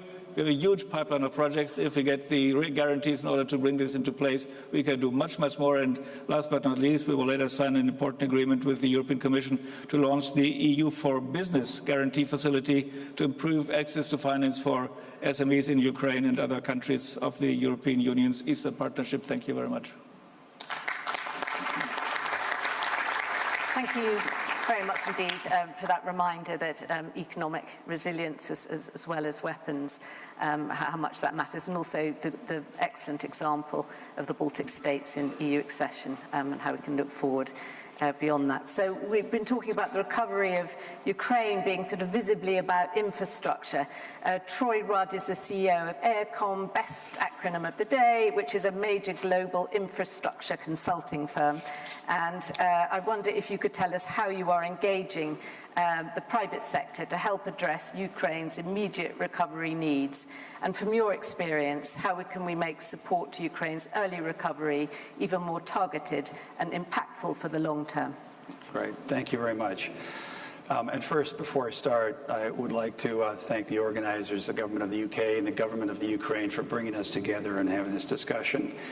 And as already said, thank you to the leadership of the Ukrainian government for being, frankly, so brave and leading in such an extraordinary, difficult time. As an organization, private organization, we did not start with any presence in the Ukraine prior to the invasion, but we immediately supported the Ukraine by first, and I'll say immediately within days, closing down our business in Russia and exiting the country. And since then, we have many people in Europe that have been individually supporting the Ukraine and the people from the Ukraine, and we as an organization have taken a strong position to continue to do that. Now, with respect to your question about the acceleration of the investment in the recovery or in infrastructure, I really think there's two things from our experience that I would point out. First of all, there's been a discussion about the magnitude of the recovery, and it's always talked about in terms of dollars. But you have to think about the mobilization that's got to take place, the mobilization of people to come from other countries when the recovery gets into full force, and the impact on supply chains. what actually has to be mobilized to make this happen, beyond the dollars. There's no question there's the commitment, the financial commitment, and the commitment and the will to do this. But if you think about how do you mobilize in the face of so much that has to happen in such a short period of time, and think about all of the stakeholders that are involved, the stakeholders, the people of Ukraine, the decision makers within the government, the decision makers with other governments that are participating or within banks. The amount of stakeholder engagement is extraordinary. And so I think that what we've learned from our past experience is bringing a programmatic approach to this, where you have the opportunity to lay out the objectives of the stakeholders, baseline what you need to accomplish, and set out clear milestones that obviously adapt over time, but then it gives you the ability to create transparency and accountability against achieving those goals. So that's the first, and I think the most important thing is taking a programmatic approach. And I can say that on behalf of our organization, we think we will help bring that to the table, a programmatic approach, again, to the reconstruction of the country. The second important point is, again, in terms of the mobilization, it's imperative that we have governments and private sector come together, but governments to create a safe and efficient environment so that private sector can move people and goods into the country. And what I mean by that is creating government-to-government relationships that allow for that to happen. So effectively, things like extending the licenses of engineers from other countries into the Ukraine without having to be relicensed. Extending the opportunity for people to come in and out and across the border, right, migrating to projects and to programs. And also creating an opportunity so that goods to support the construction or reconstruction can come across the border. And again, this isn't just a central government-to-government relationship. It's a relationship that governs all forms of government, whether it's local or municipal. So that, again, those goods can come into the projects when they need to be efficiently and quickly so that we can expedite the reconstruction of the country. And again, I can't tell you how important, and there are great examples that have been done in the past, those country-to-country agreements that really open up the opportunity for really the efficient delivery of the recovery. Thank you. Very much indeed for that. It's very good to consider not just what needs to be done, but how. And we're going to turn now to Achim Steiner, who's Administrator, United Nations Development Programme. You've just returned from Ukraine, so you've met people directly affected by the war, as well as key officials, including the Prime Minister. So how can the international community best support the government to ensure an early recovery? And how is the United Nations family having an impact on the ground?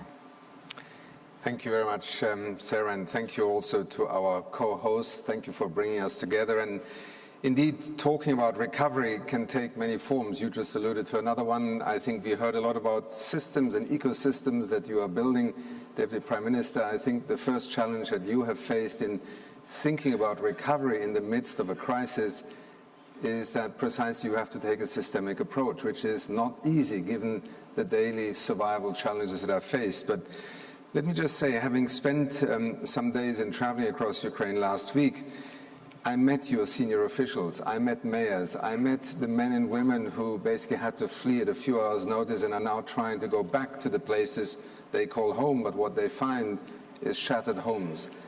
I met the brave men and women who are now on the front lines of what has become one of the largest minefields in the world, Ukraine, with unexploded ordnance and having to try and clear, for example, a residential area outside Kiev, Irpin, which I spent a morning at, first of all, of the mines that prevent you from going back, then the rubble that has to be removed, getting both the local administration, the equipment, the expertise to do all of this, and the financing. Recovery, colleagues, I think really is not an abstract concept right now. There were some when we met in Lugano who said, how can you talk about recovery and reconstruction when you're in the middle of a war?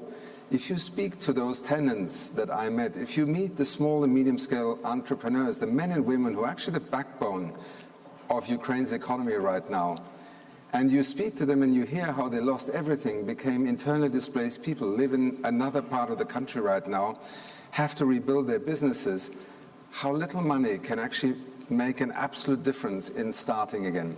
It is these hundreds of thousands, if not millions, of small enterprises that you and your Prime Minister, when I met him, also highlighted as a top priority. Recovery, reconstruction is not only physical, it's the social infrastructure. We already heard this morning about hospitals, about schools. It's also about the many injured that are now in hospitals that have to recover. I spent time in a hospital complex in Lviv and learned about the challenge of just producing enough prosthetics, finding people who can produce them, setting up businesses that can actually provide an input at that moment. But let me briefly say, sir, as you also said, I'm here on behalf of the Secretary General this morning representing him. He could not be here, but he wanted to send a very strong and unequivocal message of commitment on behalf of the United Nations. I'm joined by the resident coordinator of the United Nations country team here, many of our agencies who are working in Ukraine right now, and some of us for decades. UNDP has been a partner in Ukraine for over 20 years.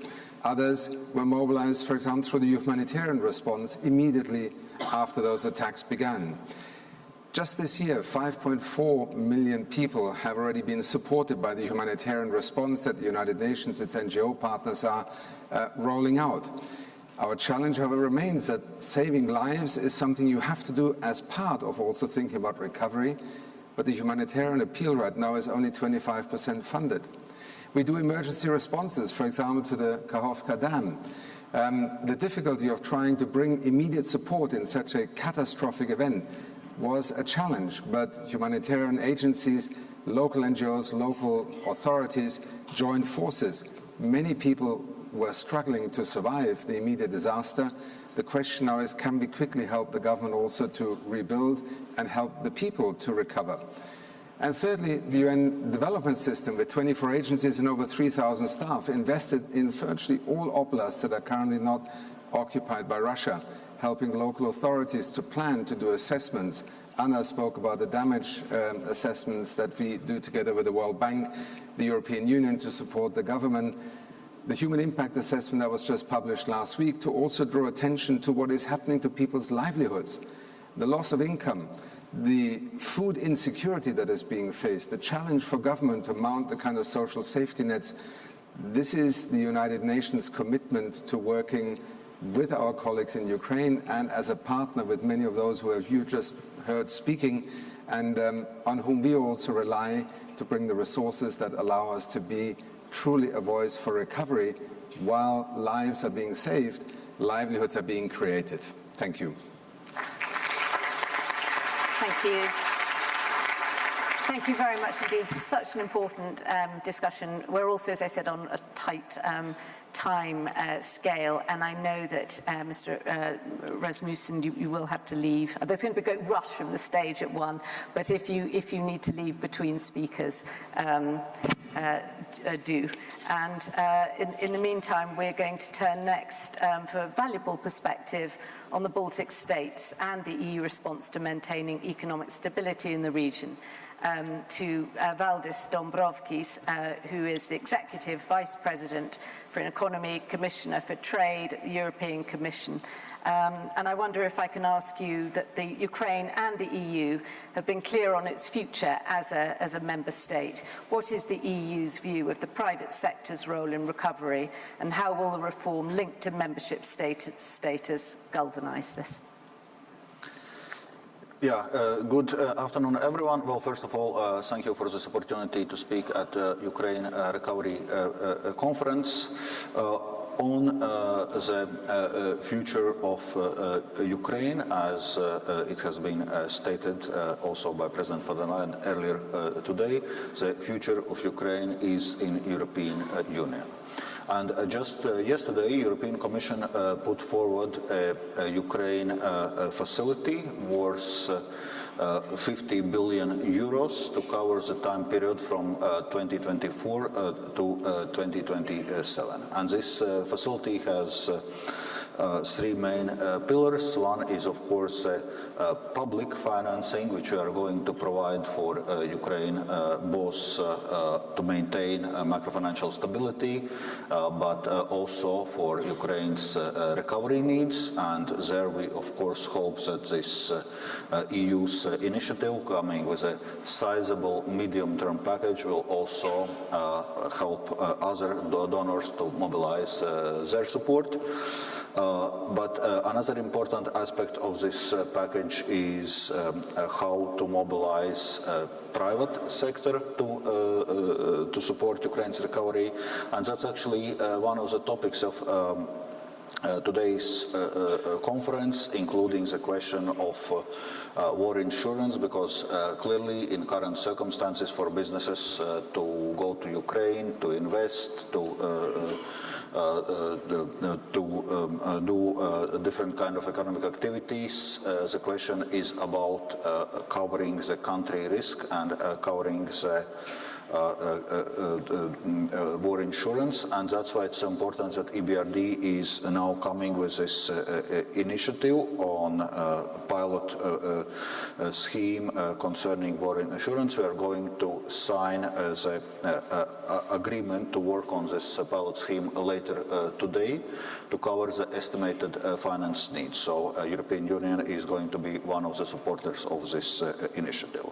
It's also important for companies to get involved, to have export credit guarantee schemes, and we are currently working on the pilot project of export credits to Ukraine. And I also would like to mention several European Investment Bank initiatives, EU for Ukraine initiative to support infrastructure reconstruction, address priority investment needs, also ensure business support. So we'll be supporting, European Commission will be supporting this package financially with 100 million euros guarantee. And today we'll be also signing two other agreements on support for SMEs in Ukraine. So clearly this support for business will be important part of Ukraine reconstruction effort. And finally, the third aspect of our Ukraine facility is that we link together investments and reforms which are linked with Ukraine's path towards EU accession. So the idea of the plan is that Ukraine would prepare a medium-term reconstruction plan in cooperation with the EU, in cooperation with other donors, and this plan would bring together necessary investments and reforms, not only to help with reconstruction, but indeed also help with green and digital transformations of the economy, and to help with reforms necessary for Ukraine towards joining the EU. Thank you. Thank you very much indeed. Thank you for that. And we've seen today international institutions stepping up. We're next going to hear from the OECD and Matthias Cormann on if you could tell us a little bit about what the OECD has been focusing on to support the Ukrainian recovery and reform effort. Well, thank you very much, and thank you for inviting me along today and for hosting this important event. Since we last met, we've continued to work with the government of Ukraine, with our members and the European Union, international partners providing support to Ukraine. And, we have also welcomed Ukraine as a prospective member of the OECD. We've started an initial accession dialogue with Ukraine. Earlier this year, we opened an OECD office in Kiev, which is designed to further strengthen our cooperation on the ground and further strengthen our impact on the ground. But the most important recent development has been the decision to enter into an agreement with Ukraine on the establishment of a formal 4-year OECD country program for Ukraine. That program is designed to provide a structured approach to our reform and institutional support to Ukraine across the public policy spectrum. with the objective to achieve increased adherence by Ukraine to OECD standards and best practices, and also to boost its participation in OECD policy bodies. It's a program which reflects Ukraine's reform priorities, and it's designed in particular to support efforts to attract quality private sector investment in support of the recovery, and generally to help optimize the strength and the quality of the recovery. Just very quickly, in terms of areas of focus, first on helping to ensure transparent, fair and effective regulatory, administrative and legal processes, which is all about helping to provide certainty and boost confidence as part of boosting private sector investment. We're working with the State Regulatory Service of Ukraine to improve regulatory policy making and further simplify administrative processes. We're promoting sound governance of state-owned enterprises. We're supporting the effectiveness of Ukraine's tax policy administration. We've also provided support and training for tax officials, judges and law enforcement staff at the National Anti-Corruption Bureau of Ukraine, which brings me to the second point, which is that we're working to make further progress with anti-corruption and integrity measures. Our country program involves analysis and capacity building to support Ukraine's adherence to the OECD Anti-Bribery Convention, to which Ukraine has recently become a participant. Currently, we're conducting a review of Ukraine's anti-corruption action plan based on international standards and best practice benchmarks, including with respect to corruption prevention and criminal responsibility. We're focused on improving competition and encouraging investment in the energy sector. It's been noted that Ukraine has and continues to do an amazing job in maintaining and restoring electricity supplies disrupted by Russia's atrocious war of aggression. But of course, next Friday we will launch the OECD market study of the electricity sector in Ukraine, which provides practical recommendations on longer-term reforms for the period after the war, again to improve regulatory stability, enhance the functioning of wholesale and retail electricity markets, and also to accelerate the integration into EU electricity markets. Fourth, we're focusing on supporting efficient, well-connected and sustainable infrastructure with a sound policy framework for Ukraine to leverage public-private partnerships and concessions for infrastructure, and ultimately again to boost investment. Fifth, we're focusing on supporting growth and recovery of Ukraine's small and medium-sized businesses with a specific policy review focused on Ukraine's SME sector based on the European Union's Small Business Act across dimensions such as access to finance and procurement opportunities, and also developing advice on supporting the adoption of digital tools by SMEs. There's much more that I could talk about, but in the interest of time, let me just say in closing that, of course, as we work to do our bit, focus on our areas of comparative opportunity to make the best possible contribution, we will, of course, continue to coordinate closely and work closely with all international partners, bilaterally and also through the multi-agency donor coordination platform. And thank you very much. Thank you very much indeed. Thank you.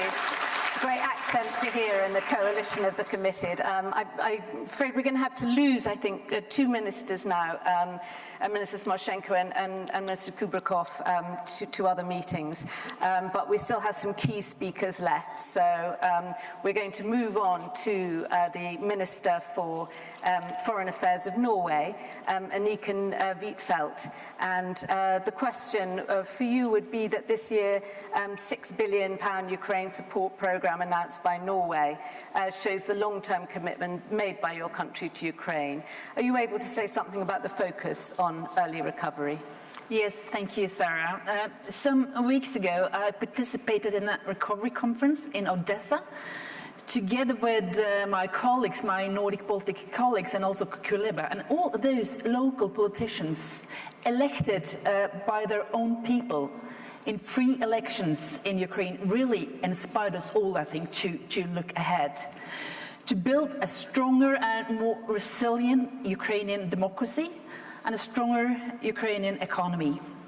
But we know very well that money and goodwill is not enough. So I really appreciate this invitation to this important discussion, Because reconstruction efforts must be coordinated, and they must be based on also local needs.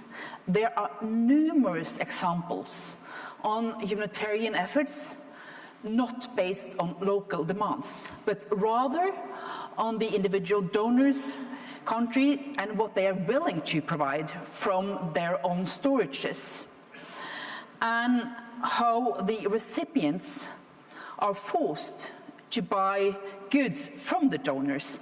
That tells more about the donor than the willingness to assist. The result is often that the local markets are totally destroyed, that local economy and local businesses suffer. So we are acutely aware of this when we are implementing our largest assistance program ever. And through the Norwegian assistance program, we focus on firstly, early recovery, rebuilding infrastructure, such as electricity system and bridges. Secondly, making sure that Ukrainian services, such as schools and hospitals, can remain open. Thirdly, finding ways to strengthen Ukrainian businesses, innovation and entrepreneurship. Fourthly, strengthening the Ukrainian democracy and legal system. And finally, of course, military support. In many ways, Ukraine is very different from other humanitarian efforts. But we must make sure that we don't repeat mistakes from the past. When providing assistance to Ukraine, we must make sure that local businesses will benefit. Therefore, we announce today a donation of €25 million to provide war insurances and guarantee mechanisms so companies are willing to invest. This is a part of the €7 billion Norwegian program you referred to earlier in your question, Sarah.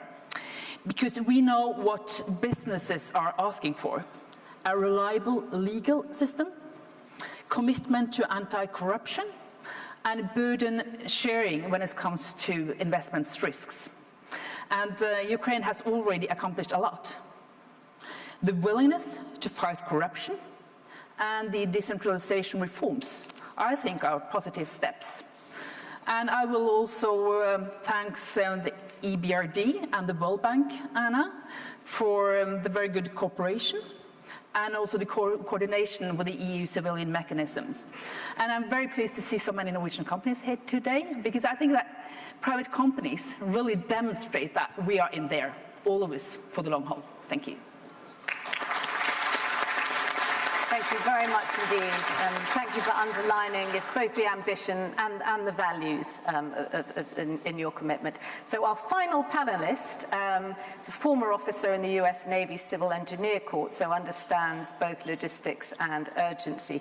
He's Bob Pragada, and he's here as CEO of Jacobs, which serves critical markets, as we know, in global infrastructure, advanced manufacturing and national security. So if I may ask you the question of how will the private, public and non-profit sector rebuild a resilient Ukraine that prospers even in an ever-changing and unpredictable world, and what conditions are necessary for this recovery? Sarah, thank you for having me. I think it's being last. It's either no one is listening or everybody is listening because they want to go. But it is very, it's great to be here, and also very inspiring. You said I was a former naval officer. I have witnessed firsthand reconstruction of war-torn areas where the resilience of an international community coming together as one. What I saw this morning and what we've seen all along is very, very inspiring. So thank you. You know, when Minister Kubrakov put the first slide up and it talked about just the magnitude, and we've heard a lot of numbers this morning about the magnitude from a monetary standpoint, from just a sheer volume perspective. You know, as the leader of Jacobs and PA Consulting, 70,000 people globally, 20,000 people here in Europe, with deep expertise in infrastructure and clean energy and everything that the country needs. I thought to myself, important, but that's not why we're all here. That's only one step, because it's not about us, it's about the people of the Ukraine. And so when we really think about what outcome are we trying to drive in the reconstruction of the Ukraine, what we believe it is the self-actualization of the Ukrainian people to be a part of the international community. And so, you know, if you start with that outcome, then all of the interfaces and the interdependence of what we do becomes even that much more important. And what we were kind of reflecting on as a team when we were thinking about what we would say today is there was an American psychologist back in the 50s named Abraham Maslow. And Maslow came up with a profile, it's called the hierarchy of needs, and how each of these needs for people build upon each other. And at the bottom of that pyramid is the physiological needs: energy, water, food. You can start to see the parallels here. The next is security, is do I live in a secure environment? And then with the physiological needs and the secure needs, things like love and esteem and respect start to come. And if you compare it to what we're talking about at a global scale. And then at the top of that pyramid is self-actualization. And so the interface between the private sector, the public sector, the nonprofits, I really believe it's the interdependency and not getting too caught up in what we're the experts at, but really understanding what are we trying to achieve. And I believe the environment that needs to be in place, clearly peace, needs to be in place, but we're as the minister talked about, we're already doing so much now, even with the challenges that the Ukrainian people are having. But I think all of us need to think about a recovery-based ecosystem for sustainable growth and prosperity for the country of Ukraine. So thank you. Thanks for having me. Thank you very much. The ecosystem of recovery, we'll leave it there, but thank you so much for this terrific panel. And I think we finished on time so people can have lunch. And thank you especially to Ministers Marchenko and Minister Kubrakov. Thank you very much for coming. Thank you.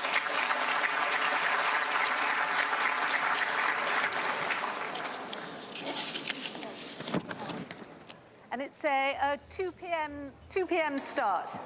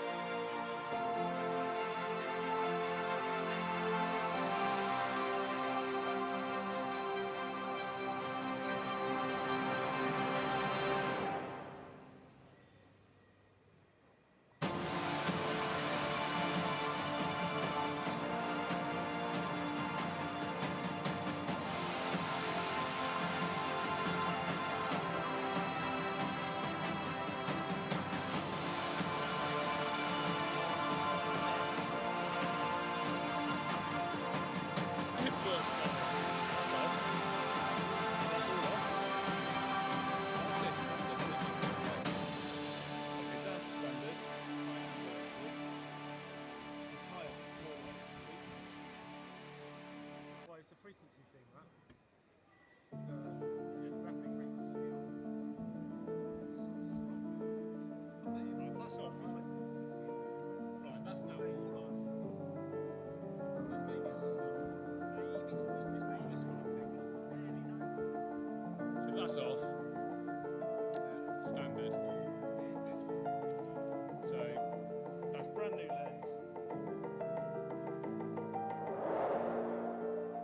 Do you want to just leave it as standard?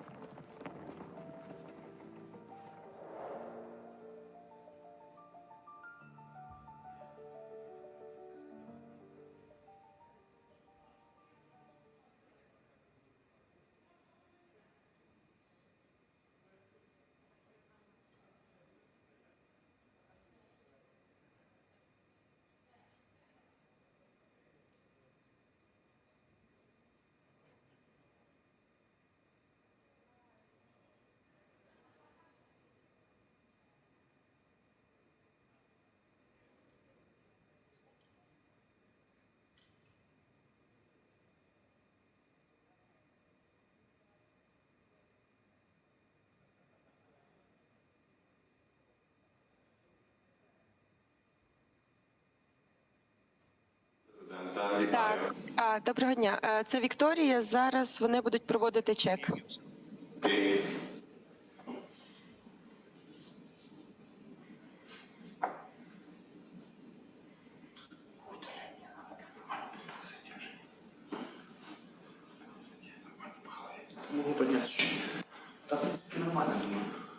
Зовсім трошки, бо Андрій Борисович трошки вище. Що? Що? Отак не надо? Тому що чорно. А? Тому що чорно. Ну так, можна настроїти канал.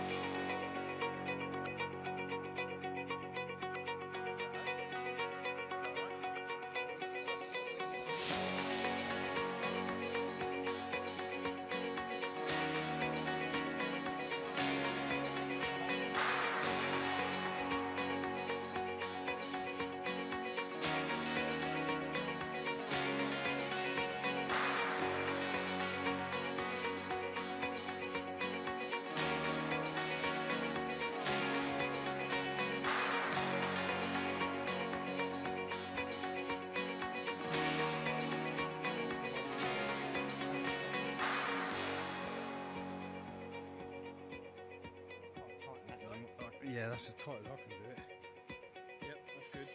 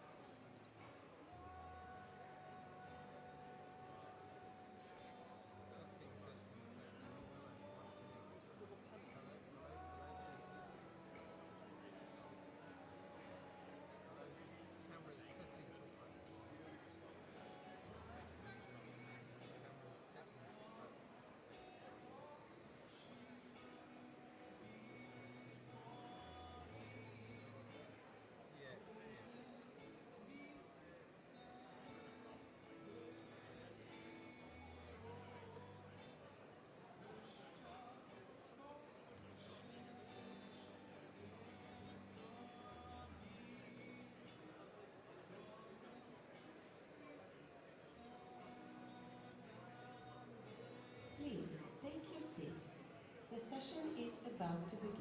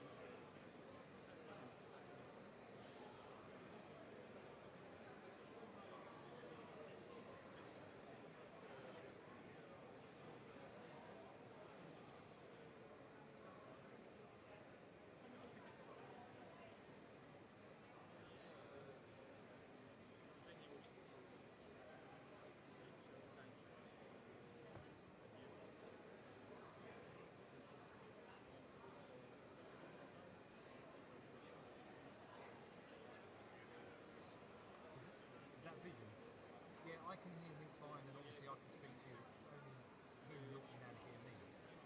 Thank you. Thanks, Scott. Thank you very much.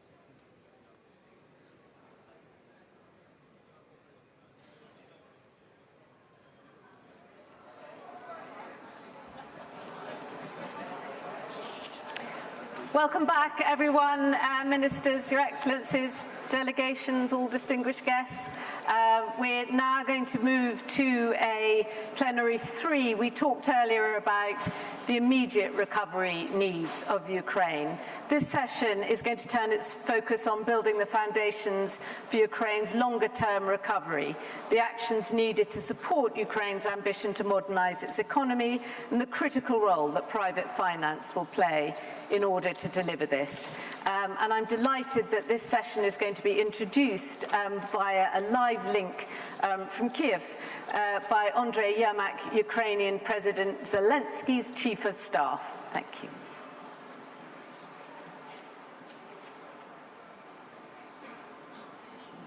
Good afternoon, dear colleagues. I believe in hope. I believe in belief.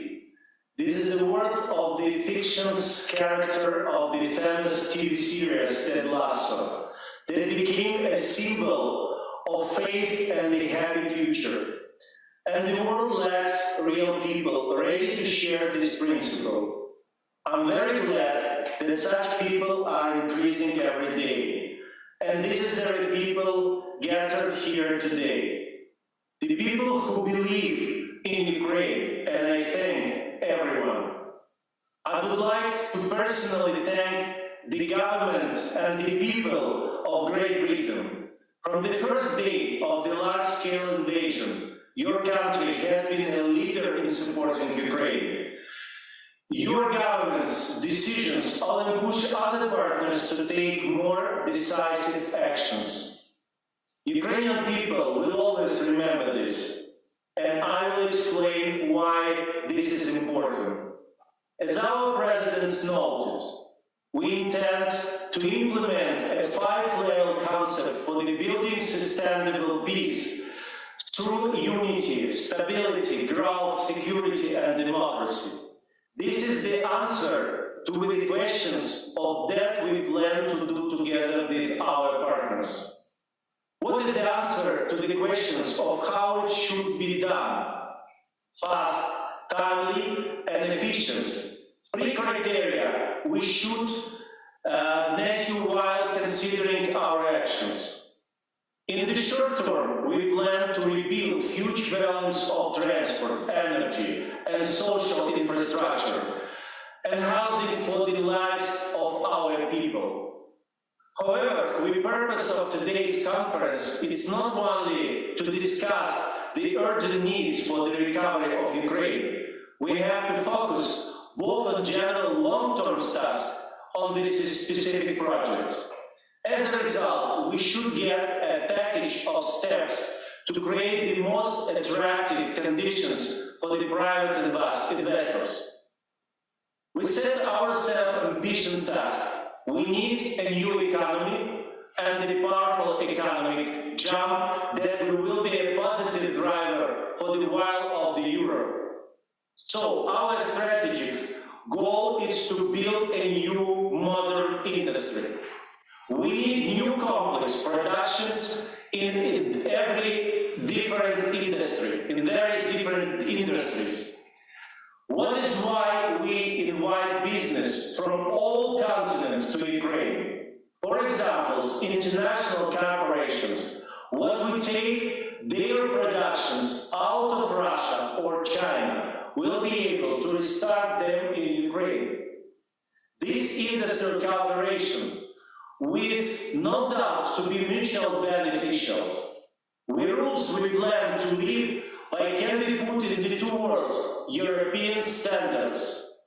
We strive to join the European Union as quickly as possible. However, our tasks regarding internal transformation are much more ambitious. We must be as attractive as possible for investments.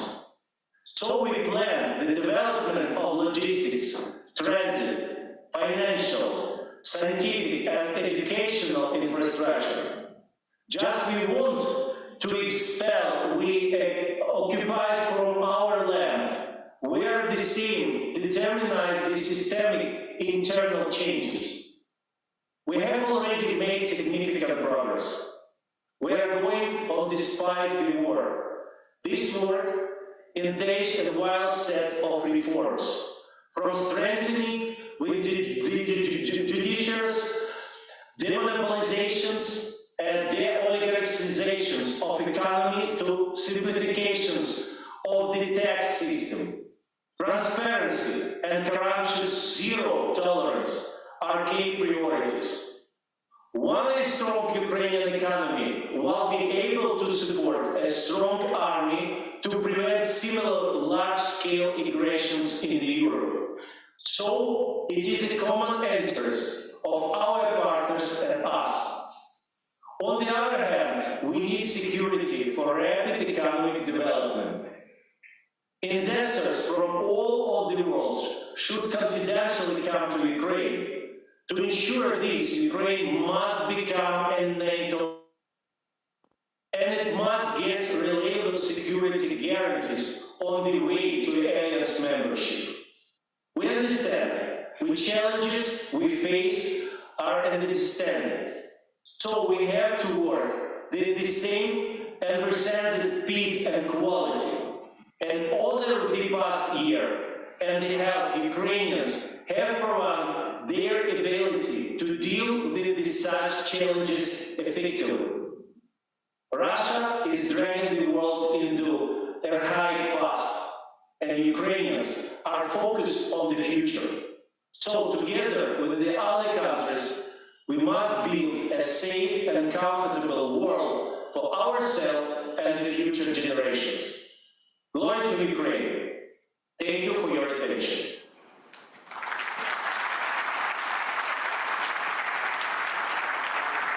Thank you very much. That was a ringing endorsement of Ukraine, the future.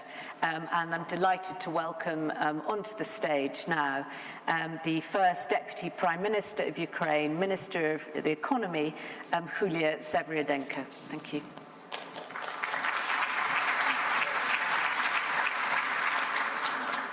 Dear guests, dear colleagues, my best greetings to you, and I'm glad to see you all here, as I think it's one of the most important panel, because we're going to discuss the future of Ukraine.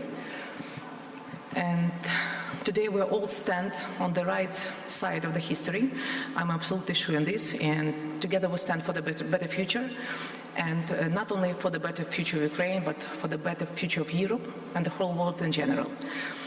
And we have a clear vision of how we're going to see Ukraine in 10 years. So we see Ukraine as first of all, as a food security provider for at least 600 million people across the globe, a reliable source of green energy in Europe. Ukraine will provide up to 15% of EU's green energy. We consider ourselves one of the leaders in the green industrial transition, a reliable supplier of critical materials and natural resources, of course, eastern border of NATO and the arsenal of the free world. We envision a boom of startups and entrepreneurship, a place for professional and social development, and of course, we're integral component of the EU infrastructure network. So Ukraine is a safe, economically and business-driven. There is no abstract concept, but specific and independent reforms and programs. So obviously, Ukrainian recovery will be one of the most ambitious projects for reconstruction in the 21st century. Ukraine's recovery market is estimated at 500 up to 900 billion US dollars. Most of this should be financed and is financed by the private sector. Why will Ukraine become the next investment magnet for the world? Because business activity in Ukraine means long-term and stable benefit.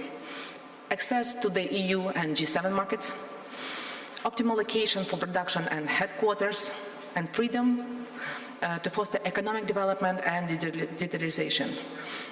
We have set a very strategic goal to get and reach GDP growth up to $1 trillion US. We need to have a strong army, over 500,000 military. At the same time, we must develop the social sphere, we must develop education, healthcare. Economic growth will enable funding of these sectors without critical burden on the budget. So we don't want to hinder the business. We are committed to the principles of economic freedom. Therefore, the role of the state will, in 10 years, will significantly decrease. By 2033, we aim to decrease the budget ratio to GDP up to 25%. We estimate the local market for Ukraine's reconstruction and development to be over 500 billion over the next 20 years. In addition, the replacement of Russian and Chinese exporters to EU countries can provide the market over 200 billion annually. To achieve that, we have well-defined goals and strategies in key sectors, such as agriculture, energy, industry, and others. Ukraine poses strategic advantage in this industry, and the advancement will cater to need to Ukraine, Europe, and the global market. So let's start with the first one, is green energy resources. Ukraine has significantly energy potential and can become an important energy exporter to the EU and a flagship of the green industrial transition.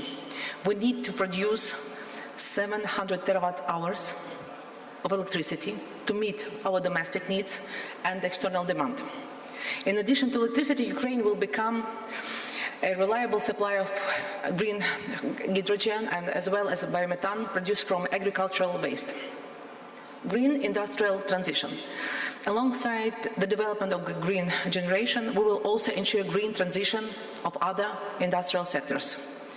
We aim to produce green steel, aluminium and fertilizer and provide them with green logistic, environmentally friendly electric, rail and river transport. Food security.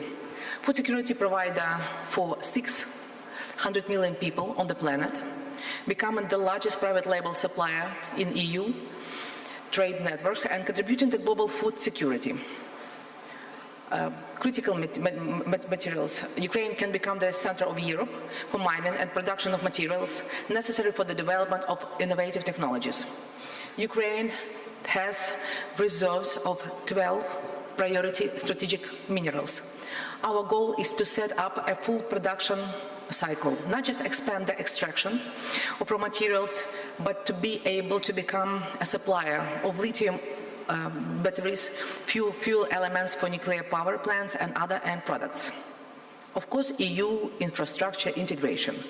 To integrate with the European Union, we need to redirect our trade flows from the post-Soviet network and to look to trans-European routes. Our goal is to connect all regional centers by highways, high-speed rail, and build a modern system for the use of air transport.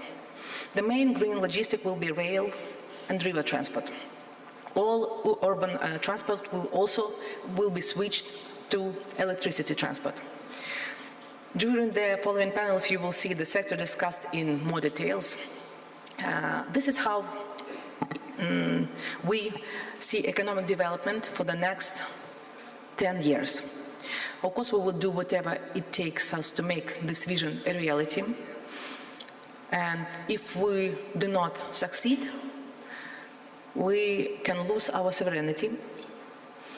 So that's why two main prerequisites for this is NATO and the EU. And it's something that can provide us security, market access and international institutional reform. Also, Ukraine will create a favorable condition for business cooperation, both now and after Ukraine's victory. And we realize perfectly well that it cannot be achieved without structural reforms, anti-corruption reforms, rule of law reforms. The implementation of these reforms for us is a matter of attracting investment. We aim to foster a favorable business climate and to ensure access to affordable capital. Additional to this, we're working right now on a competitive tax system and focus on developing a modern labor market to meet challenges of the post-war recovery of Ukraine. Of course, to aim this ambitious goal, we need people who are well willing to make it happen. We will create conditions for Ukrainians to return back to their homes. What we need for now to do this, of course, to ensure security, to uphold freedom and justice, and to foster economic recovery. Yet we recognize that we are not able and can't achieve it alone. We actively seek for strategic partnership that can serve as a catalyst for investment to Ukraine.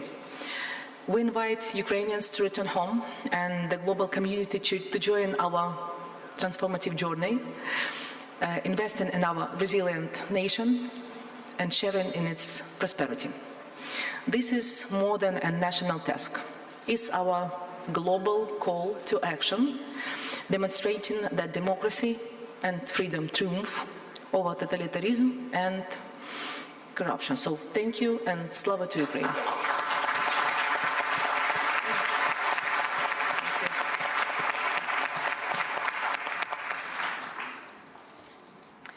Thank you very much indeed, and for setting out your vision for Ukraine and making clear that you can't do it alone, that you're going to need strategic partnerships, and that's what we're going to be talking about now. We've got I think, coming any minute, our business secretary, but just perhaps while we wait for her to arrive, if we could start by going straight on. We're looking at the international financial institutions today to take a lead. So I'm delighted to introduce next the President of the European Bank for Reconstruction and Development, Odile Renaud-Basso, to set out the priorities in the long and the short term for Ukraine's recovery. Thank you very much, and I'm very happy to be here. And to give the point of view of a bank which has been created in a way to help Ukraine transformation since the independence in 1991. And we've been the first international institutional investor in the country, invested more than 18 billion.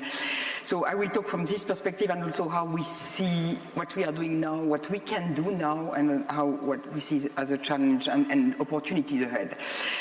To start with, I think what I want to underline from my personal and the bank experience is the resilience of Ukraine. It's amazing to see, I've been traveling to Kiev twice in the last year, to see the resilience of the people, the way they handle the situation, with a very calm and determination and resolve, really. And also the resilience of the economy. And I think that after the big shock of the war and the fact that part of the territory which was engine for growth in the country is under, heavy fight or occupied, still now the economy is stabilized, slightly positive growth even. So, the resilience, the fact that the economy is still functioning, the banking system is still functioning, banks are open, nothing has been suspended, this is a very strong strength.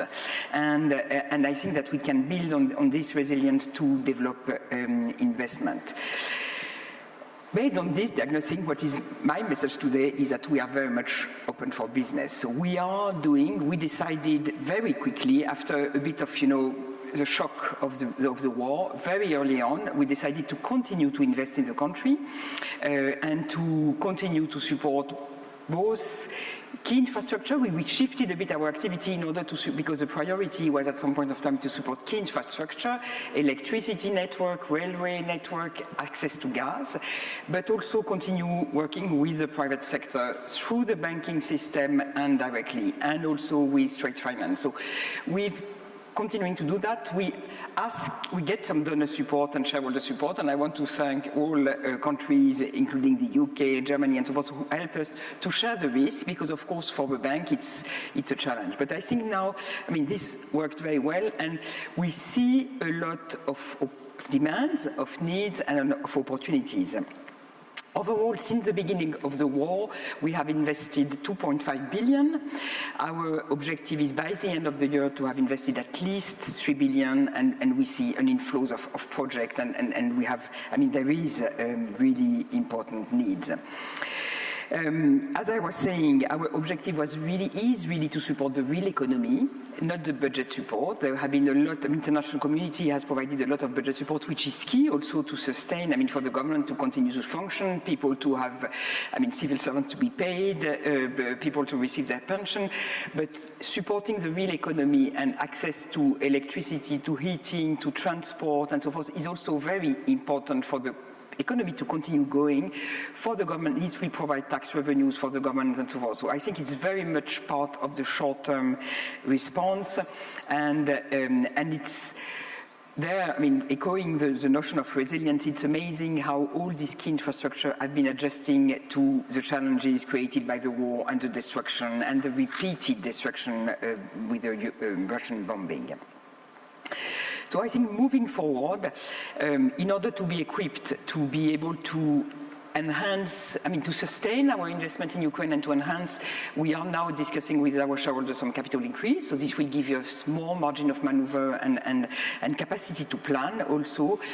And we want really to focus on reconstruction. EBRD, the R in EBRD is reconstruction, and we really want to be to live up to our name and focusing on reconstruction. As Deputy Prime Minister was saying, the country has a huge potential, huge assets, be it in agribusiness, manufacturing capabilities, IT sector, strong financial sector who has been very resilient in the war, but also well-trained human resources, proximity to the EU market, the perspective of joining the EU, which is, and we've heard this morning, the President of the Commission meant a very strong determination that this will move forward quickly, and a strong political commitment to move on in that direction. I think all these are very important elements paving the way for reconstruction. And what we are trying to, the way we try to contribute to that is to develop an ecosystem of solutions. So there is no one response, one single way to do that, to contribute, but I think there is many things that we can do in order to facilitate the reconstruction. This includes mobilizing private financing, domestic, but also foreign, to support investment and to invest, and we are ready to accompany this investment. The second element is to improve absorption capacity at the national level, at the regional level, and local government. There are a lot of things that can be done with municipalities. Strengthening institutions and supporting reforms through the path of EU integration. And let me focus on a number of initiatives we are happy to announce today, or we've been developing. The first one is cooperation, to work together. And we've just signed an MOU with a national development financial institution, working all in the private sector, in order to create a sort of joint platform for financing projects in the private sector, bringing our pipeline and being a sort of single entry point, avoiding multiple, each DFI going for its own assessment of the project, due diligence, and so forth. So joining forces, and we signed an MOU, and this will be, I think, a very effective way to coordinate. We managed to, it shows, I think, the determination and the commitment to support Ukraine, because we managed to show in a record period of time with 19 DFI. So we are very, very happy with that. The second key issue is, and it's been discussed a lot this morning, is de-risking instruments and war insurance and so forth. There is a lot of things already existing. MIGA has been having this kind of instrument. It was created for that, but you also have national guarantee instruments. Some countries mentioned that this morning. What we are trying to do is to bring back private sector insurers, and in order building a sort of framework. There's also a pilot project where we will bring back private insurance and reinsurance, with providing some support financing in order to relaunch the market. And to start with, our intention is to focus on trade facilitation, because there is, insurance are either non-existing or very costly in terms of transportation, good transportation, and so forth. And we think it's useful to start with that at a small scale, but to see and to build up from there. So this is what we call the Ukraine Recovery Guarantee Facility, which aims to leverage donor grants with EU guarantees to mitigate all the risk on trade. Third priority and key issue is increase absorption capacity and improve the project delivery capacity, and we want to work jointly with World Bank and EIB to develop a project preparation capacity support. And the last point, which I think is very important also for the long-term investment prospect, is the reform agenda. And good governance, favorable business environment, transparent tax framework, strong institution, rule of law, continued fight against corruption. These are very important elements which deserve full attention, and it's very good to see the government so committed to continue to deliver on that agenda despite the challenging environment, because this is a fundamental element for trust and to attract investment. We are playing our part in that with recurrent reform architecture, which brings experts to continue to deliver on that. But this will be key in order to for Ukraine to build back better, being more green, stronger, and extremely attractive in terms of foreign investment. So I'm very confident, very happy, but there is, of course, a lot of work to do and to do together. Thank you.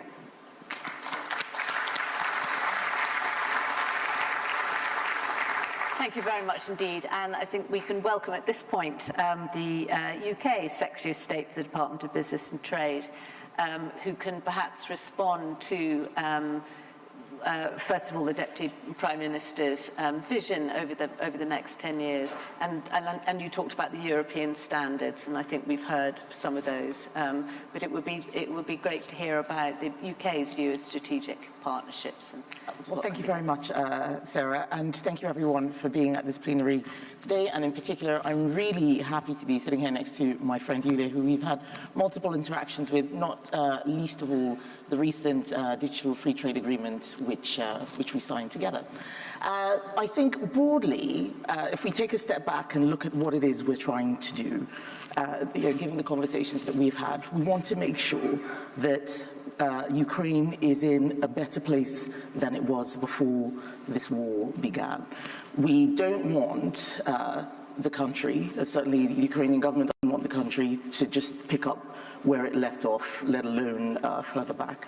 And trying to make sure that we corral all of the right resources in order for people to think about that vision of the future, what Ukraine can look like, is the story that we want to tell, and that's the basis of the support which we are giving. And we cannot underestimate the size of the task that is ahead of us. Speaking specifically from my department's perspective, I think one of the things that we really want to emphasize is how this is not government's job. And just looking at the people who are in the room who are attending the conference, it shows that everybody recognizes that they have a part to play. This is something that's going to require quite a lot of help, efforts, infrastructure from the private sector. And I think the figure that I've been given in terms of the size of what would be needed will be about 411 billion, according to World Bank figures. I mean, that's phenomenal. Where are we going to get those resources from? So emphasizing the need for private sector involvement in Ukraine's recovery, given the scale of the cost, is one of the jobs that I have, so that people know exactly what it is that we're trying to do. And there is a huge amount of goodwill. So far, we've seen so much. Hundreds of businesses have signed the Business Compact, and I wanted to welcome support such as a corporate twinning program from Freshfields already underway. There's ongoing planning for a Kiev International Finance Center by a consortium led by the LSE, and just wanted to say thank you so much for all that work. So ongoing support is critical to make sure that we don't, that things don't get worse, and then we can also think about what the future will hold. So areas like energy are particularly important. So my department has been working not just across the UK government, but actually with other governments on things like emergency repairs that were required to maintain power supplies over the winter. And the key to success is making sure that we do that well, but also set things up as we're doing that for the large-scale future reconstruction, the subsequent growth, and full participation in a modern, sustainable economy once Ukraine has won the conflict. So if I look at other areas where we've been able to collaborate, the last meeting we had, we talked about the importance of technology to Ukraine's recovery. So we are here to support and help meet those ambitions. Ukraine's national recovery plan's focus is on resilience, and we know that when we talk about infrastructure, we think about the things that you can see, but actually there is a tech sector powerhouse in the country. We hire a lot of people from Ukraine even now. Yesterday, I met lots of businesses who talked about the Ukrainian employees, which they had all around the world, really inspiring them to make sure that they took part in the recovery efforts. And 2022, amazingly, was a record year for Ukraine's tech sector. There was still £7.5 billion in export volume, which grew from 3.2 billion in 2018. So I want to make sure that when we're talking about this, we also emphasize the success that is still taking place despite the conflict conflict and despite the sheer scale of activity that you're having to deal with, Yuliya. So we are supporting the tech sector. The digital trade agreement, which I referenced earlier today, referenced earlier in this session, was one of the things that the UK is trying to do with other countries. We've only done it once with Singapore, so this is an example of us leapfrogging. A digital trade agreement is very different from what people are used to hearing us sign. People think about trade agreements as just being exports and they visualize containers, but what we signed together was things like data localization, making it easier to transfer information between the two countries. So I think that there is a lot of good work that we will see utilizing that free trade agreement. And I wanted to also emphasize that we launched the Business Bridge Ukraine platform, so that helps businesses identify and link up with counterparts who provide the kind of service that their business needs.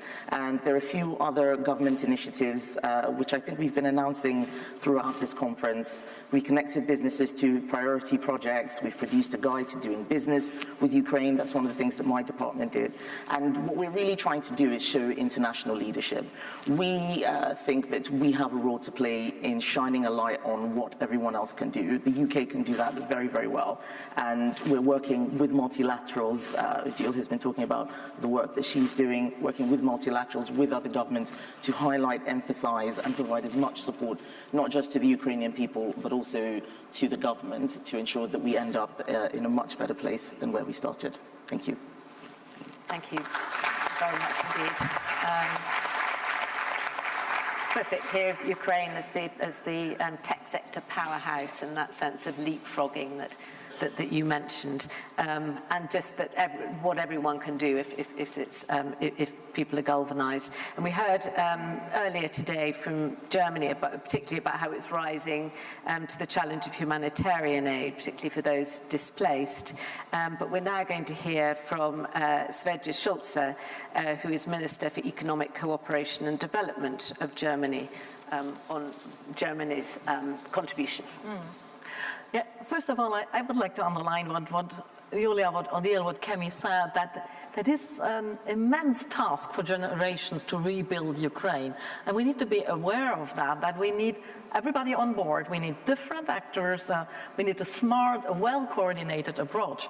And it is easier to say than to deliver. So that is our common task here together.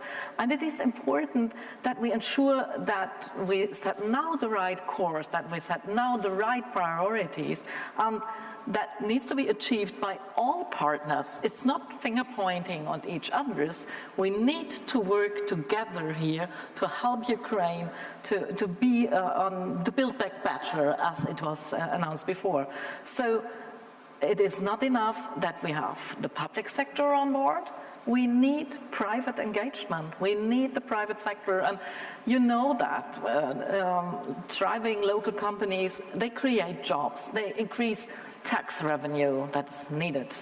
They attract further investment. They lead an economic boost. So this will help to ensure long-term economic sustainability, and that is what we also want to reach. A healthy national economy is really an important factor for successful recovery and for resilient society, and creating the right conditions for that. That is what we are discussing here about, and that is what is needed. And that is where Germany is helping Ukraine on that way. And let me provide just a few concrete examples. And many companies in Ukraine have been impacted by the war. For example, due to disrupted supply chains or because of loss of scale markets. And our economic cooperation and development programs work closely with Ukrainian companies to continue operating in times of war. For example, by advising an alternative supply chain, an alternative location. For example, by connecting Ukraine's companies with business opportunities, or by closing supply gaps through financing. And it is really obvious that investments require suitable framework conditions, and these are closely linked to a successful reform and an EU accession process. Yuliya mentioned that before, how important that is. And Germany's business never left Ukraine, and I'm really grateful and impressed that the company stayed even during dishonorable times of war. And we now see an increasing interest in Ukraine as an investment destination. And the German business community is making specific contributions to meet acute needs in the energy and the construction, in the health and the seed sectors. And Germany's investment and export credits guarantees enable German enterprises to operate in Ukraine and with Ukrainian companies. To further facilitate a private sector involvement, it is up to Ukraine to gain the trust of the business community. Yuliya, you mentioned it.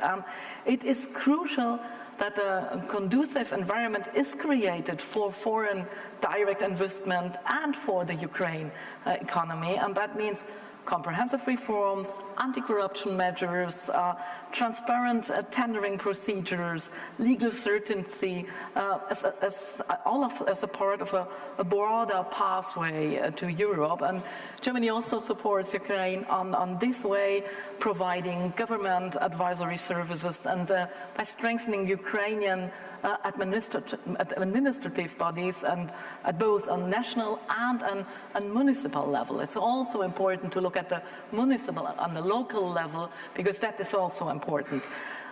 You just mentioned the EU accession status. We support Ukraine on the way in the EU. We do that over years and we'll continue to do so. And you see how much progress is done during the time of war. That is amazing in such times that Ukraine makes such steps forward. And I would like to highlight recovery and reconstruction go beyond materially rebuilding damaged infrastructure.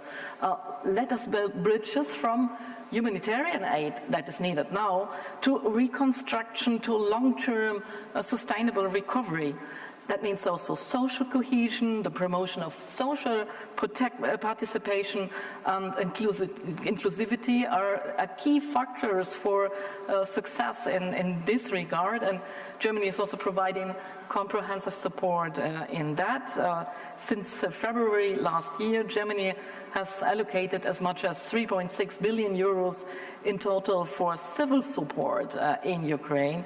And that is just one part of the German humanitarian development, military and civil support in the amount of around 16.8 billion euros. And we want to help the Ukrainian people to cope with displacement, the socio-economic effects of the Russian war of aggression, and the psychological needs of families, of children, and public services need to be continued, and that is also a part where we are helping. So it is important that the European government and the international community not only secure funding and economic investment, but also ensure that reconstruction and recovery efforts adhere to the Lugano principles as we agreed in Switzerland last year. This includes an inclusive and a transparent, a sustainable and reform-oriented process, and that is driven by the Ukrainian people. It's not driven by us, it's driven by the Ukrainian people. And this also means that reconstruction must be carbon neutral, it must be resilient, and all the things we agreed on. It is easier to say that than to deliver, I know, but together we must strive for a free and European future for Ukraine. Ukraine's resilient society deserves our full respect and our full support, and we stand ready to continue our assistance and collaboration with our Ukrainian partners at all levels of government and administration, as well as with the Ukrainian strong civil society. And let us also engage them. We need on the one hand, all the companies, the private sector, but we also need to bring together the civil society and bring them on board. So thank you very much for your attention, and I'm looking forward to work together. Thank you very much indeed. Thank you for reminding us of the Lugano principles and also just what those conditions need to be for transformation. Our next speaker is head of the International Finance Cooperation and formerly the World Bank's Vice President for Infrastructure. So he understands transformation above all and can tell us how this applies to Ukraine. Please welcome Makhtar Diop, head of the International Finance Cooperation. Thank you so very much. It's a pleasure to be here. Let me just say a few words about what IFC is. IFC is a World Bank Group has three components, which is MIGAS, has been mentioned already by Odile, which is doing the guarantee. We have the IBRD, which is doing the finance, and I believe that my colleague Anna Bjarde was one of the panel. And you have the IFC, which is the leading investors from DFIs in emerging economies. So for me, what I want to say first is the timeliness of the conference. Why is the conference now? I think it's very timely. The first phase we had, and I would like to commend Madam Minister because we've been in many meetings talking about the recovery assessment. The first phase was to keep the country alive. And I think it was totally normal that at times there were a larger flow of public resources to keep the budget running, to pay civil servants, to support the war effort. That was a critical and necessary condition to be able to think about the next step. And the world has been doing an excellent job in mobilizing those resources. I think that looking at it, I think the world realized that now, now that Ukraine not only has been able to protect its land, but now is regaining the land that they have lost, it's time to think more aggressively about reconstruction. And I think this is very important that we have that conference now and today. So what I think that is interesting is that during the time where the government was thinking about protecting the nation, at the same time they didn't waste time. They invested in looking at the regulatory frameworks that will allow the crowd in private sector. I remember having conversation with the Ukrainian counterparts, and they were telling me that they were working on the law on competition and different laws to be able to pave the way for the new phase that we're entering. In that context, we were asked and tasked to be leading the PPP advisory, and for us it's very important because the public-private partnership framework and pipeline design that will be paving the way for all these investments that we need to have it. So first request, all these investors that were here, we have my team led here by Alfonso, who is the Vice President. Please go to him and talk to him about business opportunities. That's why he's for. So let's make it very concrete so that the time we are spending here is used to lead to deals. During that period of keeping the country on its feet, we invested, the first task was to keep the money flowing. So we invested in and helped on trade financing. And that we continue doing that because we need to continue importing and exporting. And we ask our bigger not only to bring that guarantee to us, but to extend it to everybody who needs that, and that's what will happen. The second one was to continue the flow of resources to our clients, which were in Ukraine, and to be able to allow them to continue their activities. So we did it without any guarantee. We used our balance sheet, exposed it, and we said we have to finance the companies in the agricultural sector, in the tech sector, in the trade sector, in the banking sector, so they can continue functioning and supporting the government. Now, this phase that we're entering is a phase that we're articulating about a reconstruction program of $2 billion, where we'll be continuing investing in various sectors. Let me tell you a couple of the sectors that we're investing already. Here on my right, we have one of our clients, because we believe that tech we need to work on with Ukraine, because the tech potential is known. So we continue investing in that sector. We work with this great client, but also we are investing in other companies to be able to keep the infrastructure in telecom. So tech will be an important area of investment. Secondly, agriculture. We are investing in some agriculture areas, and some investors. And we mobilized investors from France, from other countries who invested in Ukraine, and we are seeing the impact. Third is logistics, because we believe that without logistics, the country will not be able to respond to the needs. And we are currently, for instance, advising, we'll be starting actually signing it today, an agreement to advise a company on the logistics side, but also support the sea transport that will be necessary. So what we're hearing from our clients from the private sector, they need equity. And whenever we talk to investors in Ukraine, they tell us it's good to have loans, it's good to have it, but equity is even better. So we have done something. We have we have changed and adapted our risk profile and our procedure to be able to meet some of these requirements. Because if you apply the traditional way of looking at risk, we will not be able to invest in equity in Ukraine. But what the companies are telling us is that we need equity, equity, equity. So this is something that we're looking at, and we try to mobilize more people to do that. Secondly, we need to rebuild the country in a green way. And I think that we have great opportunities here to do it. Actually, in IFC this year, 47% of our lending will be climate related. So it has been one of our important focus. And we're seeing a few opportunities. Madam Minister mentioned the sector of metallurgy, aluminium, and so forth.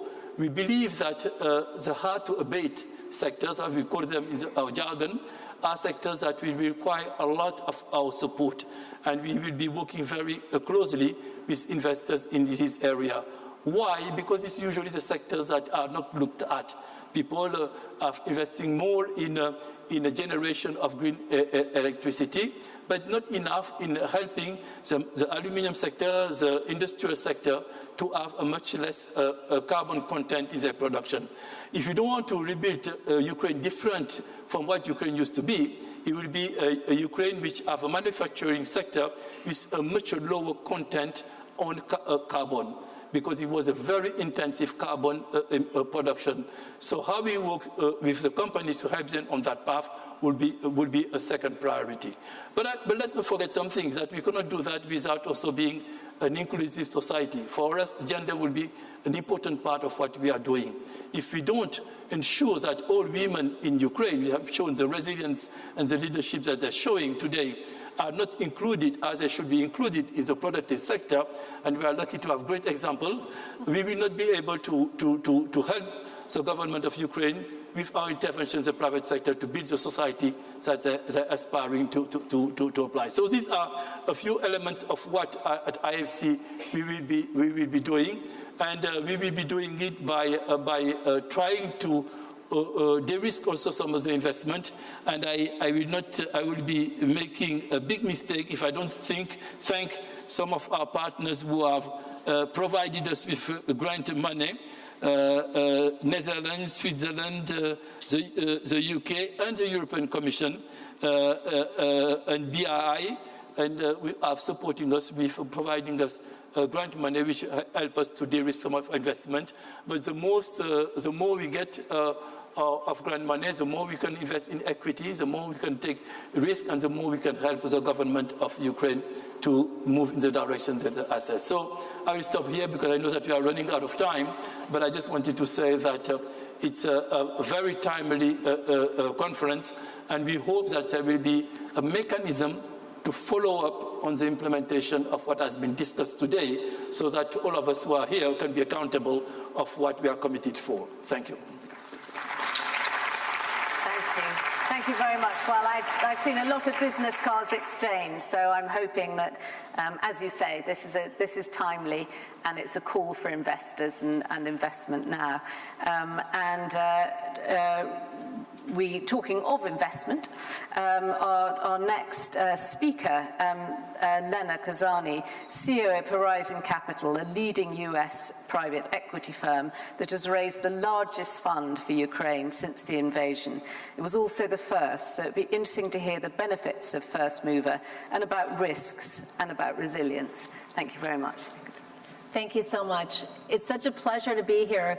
At the same time, I feel an incredible responsibility on my shoulders representing the private sector. And we've heard so much about the importance of engaging the private sector today.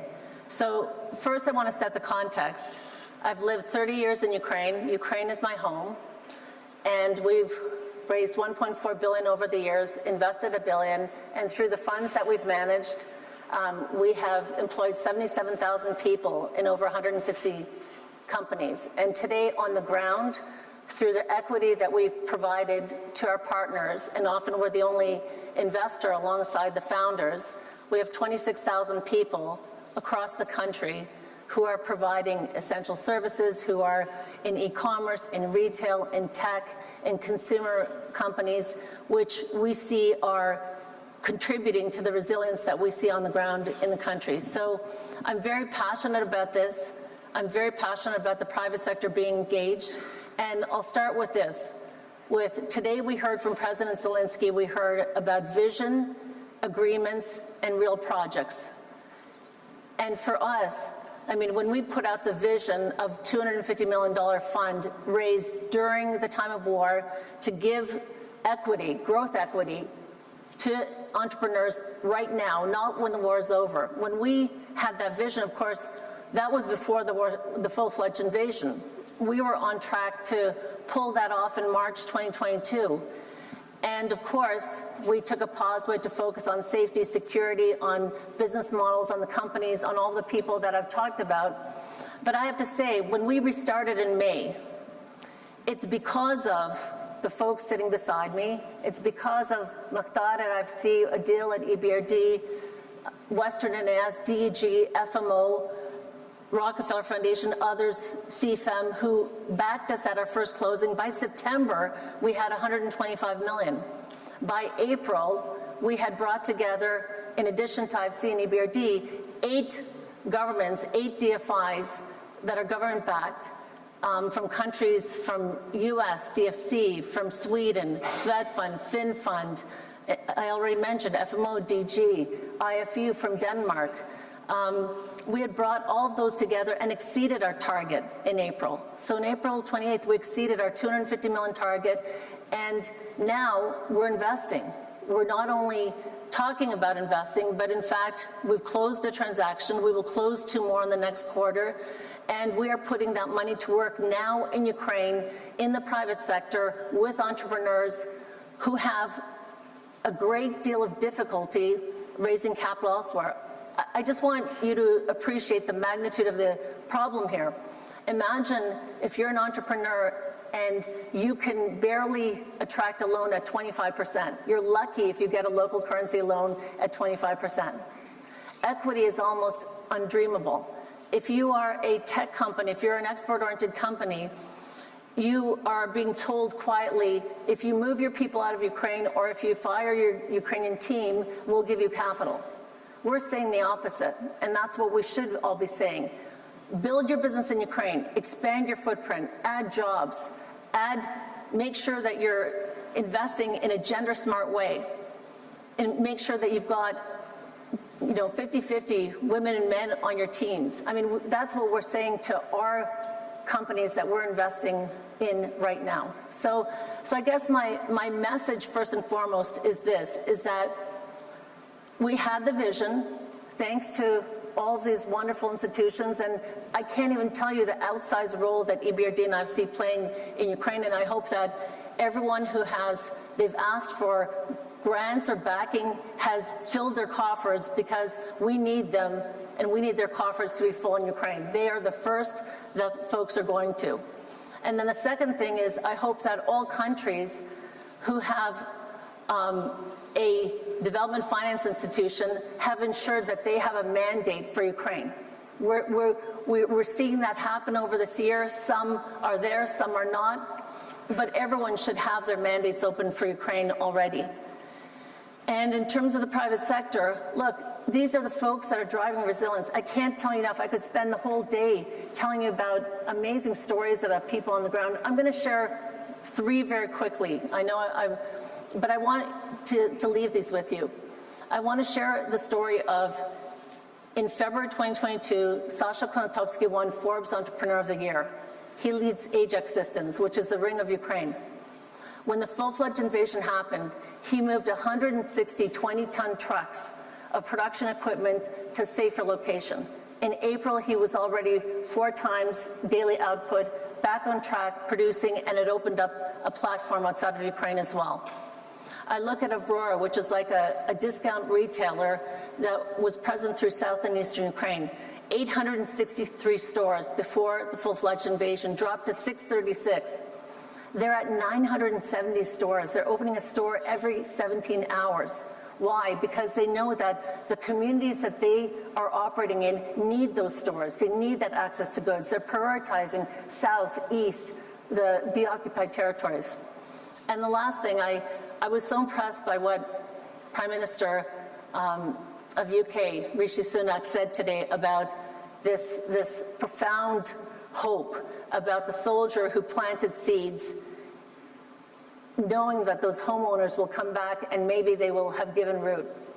You know, when Kherson was occupied, we've invested in one of the largest broadband cable companies. They are #1 across the country, fiber optic cable. We had 50 people in Kherson. We were dismayed when we saw the images of occupiers coming into the offices, you know, ripping cables out of the wall, stealing equipment, breaking everything. We had 18 people who remained during occupation. Imagine during the entire Kherson occupation. We continued to pay, the staff continued to make sure that they were paid in their Ukrainian accounts in non-occupied territory. But the day of liberation, when the CEO of this company called those 18 people, he was in shock because one person, the person who was responsible for all the equipment, the CTO, had hid the most important piece of equipment under his bed. For the entire occupation, hid a $150,000 Cisco piece of equipment under his bed. That's why we need to liberate these territories. That is what people are risking, and that is what the private sector is doing, and that enabled connectivity within 24 hours in Kherson. Back to the private sector. Give Ukrainians the resources to help themselves. Thank you. Thank you for that really exhilarating expression of the defiance, of the spirit of defiance, and build your business in Ukraine, I think is the message absolutely for today. Part of the answer is going to be to scale, is to create fund vehicles that appeal to a wider group of investors. Listed fund vehicles are a recognised way of doing this. So what interest is the London Stock Exchange seeing from fund managers and investors more broadly around this kind of opportunities, and what can the London Stock Exchange do to support it? Well, luckily, we have with us David Schwimmer, the CEO of London Stock Exchange, to address these questions. Well, thank you, Sarah, and Lena, thank you for those rousing remarks, and I just want to pick up on that and acknowledge the extraordinary resilience of the Ukrainian people and what they have done to keep the economy going, among other things. We are an international company, London Stock Exchange Group, LSEG, and we have people in Ukraine. We have customers in Ukraine. We had a team in Russia. We had a business in Russia. We shut that down. We, last year, suspended the securities trading on the London Stock Exchange from Russia. We expelled the securities listed in our index business, in the FTSE Russell index business. And our WorldCheck database, which is the leading database around the world for KYC and AML and sanctions data, was used by customers all over the world to respond to the sanctions that were imposed. And today we're very proud to join this group, to join the Recovery Conference. We hosted a market open this morning with the Chancellor, with a number of other members of the financial ecosystem here. Last night we hosted an event emphasizing the critical role of female leaders in maintaining the Ukrainian economy. I acknowledge your comments about really focusing on that opportunity in these times as well. But these events highlight the importance of public markets as well. Makhtar commented on equity, equity, equity. You have spoken about the opportunity and the need with private equity. The public markets play a critical role here, and the public markets can play that role with respect to both public equity, but also with respect to debt financing. And I think, given the scale of the challenge, this is not something that governments can do on their own. This is not something that NGOs can do on their own. We absolutely need private sector capital, debt, and equity finance involved. I think, in addition to the public capital raising created by a listing environment, a listing also creates a profile. It attracts talent. It becomes a currency. And it's a critical element in terms of the role for public markets in terms of helping Ukraine both secure its infrastructure, but build the dynamic, innovative, and sustainable economy that we have been hearing about this morning. London Stock Exchange Group owns the London Stock Exchange, and LSE is the world's most international exchange, where we attract investors who understand risk, who are comfortable taking a long-term perspective, and who are comfortable driving improvement in governance standards. Now, prior to last year's large-scale invasion, we already had a very active involvement with Ukrainian companies, with the Ukrainian economy, having had 9 companies currently listed on the stock exchange from Ukraine, and a similar number of bonds from Ukrainian entities. And we are looking forward to continuing to play that role in partnership with Ukraine, in partnership with the markets in Kyiv.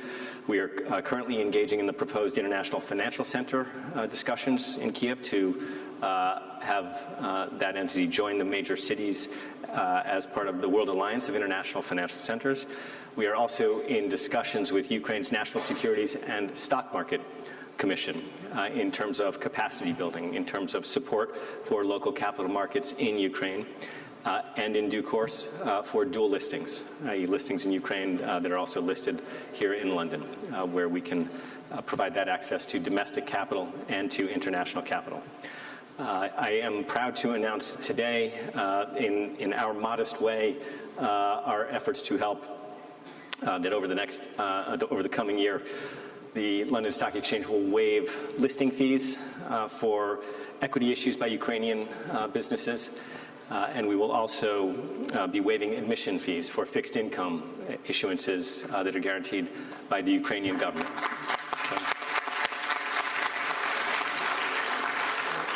And so in that context, we look forward both as soon as possible, but also on an ongoing basis to help play a role in bringing capital into the public markets to help with the recovery of Ukraine and really the very impressive vision that has been laid out in terms of what will be built in the Ukrainian economy going forward. The people of Ukraine, including our people in Ukraine, I'm very proud to have seen how they have helped continue to serve our customers in Ukraine and how they have continued to provide data and keep the markets running in Ukraine. And I would say there's that kind of resilience, that kind of opportunity that they have continued to maintain, and those kinds of services that they have continued to provide. I think it's an example of the critical role that capital markets play. And I hope that we can build on their courageous efforts to create a stronger, brighter future for the people of Ukraine. Thank you.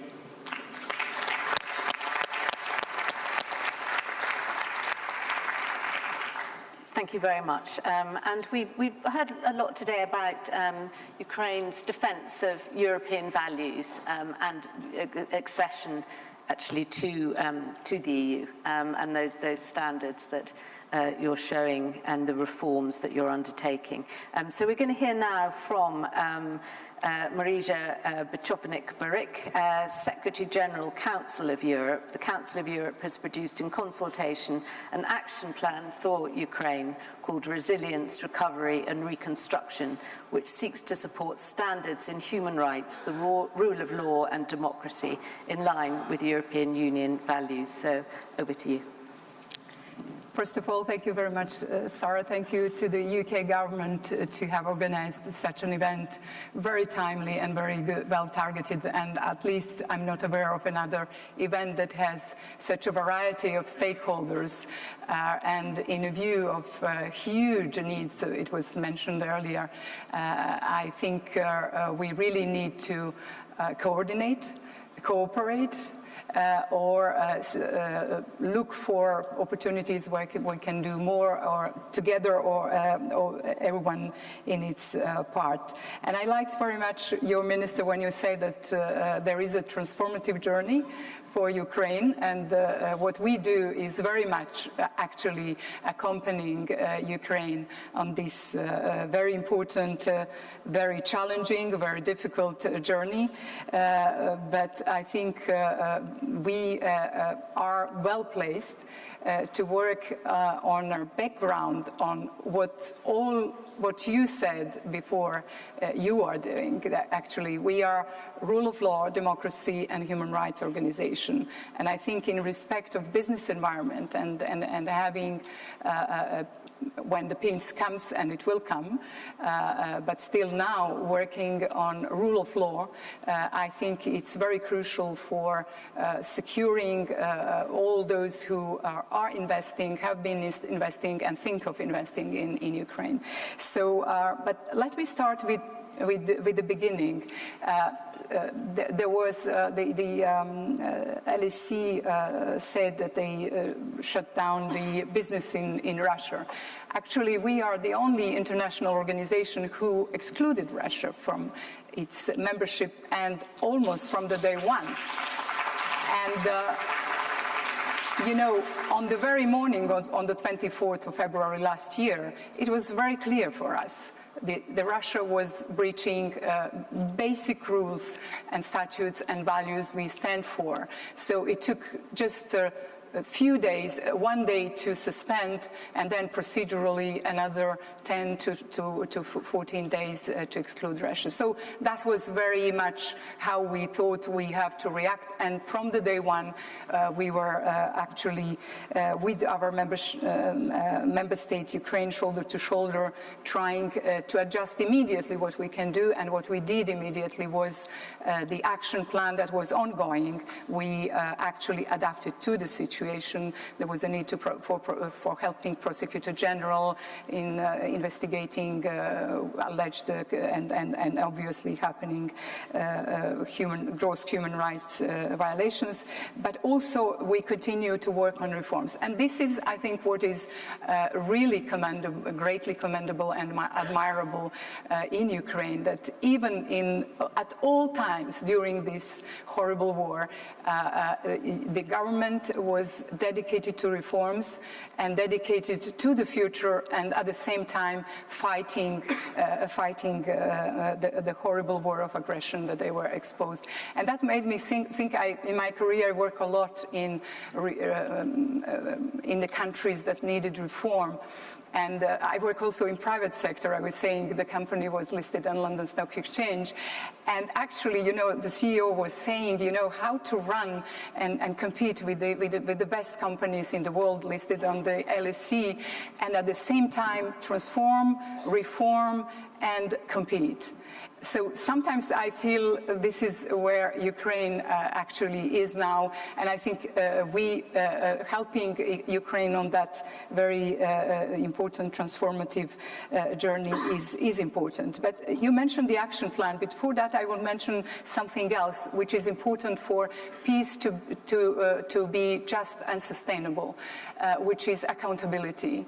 We just recently had our only fourth summit in a long history of the Council of Europe in Reykjavik, and our leaders decided to form a register. It was mentioned by Prime Minister Shmyhal, and it was reflected also in the second panel when the register of damage, of infrastructural damage was mentioned, that it will join our register. So our register is about victim-centered support, and having a place where people who suffered loss and damage, civil or moral or material, can deposit their claims. because this is also how do we know what it's owed to Russia, to Ukraine, if we don't know what the claims are. So I'm convening next week the 42, hopefully soon 45 state parties, all states from 3 continents, all G7 members, almost all Council of Europe members. We reached to 3 continents. I hope with today's conference that we are reaching to Africa as well. And with this, I would like to say that a register is open to everyone who is like-minded, who want to support this victim-centered approach. And the register will be based in The Hague and with an antenna in Kyiv. So this is about accountability. I think that is important for the peace. For the action plan that we have on resilience, recovery and reconstruction, actually, indeed, it has a part which deals with how to restore,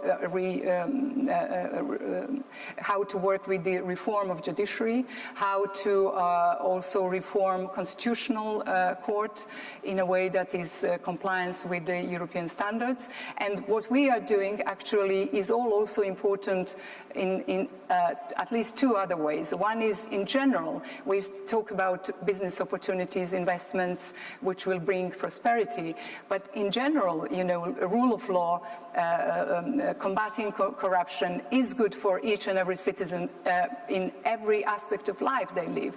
So we are working on that, and I'm glad that at each of the discussion, anti-corruption was mentioned. We are also working on economic crime in general, which is very important for investment, as you well know. So on media reform, on reforms that are actually making Ukraine stronger democracy, stronger rule of law country, and in that way actually more apt for the future that we all, I think, were trying to describe how we will add our part to it, and I think there is a lot to do from all of our parts. So indeed, our action plan is mentioned for 4 years. It's the biggest action plan that we have in different member states. But I think the work we do really support what we want the Ukraine to have, which is a lot of investment, a lot more businesses. Someone was saying all what is to be done is also to attract Ukrainians who are, for obvious reason, not in Ukraine to come back. And I think that's crucial because you need people to really move the country forward. So I think what we are doing at the Council of Europe with our action plan helps business environment conducive for investment, but actually helps Ukraine in general. And I think, and that was what I take from all 3 panels, and I'm happy to be the last one. I think we all agree that we can do more and that we should do more. And I'm glad for the register that you proposed, which will actually list what we were saying now and then see whether we walk the talk. And I think if we do so, if we do it together, we will prevail, and Ukraine will very soon get where it wants to be, a modern and developed European country. Thank you very much. Thank you very much indeed. You've heard some diverse perspectives and common purpose. I'd like to come back, if I may, to Kemi Badenoch, our Secretary of State for Business and Trade, for your reflections and perhaps your hopes for the outcomes of this conference. Well, I think my reflections are just how much in sympathy we all are in terms of what it is we're trying to achieve. I think what I really hope is that Yuliya can take a lot of reassurance and encouragement from all of the things that the panelists have been saying throughout this plenary session. We are committed. We are going to put resources in. We have lots of bright ideas. I think, you know, the story that Lena was talking about, just showing how the mindset of Ukrainians, you are actually inspiring us to do so much. And the more of that we see, I think the more people will come together to help support the reconstruction effort, the recovery effort. And this plenary session, I think, is one which should be giving hope not just to you, but across the government. So I'm really pleased that we've been able to put this on, and hope I've left you feeling very optimistic, as well as everyone in the room and all the participants as well. Thank you very much indeed. Invest, invest, invest. And that's the end of the session, but thank you very much indeed to the panelists.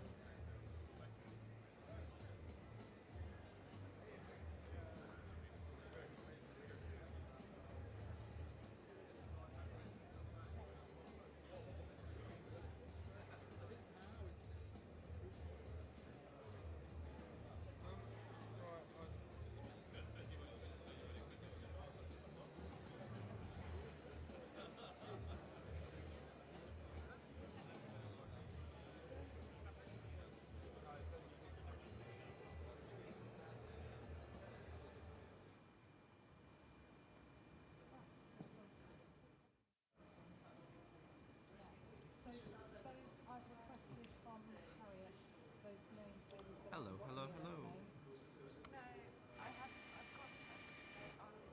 Yep, that's me. No, someone from Hungary will be coming to break up one. I don't know, not sure who it will be. It's only for auditorium.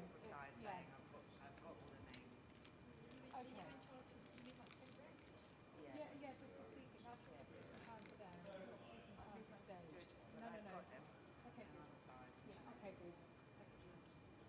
That's my fault. No, it's probably my fault for not knowing Andrew's time.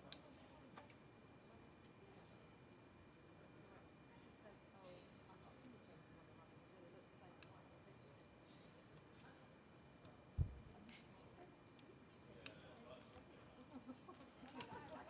Literally going around in circles. Hello.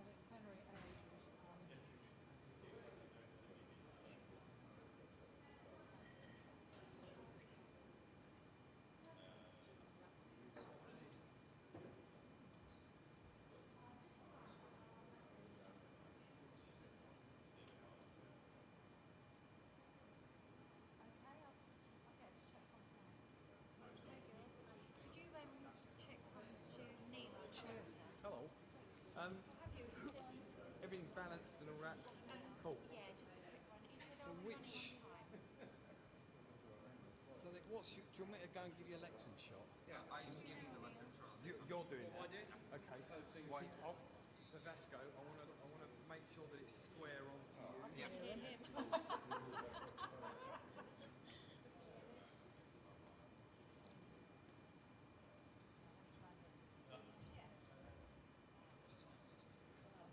it.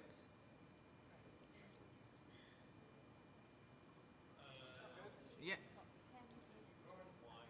Seems good to me.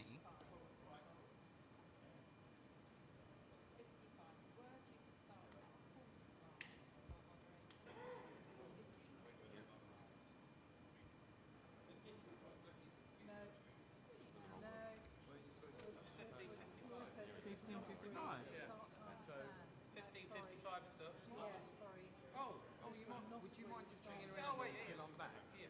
I'll just need to go and find Neil, and then I'll. You're with me here. Until he comes back. Yeah, because I've been on the other one since 7 this morning. Do you know, this is the thing, the processes are all fucked up in this. Getting information from the left, right and centre. I'm going to sit down. She's the owner of the transparency. Well, if anyone is hearing me in the chat, I've just heard from Identity that they don't want to start late, they want to start on time. So the first one, shall I show you last time? So I'm going to, hopefully they'll be back soon. I think they'll be back soon.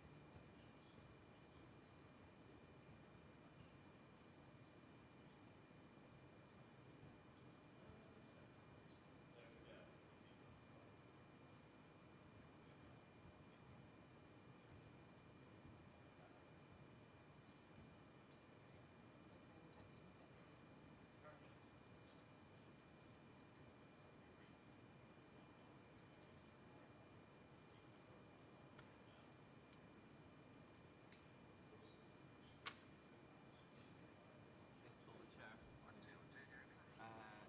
When I came in this morning, there was only one chair left. Which is this one. Do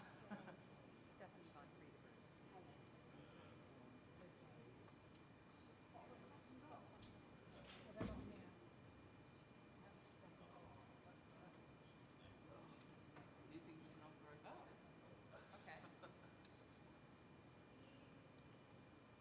can grab a high stool instead. Yeah. That's okay.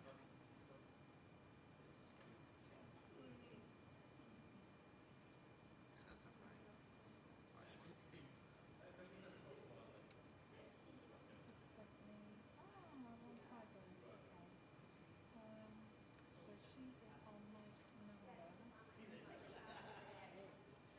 Johnny? Hello.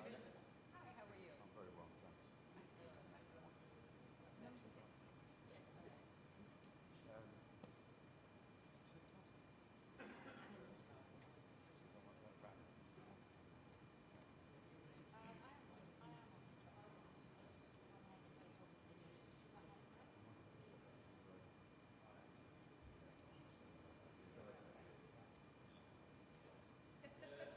I'm used to it.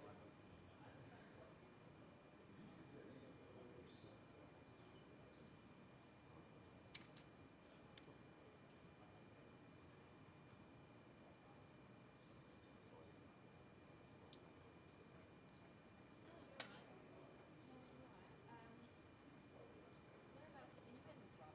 Where are you? You know Neil?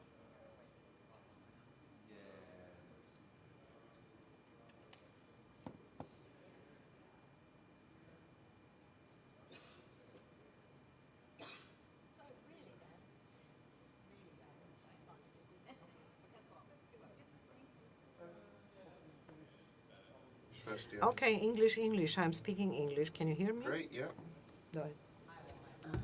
English, and the English channel. Yeah.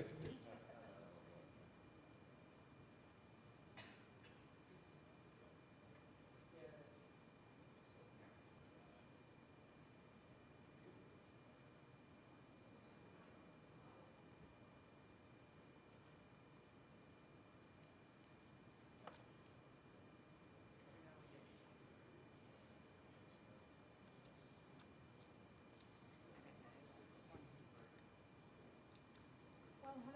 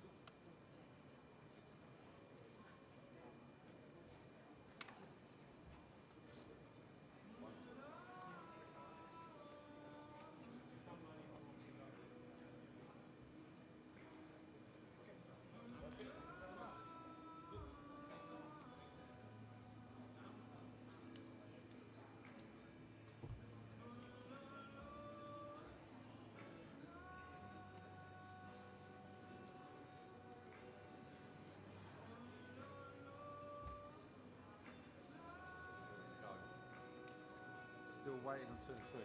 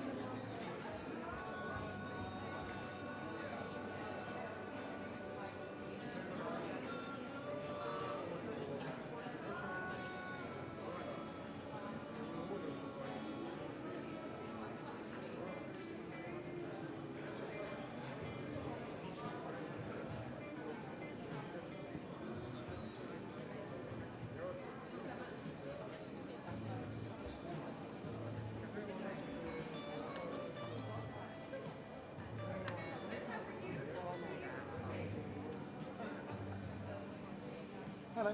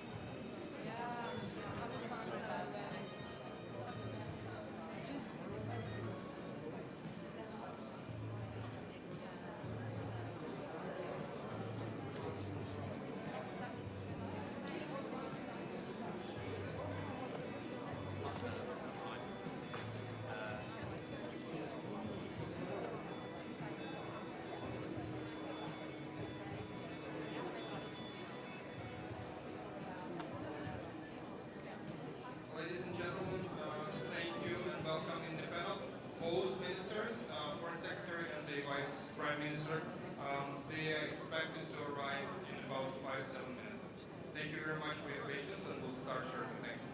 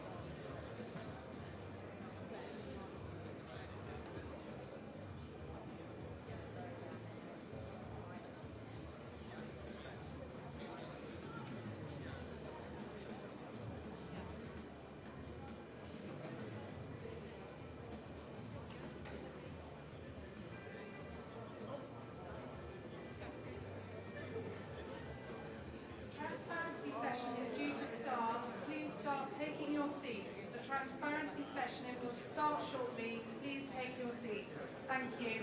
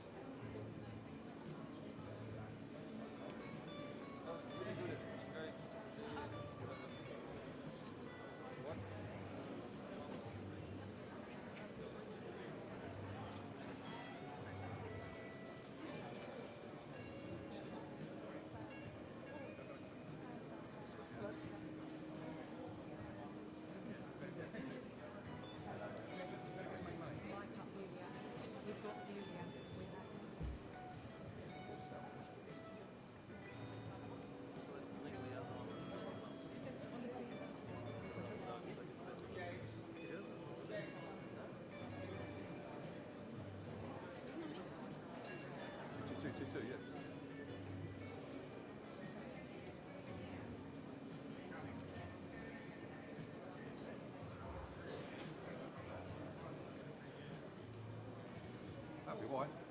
222?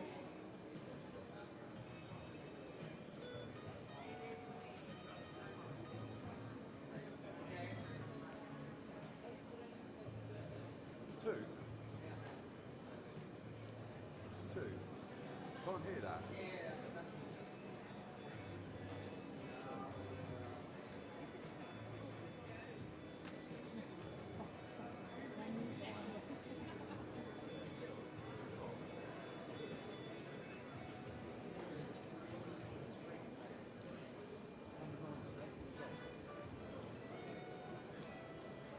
Why? That's why, because he's put it back there. Number 9 seconds as well. He's removed it. Put it down under my note. Put it out my note. Tayo, yeah? Who is number 9? Tayo.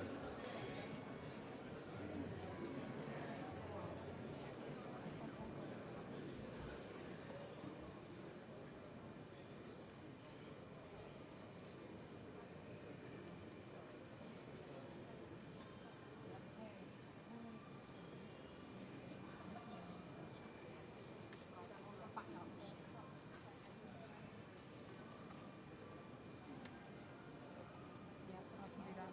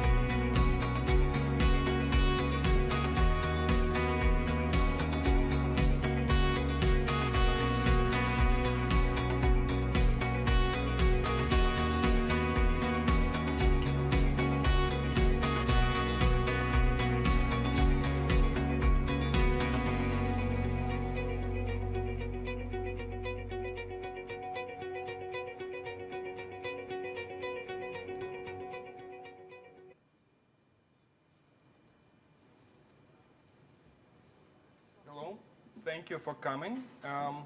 Let's get to it. So we have a fantastic panel with Yuliya Svyrydenko, First Deputy Prime Minister of Ukraine, James Cleverly, UK Secretary of State for Foreign, Commonwealth and Development Affairs, and Gerrit Jan Koopman, Director General for Neighborhood and Enlargement Negotiations, European Commission, Stephanie von Friedeburg, Senior Managing Director at Citibank, Semen Krivonos, Director of the National Anti-Corruption Bureau of Ukraine, and Viktor Nestulia, Chair, Rise Coalition of Ukrainian CEOs.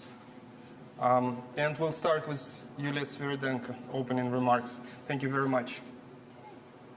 Of course, you can, I mean, you do, you know, you can. Yes, please. Thank you. Well, dear, I think that I damaged something. Everything works, but so first I would like to start with a statement that no doubt that Ukraine is a partner and integral part of the free world. So our victory and reconstruction are just beginning of a long journey, and we understand it very well. And Ukraine has started like a country that was a recipient of international aid, and we're very grateful for the fact that you provide us with this aid that help us to keep the macroeconomic stability. But we are absolutely sure that we will become a global contributor. We will try to, before this conference, to have the internal discussion inside of Ukrainian government and the presidential office, and to develop 9 sectors that we have outlined in our vision is the key to Ukraine's transformation. So we are, in 10 years, we would like to be a reliable source of energy for Europe and one of the leaders in the green industry. So second, we think that our agricultural sector will be able to provide food for more than 600 million people. Ukrainians' critical materials resource will become the basis for the development of high-tech products. We would become the fastest growing country in the region, and the scale of Ukraine's reconstruction will be unprecedented. So the development and modernization of Ukrainian infrastructure will make Ukraine an integral part of the EU network. And our strong army and military-industrial complex will ensure security in the region on NATO's eastern border. Of course, all this needs strategic investment and strategic investors that should come to Ukraine. The basis is the trust of our partners and stability of our country. So, of course, we understand perfectly well that we must provide the security so the business and people can trust and develop without any fear. No doubt that the biggest guarantee can be NATO membership. And Ukraine will definitely become a member. And we must ensure access to larger markets. And without any doubts, access to EU market is the best guarantee for this. And of course, in addition to this, we need to have a comprehensive reform agenda, the result of which will support investors at the very stage, from the idea of investing and setting up a business in Ukraine to its successfully operation in Ukraine. We are in a constant dialogue with investors, and we understand their needs and are already working on them. Investors need smart governance and clear rules of game. As an example, just this year, the government has run a competition and appointed independent supervisory board of big state-owned companies like Naftogaz, Ukrposhta, Chatbank, and others. We need an enhanced business climate. For achieving this aim, we have started a huge deregulation, going through 1,000 different regulations and cancelling hundreds. Business asks for access to capital and clear and competitive fiscal policy. Here we're already working on creation of Ukrainian Development Fund, which is going to provide equity capital to many important investment projects. We also need a modern labor market that will require labor market and access to specialists, and we already start to amend, to work out the amendments to the law, so to provide comprehensive draft reform. So we are systematically work with the world's best economists on this issue and policies to ensure that all these needs addresses in the Ukrainian business environment, in law, regulation, and public service. We are taking the commitments to transform Ukraine into the most convenient and quickest country for doing business. Timothy, I was trying as quick as possible, as usual. Thank you. Thank you so much. I damaged everything. So thanks a lot, Yulia. And, I didn't announce Rostislav Shurma from the deputy head of the office of the president of Ukraine, because he's so dear to my heart that I always think, he's everywhere. So in that sense, I just kind of assumed that he's announced, but he wasn't. So my apologies for that. Nonetheless, he's not speaking right now. He will be a little bit later. Foreign Secretary, please, the floor is yours.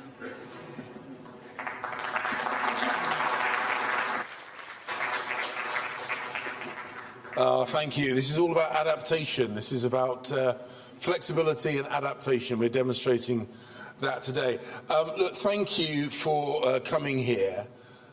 The agenda on this session is a real priority, and it is really good to see that the room is currently over capacity, because I think it shows the real interest that there is.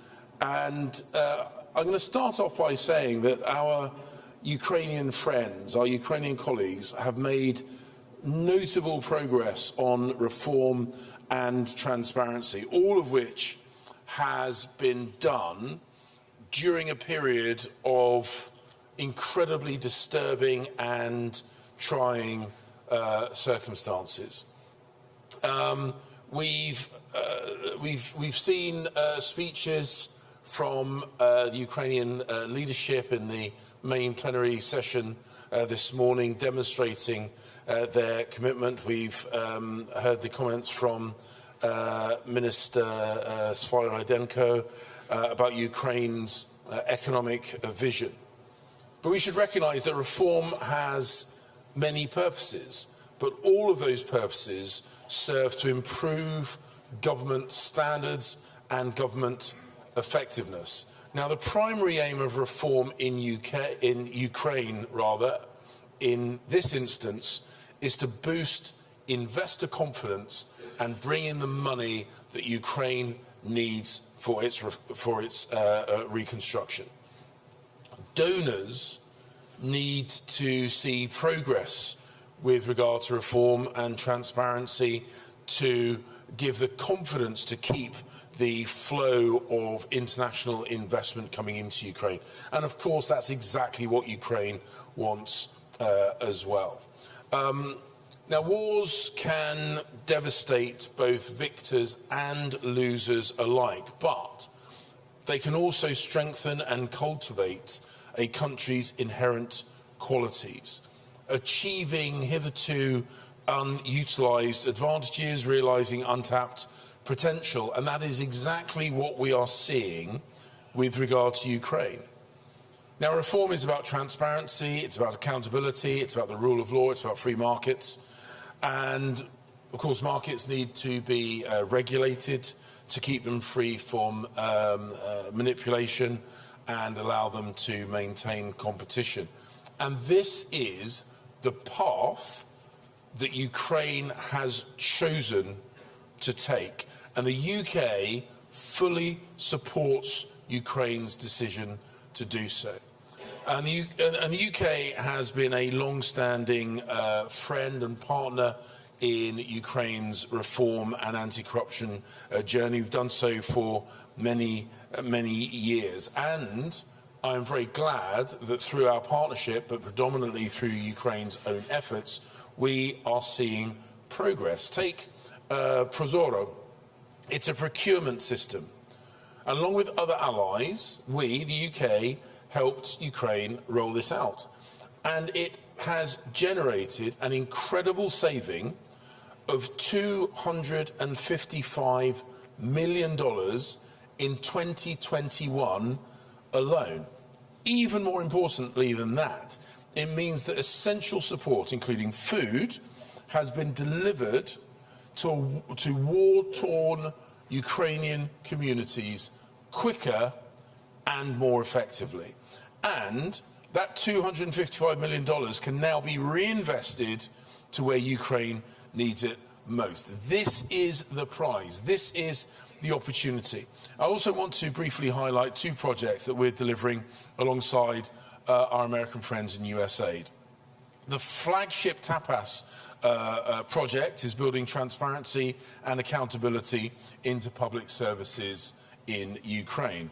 We are putting £12 million into the project. The US has just increased its own contribution by over $10 million. The UK and the US have jointly invested $53 million in Ukraine's digital transformation since 2016. And today, Ukraine has the highest ranking in the EU's latest European Open Data Index, despite being in 17th place just 2 years ago. And we should remind ourselves that transformation has happened whilst this country is fighting to defend itself against Russia's illegal and unprovoked full-scale invasion. That's why we are so proud to continue working alongside our international friends in support of Ukraine. And the US and the UK are working together on state-owned enterprise reform as well. We put £3.5 million into a project that reforms, or perhaps moves for the very first time, state-owned assets into private ownership. Supporting projects like this is why I entered politics. And to see it being delivered in a country defending itself again is quite remarkable. And I'm sure that's part of the motivation which sees the United States adding $20 million to help support Ukraine's public sector in wartime so that they can get the best value for money from every single penny spent by the Ukrainian state. And today, I'm delighted to confirm the UK's support, ongoing support, including £15 million from our Good Governance Fund. And unsurprisingly, this does exactly what it says on the tin. It helps deliver good governance. Now, I could go on all day about how proud I am of Ukraine's reform, not just on the battlefield, but in their institutions. But there is enough conflict in the world, and I do not want to generate any more by overstaying my time at the lectern. But I want to finish by saying this is a conversation that we need to have.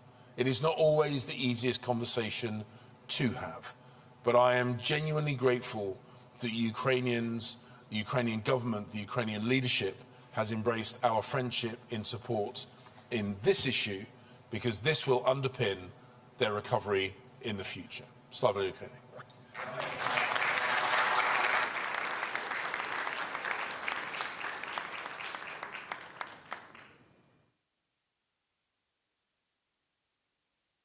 Okay, good afternoon to everybody. So before going to the specific changes and the reforms that we plan to do, maybe I would like to quickly remind about why we are planning to do that. I don't see, is it working? Yeah. So not everybody was at the sessions before, so we have very clear vision what we want to build in Ukraine in the economy.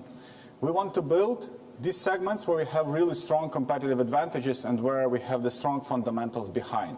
We obviously see that this is the energy, with investment tickets about perhaps 400 billion. I will not stop on that, but on the next session we will deeply elaborate on this, revealing all the fundamentals, all the segments, all the calculations, how we arrive to these numbers. The second one is about the green industries, specifically green steel, and as well in tomorrow's sessions we'll have a deep dive in the green steel industry and deep analysis and competitive advantages. The other absolutely clear story is about the agri. Everybody knows agri-sector of Ukraine, and we see the huge potential again of the dozens of billions of investments as well will be covered tomorrow. And the same is about the critical minerals such as lithium, uranium, graphite, titanium, iron and others. And obviously, as a result of that, we expect that Ukraine will become a construction boom country for a decade. And in total, this is all about the investment ticket for hundreds of billions. But now, what we need to do and change for this to happen? There are two things before we speak about the reforms that perhaps are much bigger than all the reforms together. The first one is NATO and the other one is EU. Why NATO? Let's put ourselves at the place of business. Would you invest billions now while you are at the risk of being your asset fully destroyed? Obviously, we do implement the war risk insurance, and we do believe that it will cover the first projects, maybe the first dozen of projects, maybe for hundreds of millions, for billions. But we will not be able to implement such a big program with war risk insurance. The only and the best war risk insurance is NATO. The second one is European Union, and first of all about the market of European Union. Obviously, the Ukrainian recovery will be a good market, specifically for the construction, for the infrastructure companies, but the main value of all these segments, of all these ideas, is about the access with the competitive products to the European market. Now, what homework should we do in Ukraine to make ourselves competitive? The first one perhaps will be about the law enforcement agencies and judicial reforms. I think this is perhaps the most complicated topic because I think nobody has a clear answer to it. Let's be frank. There are many roadmaps, many action plans. Some of them are being already fulfilled for 2-3 years, but still we are not yet there. But what are the good signs? The good signs, I think that the results, for example, for the NABU, the recent case for taking the head of the Supreme Court of Ukraine at the bribe, I think this is the very vivid evidence that the anti-corruption infrastructure works in Ukraine. Because I can hardly imagine any other country in the world where as well corruption exists in the courts, where this type of operation would happen. What we plan to do in the courts fundamentally? We plan to segment it into two big categories. Everything which is immaterial, we want to convert to digital courts, because we have a good track record with our digital public services, and the courts will be one of them as the next. Everything which is about material, commercial, and administrative courts will be under very tough supervision and analysis of the fair practices there in the courts. As for the law enforcement agencies, I think quite quickly, just after this conference, you will see the next steps that we will take. I think it's about the weeks. But finally, what we want to implement, that there is only one window of communication for the business. There are no 4, 5, 7 agencies that are visiting the business on the different matters, and the bribes is a result of this contact. There will be only one with the opportunity to communicate on all the matters. Now, number 2 block is about the digitalization. So everybody knows about the progress that we have done with the DIA and with the digitization of public services. We plan only to enhance the speed of the public services that we will provide, because the logic is very simple. If there is no physical contact with the bureaucrat, there is no risk of corruption. And there is one more important step that I believe that we will take. I cannot tell you definitely that we will do, because it is still under discussion, but under the very deep and serious discussion with the whole team, with the president, with the prime minister, we want to be the first fully cashless economy. We know that there is a lot of debates about this from the different stakeholders, that we are eliminating the rights of the people with no cash, but we believe this will be the very effective tool to eliminate, I think, 95 to 99% of all the corruption cases in the country, if there is no cash at all. And I think we come in the nearest months with the roadmap and with the final decision whether we do it or not. But I believe the decision will be yes. Next item. What is important else for the business? The competitive tax system. Because I see representatives of many multinationals in this room, and when you plan where to put up your next facility, your next headquarter, you check on the multiple criteria, and the tax rates is one of them. So if you want to compete with our neighboring countries, we need to offer the rates which are in fact not worse than they offer, because they have many other advantages. This is number 1, and number 2 is the system of communication and administering. And here we'll go back to the full digitization of the process. The next block, which is really important, is about access to finance. you could hardly find a project in any industry, in any company, which is funded fully from the equity of the owners. It's always about the blend of equity and the blend of loans, about different types of loan products. That's why we will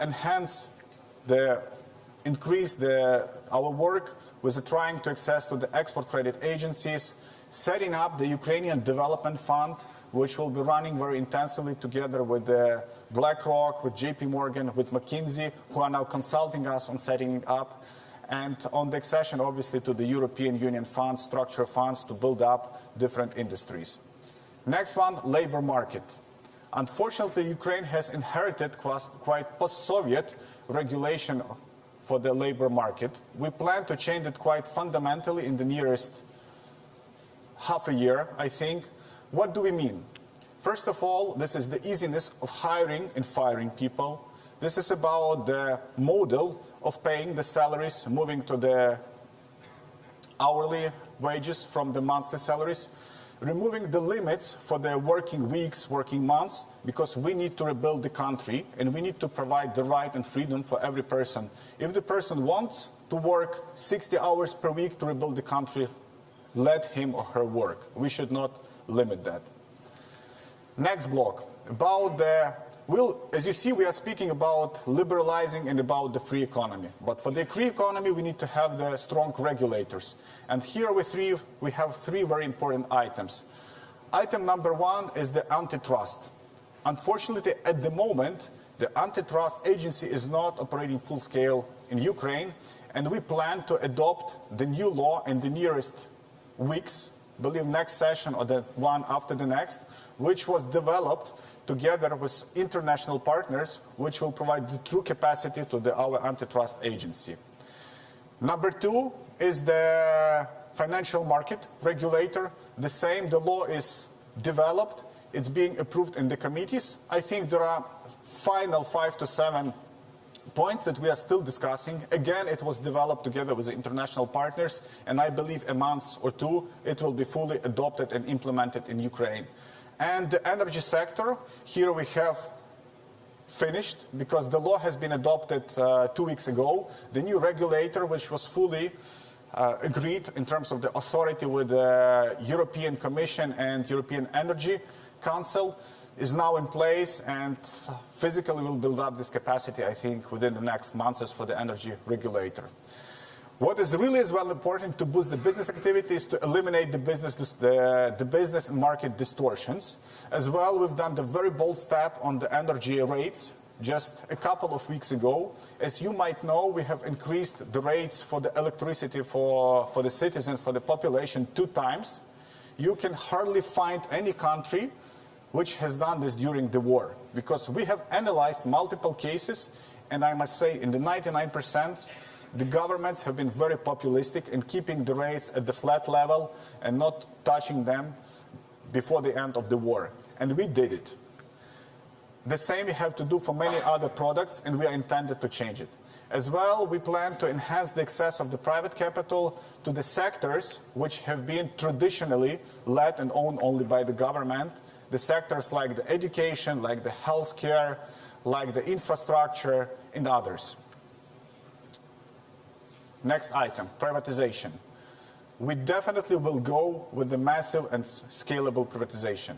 Just to confirm that, we have recently, just 6 months ago, started really big privatization for the small and medium enterprises in absolutely digital models through the ProZorro system. And the results have been impressive. The price and the tickets for the same enterprises that have been sold before the war, during the war have increased 2 to 3 times. And already we have got, since the half a year during the war, more than 5 billion in receipts from the privatization. And we expect that this number will grow exponentially further. And for those companies that will stay government-owned or partially government-owned, they will all be corporatized and will be structured under single sovereign wealth fund and properly managed as the holding company. Capital amnesty. We've done an unsuccessful effort to do the amnesty of capital in Ukraine just half a year before the war. No result. So we think that we will suggest a very bold approach of implementing full amnesty of capital with no implementation, with no exclusions, because we need to mobilize all the capital that is in the country to transform and rebuild our country. And perhaps the final page, where we want to win in the competition. Every company which considers where to put the facility, again, checks where to do and where to build.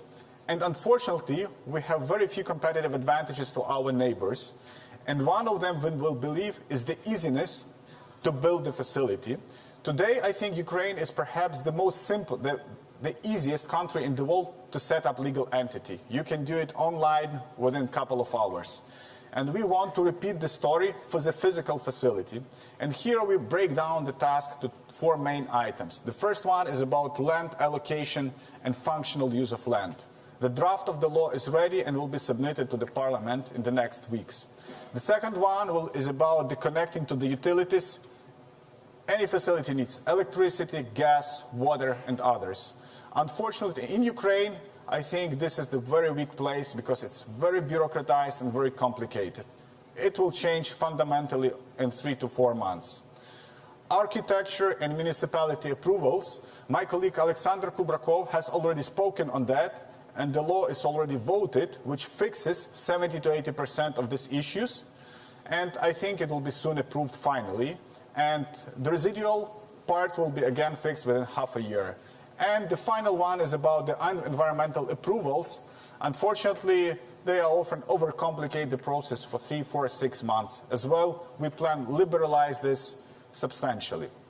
And just to summarize, we are intent to fully comply with the European standards and European rules. But we think that for the transitory period, for the intensive recovery, it may be 3, 5, 7 years, I think we should have a special regime. Special regime for the taxes to become really competitive. Special regime for some of the approval procedures to become much more liberal than the typical European standards. Because we need to build, build, and build. And the only bottleneck for these projects should be the resources and the capacity of the investor and the engineering process, but not the bureaucratic approvals. This is the way that we start now, and we will reach our final target. Thank you.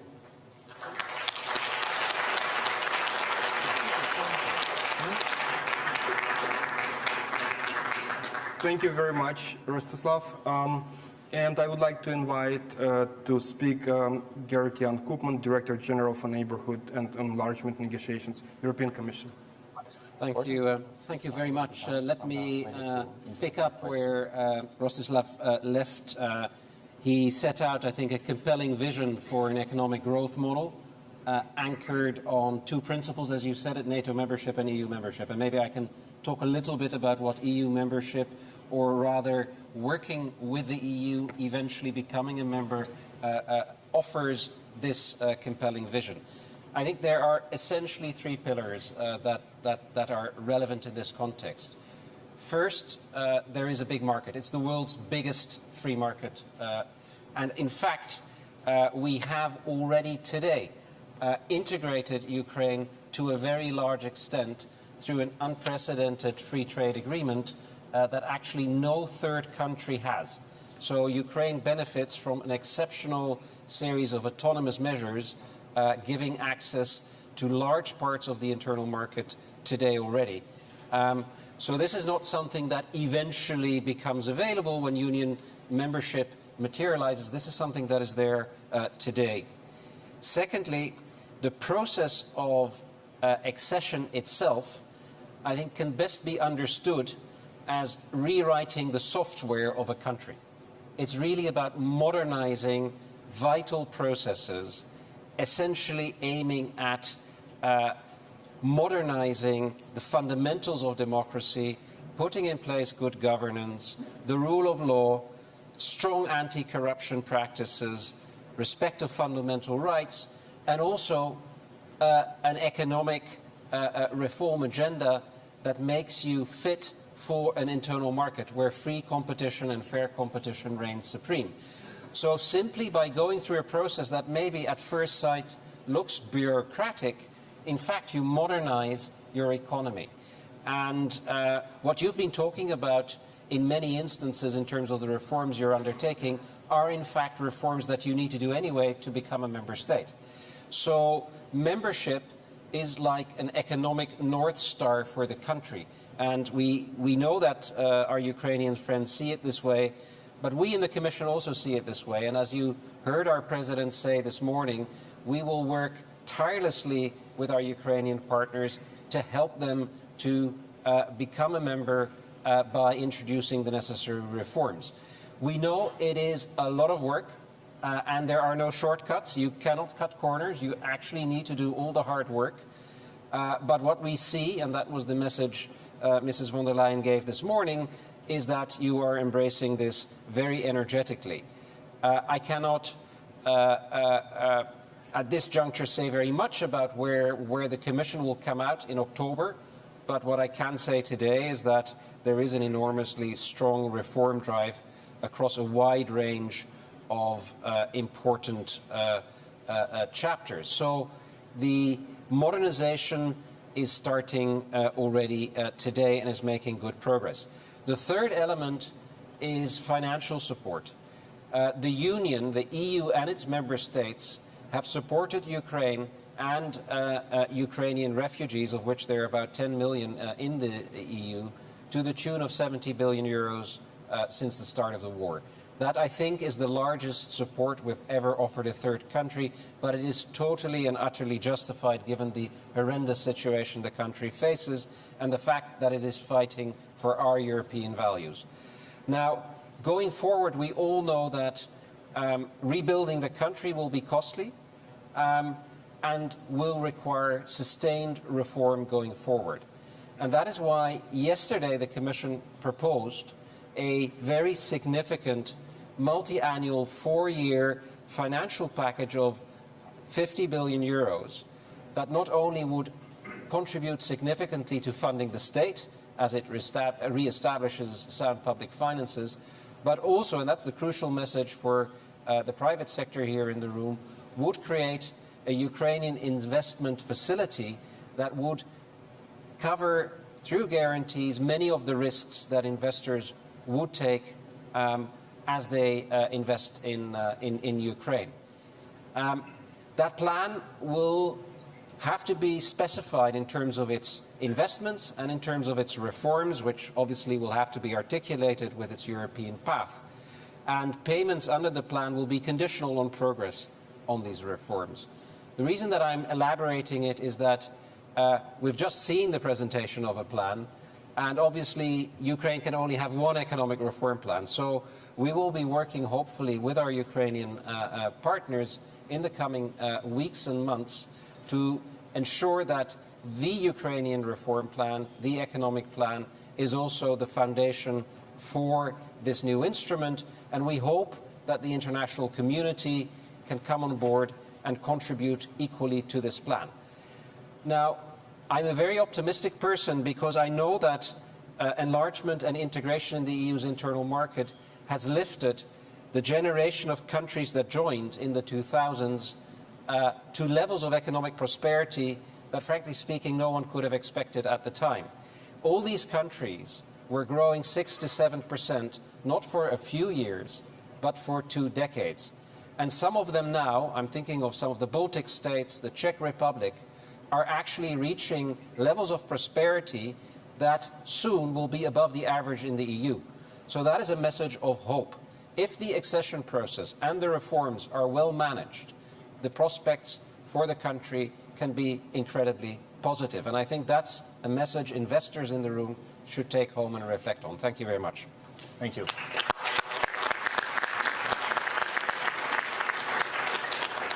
Thank you very much, Director General.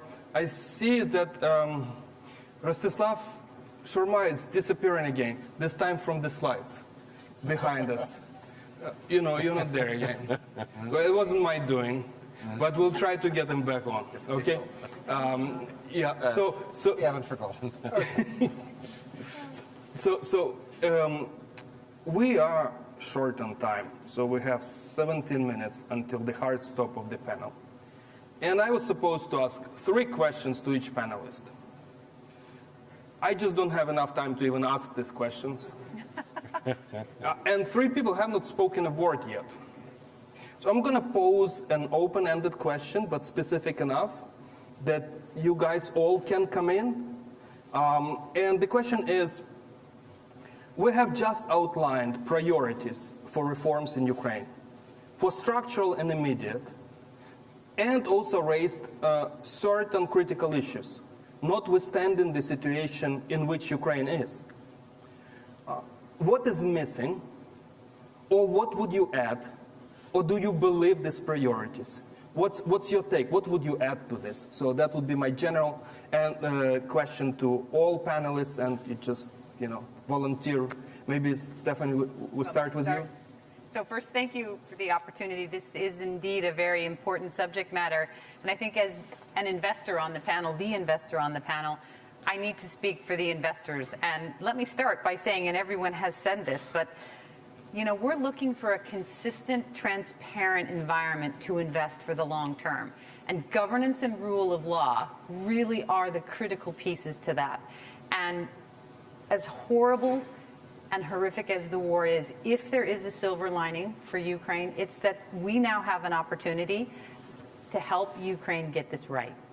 So what does that mean? I think very near term, if I were to pick 2 things that I think are fundamentally critical to enticing investment, the first would be recognition of international arbitration and rules against international arbitration as they come back into the country. This will give investors a sense of security that they don't have today working within the Ukrainian system.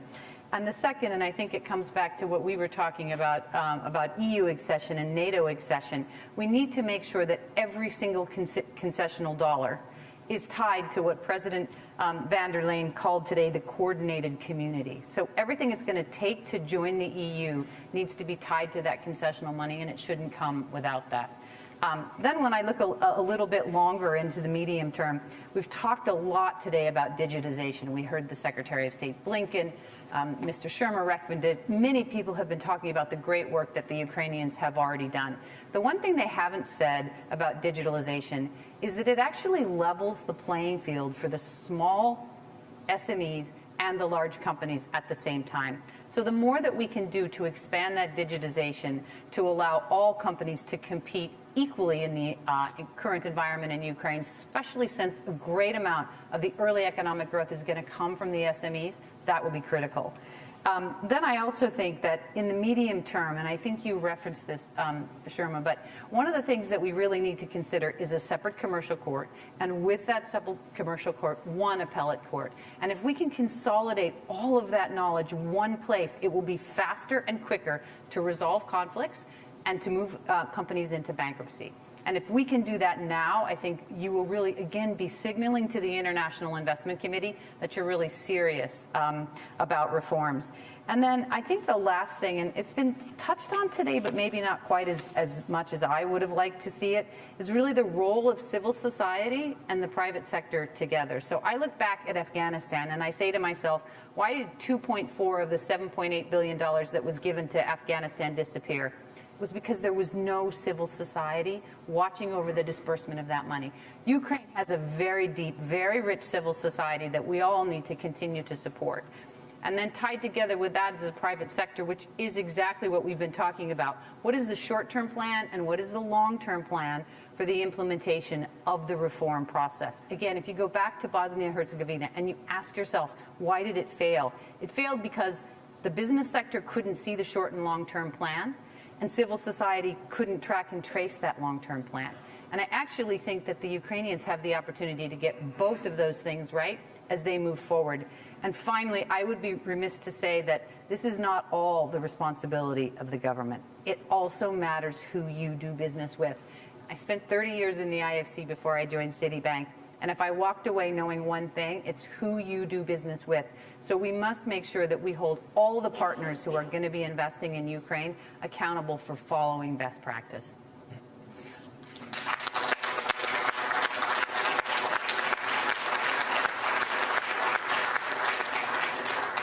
Thank you very much. I'm now going to turn to, this threat, I guess, of all corrupt officials in Ukraine, the director of the National Anti-Corruption Bureau of Ukraine. What's your take? Are you going to build the anti-corruption culture for good in Ukraine, or is it just still work in progress? In progress, actually. But we can keep going. Я відповідатиму українською, з вашого дозволу. I'm going to speak Ukrainian, so please use the microphones, not microphones, sorry, your headsets. We talk a lot today about the openness, transparency, and the recovery process. The leaders of different countries talked about during the opening of plenary session. And on one side, it goes here about the deep systemic reforms. З іншого боку, це про сильні антикорупційні органи, про сильну антикорупційну інфраструктуру.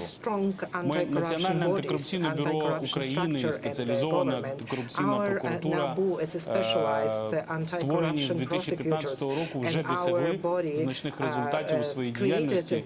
І мені дуже приємно чути, що дуже багато присутніх на конференції знають про одне з наших найгучніших затримань. Це затримання керівника колишнього голови Верховного суду України. Про що цей кейс?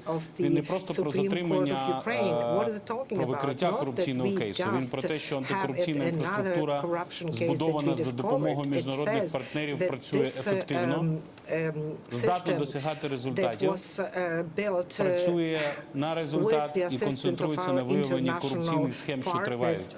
Корупційних схем, що вчиняються прямо зараз, вчиняються найвищими посадовими особами. Вона про те, що немає недоторканих осіб, вона про те, що створюється завдяки такій діяльності передумови для того, щоб в Україну приходили інвестиції. Що інвестиції ці захищені, що система, антикорупційна система здатна захистити інвестора, здатна забезпечити прозорість розподілу коштів тих значних фінансів, які будуть надходити в Україну в результаті на відбудови. Але потрібно говорити про те, що потрібно посилювати антикорупційну інфраструктуру і суттєвою частиною,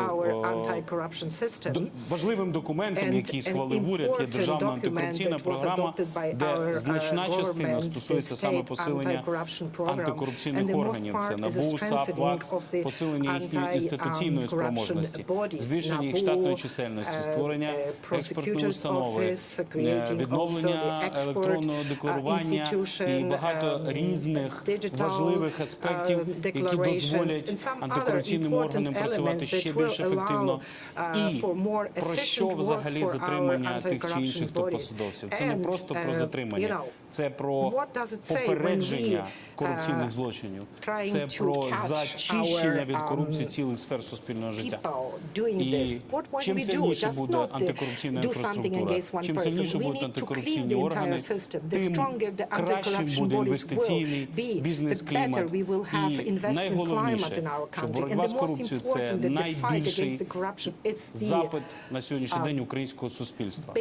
Найбільший запит українського суспільства, який суттєво зріс після повномасштабного вторгнення Російської Федерації. Тому ефективна боротьба з корупцією, забезпечення прозорості – це в першу чергу забезпечення запиту українського народу на справедливість. Дякую. Thank you very much. So now, Victor Nistula, you're the chair of the Rise Coalition of Ukrainian civil society organizations. How do you see the role of the civil society in helping Ukraine become prosperous and fully democratic during and post-war? Yes, thanks. Last but not least, civil society. Thanks for inviting us and giving the space. So Russia tried to destroy Ukrainian critical infrastructure and was somehow successful. But there is one component of Ukrainian critical infrastructure that Russia will never be able to destroy because it doesn't understand it. It's not existing in Russia. It's civil society. Civil society was always a foundation of Ukrainian development and in many cases was a great partner of Ukrainian government. I'm glad that Mr. Cleverly mentioned Prozoro. ProZorro is an exceptional example of how cooperation between civil society, government, business, and international partners brings results. So it's a world-class procurement system that also inspired UK. And I'm happy that UK, during the development of its own procurement bill, referred to ProZorro multiple times, and it was mentioned in parliamentarian hearings here as well. Yeah, that's so going forward, we, Ukrainian civil society organizations, after the war beginning, we decided to unite to support the government of Ukraine with the future reconstruction efforts. And for us, RISE is not just a rise of Ukraine. It's foundation, reconstruction integrity, sustainability, and efficiency. Integrity is not possible without transparency and accountability. And Ukraine, before the war, was the most transparent government in the world, official rating. Obviously, war has its own impact. And right now, we do have some limited access to information and open data. And to introduce transparency back, we just have to do whatever we did before the war began. Moreover, we are now working with DREAM, Digital Restoration Ecosystem for Accountable Management, and once again, thanks UK for your generous support to make DREAM come true. So DREAM will not only introduce maximum level of transparency for the reconstruction, but also will make reconstruction of Ukraine accountable to the whole world. So every taxpayer who contributes to Ukrainian reconstruction will be able to track how every dollar, pound, hryvnia, euro is spent for rebuilding Ukraine. Then, integrity. Integrity, we do have a great infrastructure for integrity. National Agency for Corruption Prevention, Anti-Corruption Bureau, Prosecutor's Office, Specialized Anti-Corruption Court. Again, we just have to continue doing what we've been doing. We have to strengthen these institutions, we have to protect these institutions, and we have to do the job, using all the transparency and other tools that Ukraine is proud to have. Sustainability. Sustainability is about building back better. And it's pretty complicated, to build back better. What is EU Green Deal and how to implement it? Does anyone know? I'm sure not. It's too complicated. To build back better, we need knowledge, we need technology, and we need your support to understand how to implement it in practice. So please help us with these reforms, and business, please bring your technology to Ukraine, not just use Ukraine to rebuild. And lastly, efficiency. Efficiency is about capability and capacity. We do have some challenges with Ukraine civil service reform. That's something that we have to protect, that's something that we have to strengthen, and it's all about Ukrainians who will build Ukraine. So we have to have strong bureaucracy with professionals in Ukrainian government. But not only in the central government. Decentralization is core. We have to ensure that communities are capable and have all the capacity and support. So RISE, transparency, accountability, integrity, sustainability, and efficiency, these are foundations for successful economic development. Thanks. Thank you very much. Thank you. So our job today is impossible because we have to fit concluding remarks and two or three floor interventions in the next 2 minutes. Do we have energy for the floor intervention? Okay. Okay, good. So that gives us 2 minutes for the concluding remarks. We'll start with Deputy Prime Minister. That's what it says. I have to go with you first. I'm not sure that it works. You have a mic here. Yes, I think I have yeah, that's the mic. That's okay. That's the mic. Mm-hmm. Thank you. So actually, first of all, I would like to say thank you to all participants of this panel, because I think it's one of the core panel during this discussion, because we can build up our vision of what we would like to reach, but in case if we won't be able to provide the structural reforms, even during the wartime, we won't be able to reach it. So that's why I think that this discussion was rather interesting for the audience as well.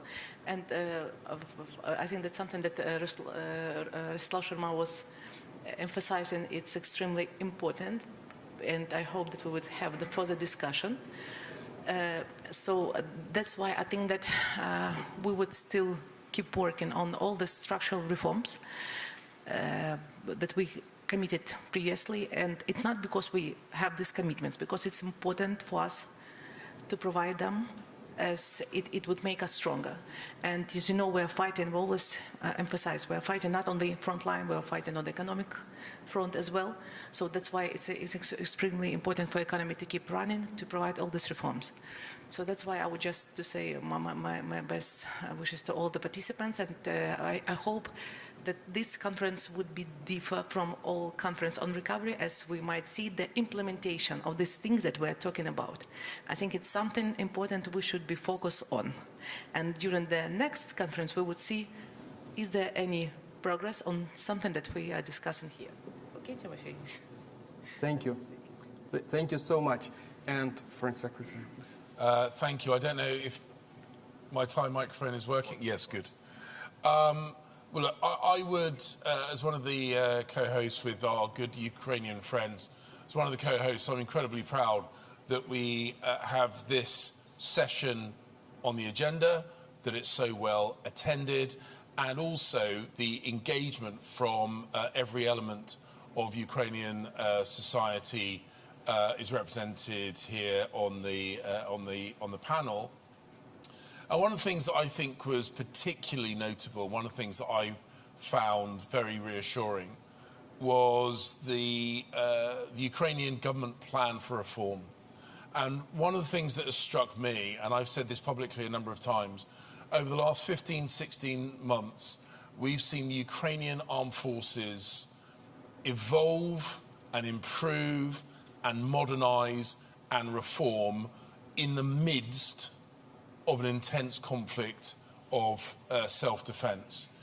And for me, that's a proof point that when the Ukrainian people, the Ukrainian leadership, set their mind to a challenge, their ability to deliver against that is incredibly impressive. And we have now seen a very well thought through plan of reform. And I think that gives and should give the confidence for investors that Ukraine has a plan, not just to win the war, but to win the peace. And I think we all have a duty and an interest in ensuring they're successful in both. So thank you all very, very much.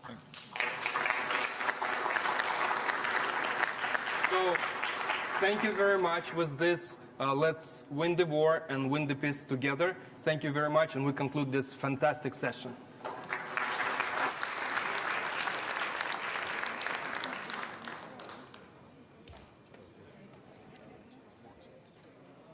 Right, thank you, mate. Right. So, thank you very much. With this, let's win the war and win the peace together. Thank you very much, and we conclude this fantastic session.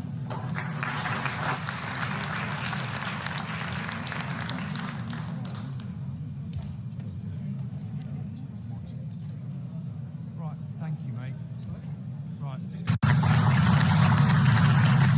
So, thank you very much. With this, let's win the war and win the peace together. Thank you very much, and we conclude this fantastic session.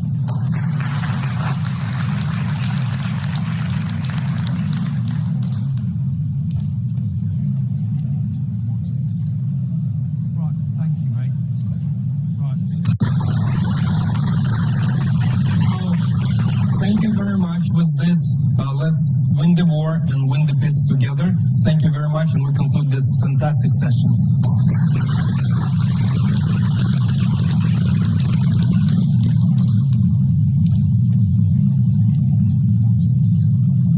Right, thank you, mate. Right.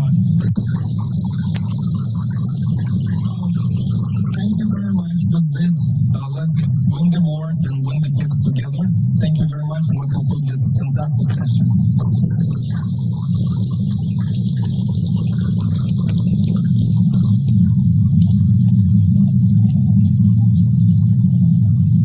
Thank you, mate.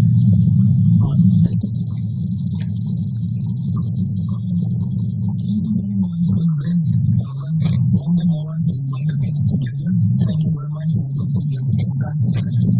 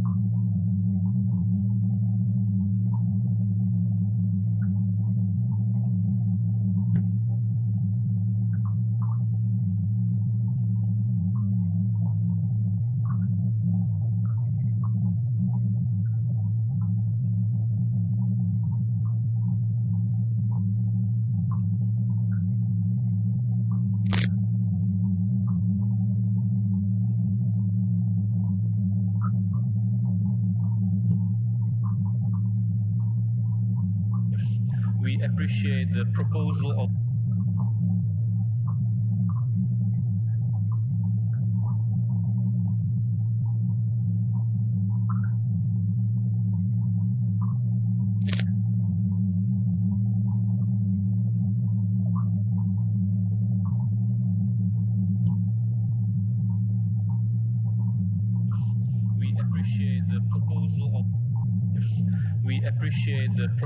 of the Ukraine Recovery and Reconstruction Guarantee Facility presented by the European Bank for Reconstruction and Development. We also welcome the focus of some guarantee programs from the EU Fund for Sustainable Development on Ukraine and its neighborhood. I would also like to recall that hand in hand with development of investment schemes, we shall promote the ability of Ukraine to absorb investments into recovery and reconstruction, notably through continuing promotion of its macroeconomic stability. We shall also work on accessibility of international investment products for small and medium-sized companies with long-term contacts in Ukraine and the expertise that Ukraine requires. Czechia is now joining countries that have already decided to start providing insurance for export to Ukraine by establishing its own insurance facility within the Czech National Guarantee and Insurance Agency, which is abbreviated EGAP. And by doing so, we aim to empower businesses, allowing them to seize the immense potential that Ukraine offers. And we cannot do it alone, so my sincere wish to all export credit agencies to work out joint instruments and to work together as soon as possible. Thank you very much. Thank you very much, Mr. Minister. Now I'm pleased to give the floor to the representative of the Holy See. Thank you, Minister, dear friends and colleagues. After 16 months of relentless war, it is difficult not only to know exactly, but even to imagine the real toll of destruction it has caused at all levels. In the tragic scenario, the only reality that remains unbroken is the indomitable spirit of the Ukrainian people, demonstrated by the many Ukrainians. Thank you, Minister, dear friends and colleagues. After 16 months of relentless war, it is difficult not only to know exactly, but even to imagine the real toll of destruction it has caused at all levels. In the tragic scenario, the only reality that remains unbroken is the indomitable spirit of the Ukrainian people, demonstrated by the many Ukrainians. Thank you, Minister, dear friends and colleagues. After 16 months of relentless war, it is difficult not only to know exactly, but even to imagine the real toll of destruction it has caused at all levels. In the tragic scenario, the only reality that remains unbroken is the indomitable spirit of the Ukrainian people, demonstrated by the many Ukrainians. Thank you, Minister, dear friends and colleagues. After 16 months of relentless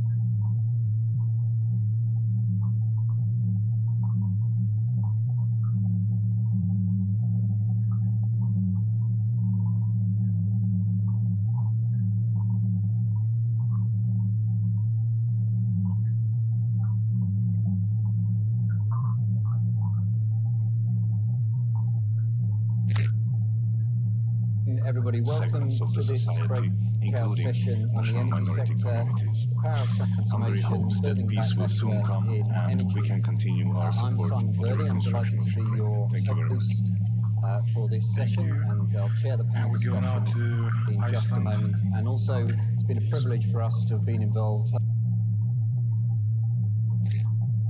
Last year, Iceland has First, I'm going to hand to the UK Secretary of State. Iceland has provided humanitarian and economic support as well as support for Ukraine's defenses. We are pleased that over 40 countries have joined the register of dams that was established by the Reykjavik Summit of the Council of Europe. This is an important step in the path to accountability, which is essential to societal reconstruction and providing justice to the victims of Russia's crimes. Iceland is committed to assist the reconstruction. False excuses and bogus reasoning, claiming that it is all for greater good. Particularly in the energy sector, well, if that sounds familiar, German, it is in fact self-proclaimed sympathy and punishment, though it could so easily be about slander and beauty. But whatever the similarities the Russian president shares with Dostoevsky's famous villain, two characters, especially for space heating purposes, which is an important element of energy security. Icelanders began a systematic use of geothermal resources 90 years ago, and today we have extensive expertise in all areas related to geothermal utilization. In 2016, Iceland collaborated with the Ukrainian government on geothermal utilization. The National Energy Authority of Iceland submitted a test study that identified geographical areas in Ukraine that have geothermal potential. I am pleased to inform that one of our leading engineering companies is currently undertaking further studies with the aim to advance our knowledge about geothermal potential in Ukraine. The project aims at identifying and evaluating the potential geothermal projects in western Ukraine. Ideally, such projects would be ready to implement as soon as the country can be rebuilt. Thank you. Businesses without electricity, and is intended to sow terror, fear, and despair amongst the civilian population. That shows a complete disregard for those rules and and even more important, for the people of Ukraine who had to bear the bitter cold winters often This conference will continue the international work effort to truly defend the United Nations to solidify global support for Ukraine in the formidable task of rebuilding from the devastating consequences of an unprovoked attack. Our shared objectives lie in addressing the role and potential of both Ukrainian and international private sector and mobilizing investment on a scale necessary to facilitate the immediate recovery of the Ukrainian economy. For the recent conflict, Ukraine was regarded as a major economy which was making strides to integrate itself into the global supply chain. Its growing importance to global trade was reflected in Ghana as the potential of our import of wheat. Today,